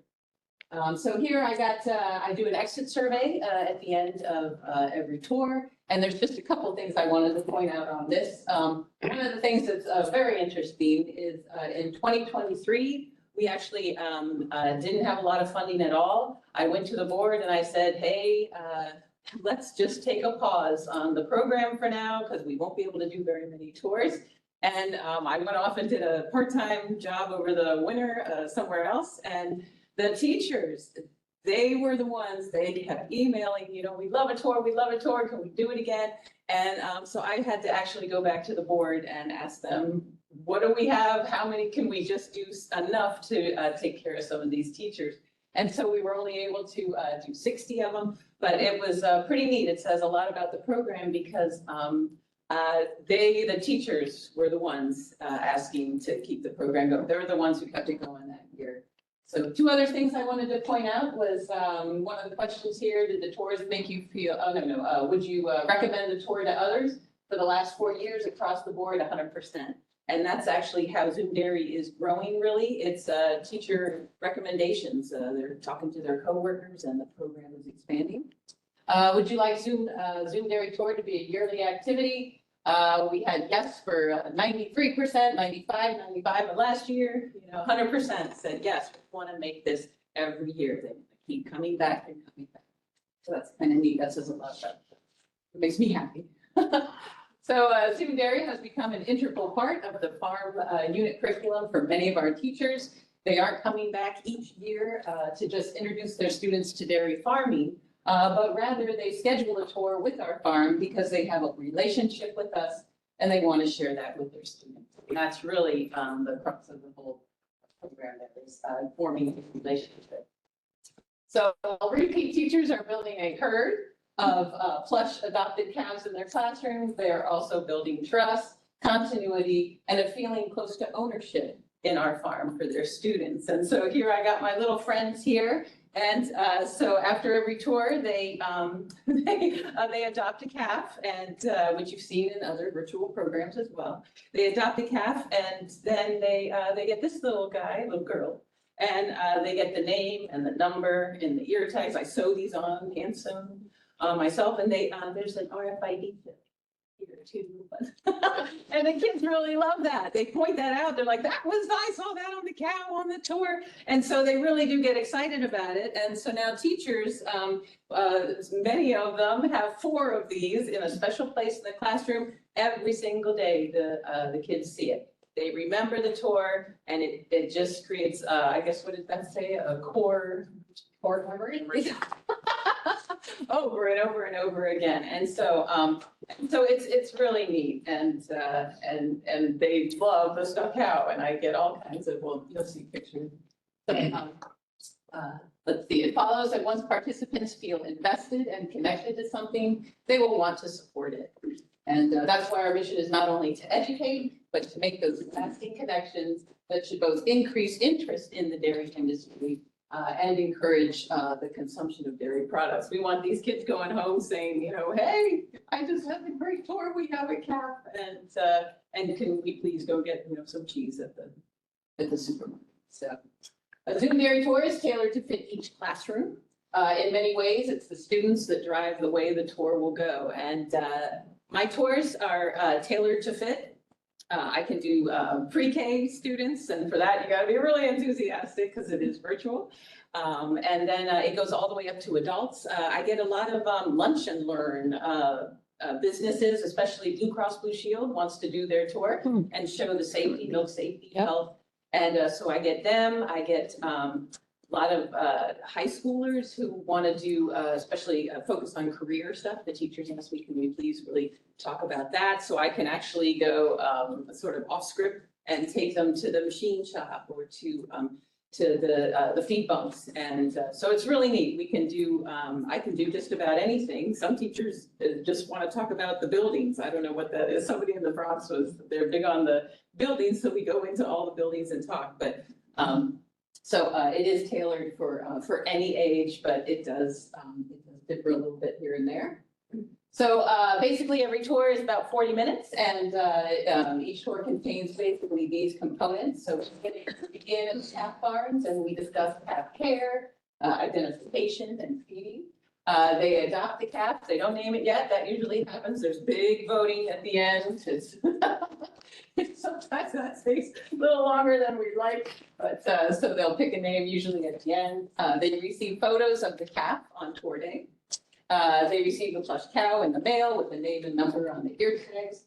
They can get updates and more photos of the calf anytime for a year and beyond. And this is what's really important because these teachers, especially my repeats, they are actually asking for the calves that they adopted 2 years ago. They asked me if I can please go find her because she's coming in the milking parlor now. And they just think, and I will go get that information for them. I look her up on the computer, I find her in the barn, and I'll go take pictures. And it's that sense that the teacher, she kind of just brings to the students too. And so it's really pretty special. And let's see, we walk through the dry cow barn. We discuss feeds and feeding, manure management, cow comforts.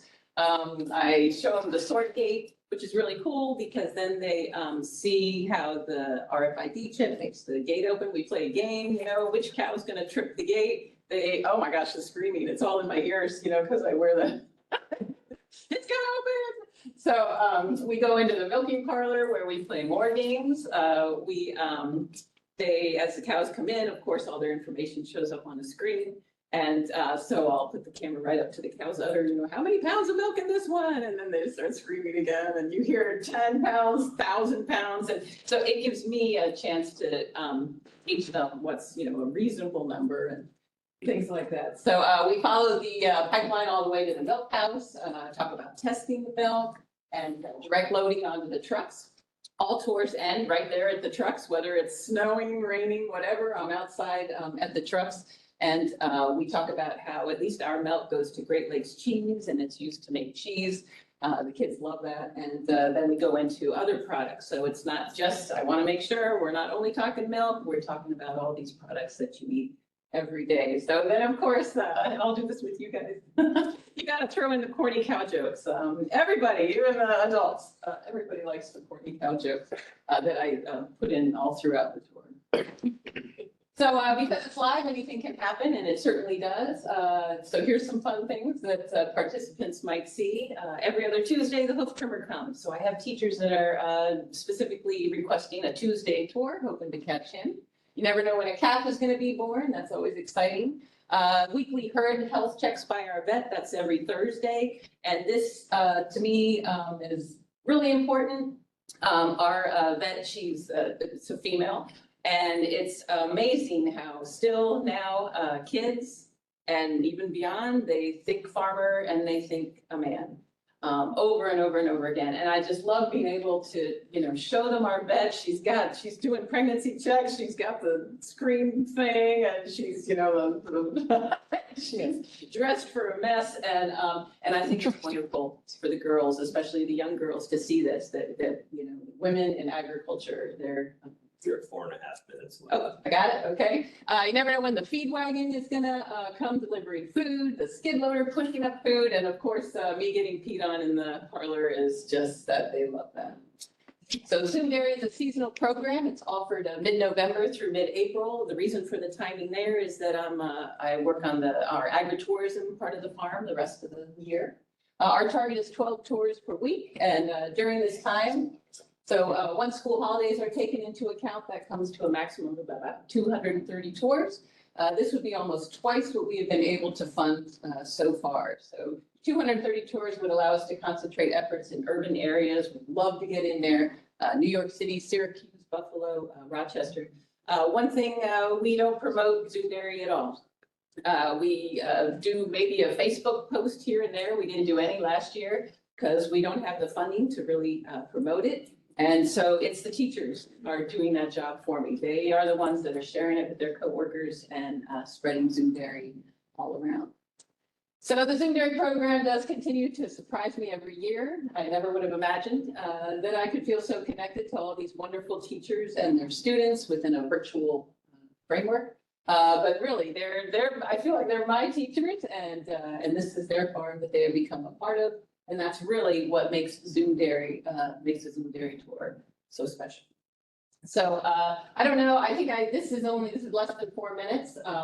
It's a quick video. I might be able to stop it partway through, but let me explain to you what this is all about. Oh, sorry. No volume. Anyway, right now I'm just introducing myself. And I'm saying that we're at the sword game and the cows are walking through and we don't have any volume. That's okay.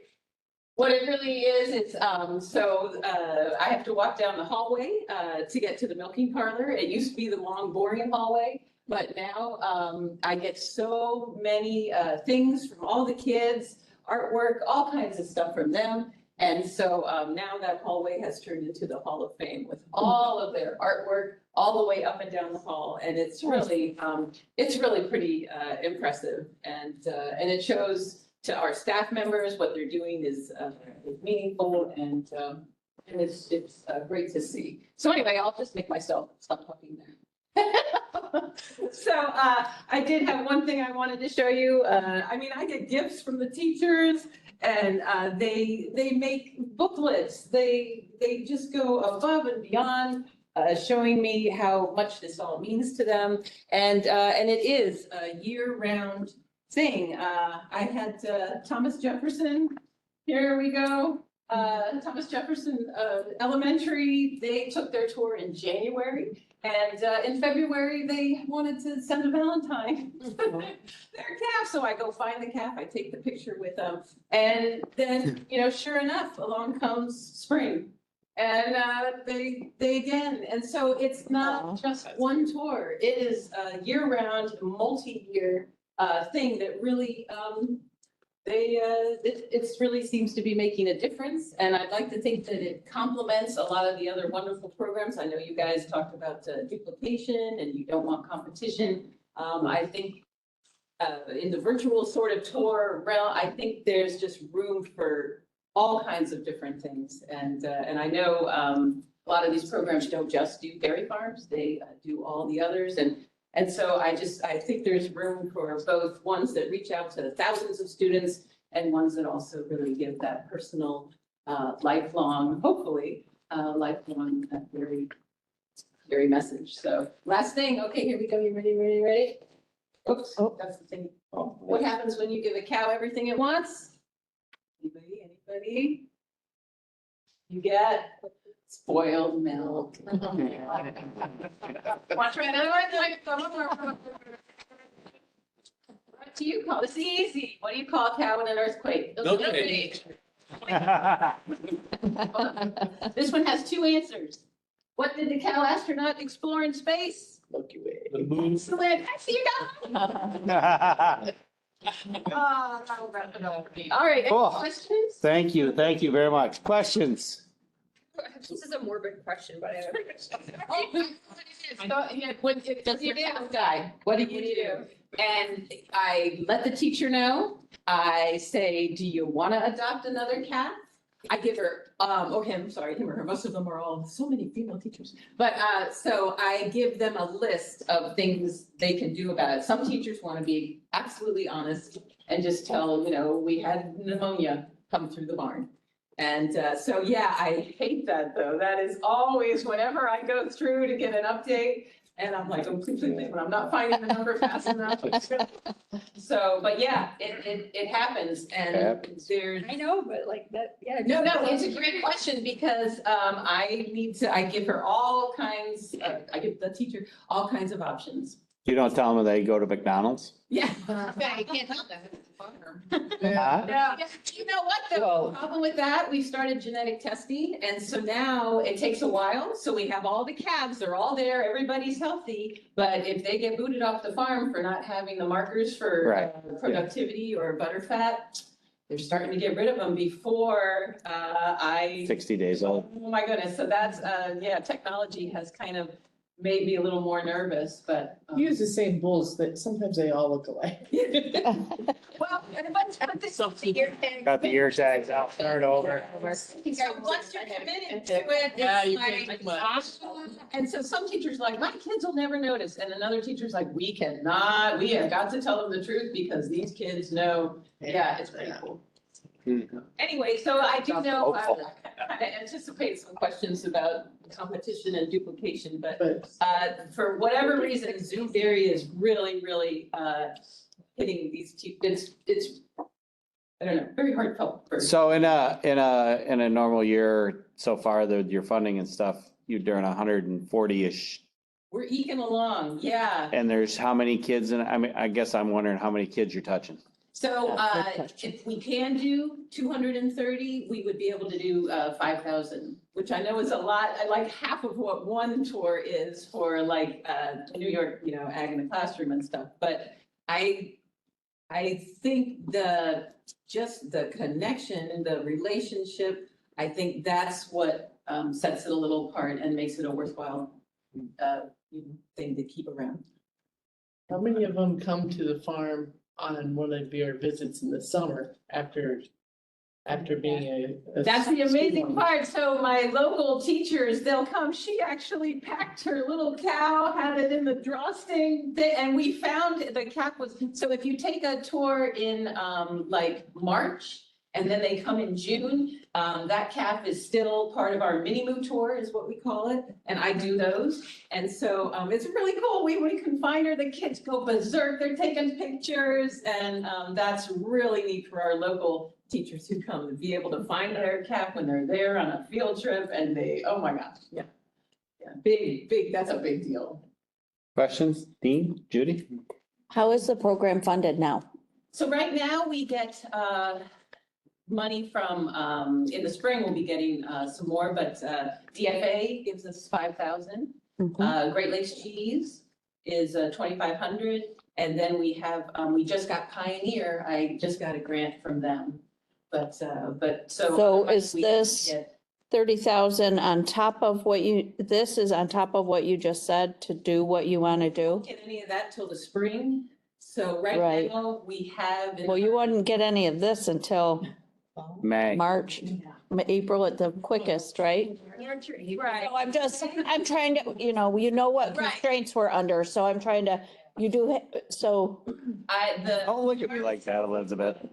Let us limp along until we were able to pay them. Tell Ronnie he's got a few less days in Florida and he'll be okay. So that's kind of what they would give us a grace period and. Tell Ronnie he's got to take a few less days in Florida. Me to do all this and then they want to come collect.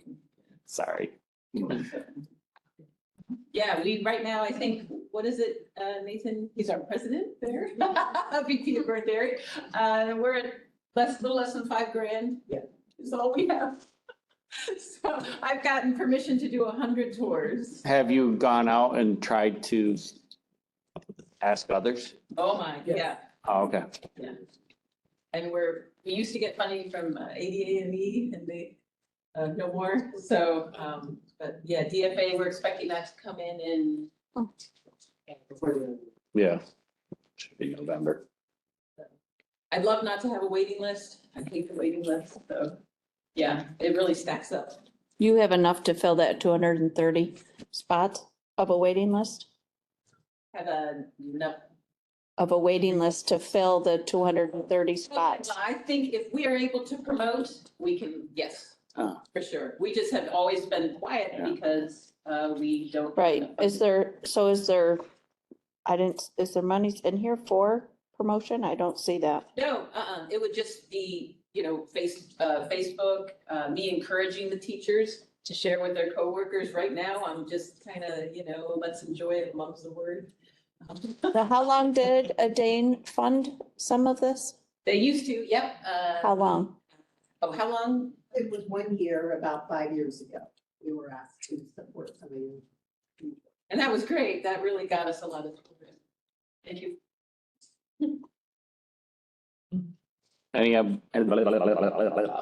Good thing it's the day. Anybody else have any questions? Sorry about that. Very interesting. Thanks for what Yes, you do. thank you. All righty. So we are We don't need to Let's do see. anything else today, is that right? 5:45. We started at what time this morning? Seven sharp. We're gonna go pick up the food. It should be ready by the time we go grab. After you tour Wegman. Never gonna. Could I just make sure you're gonna pick up the other things too? Okay. They're probably more important right now. My list.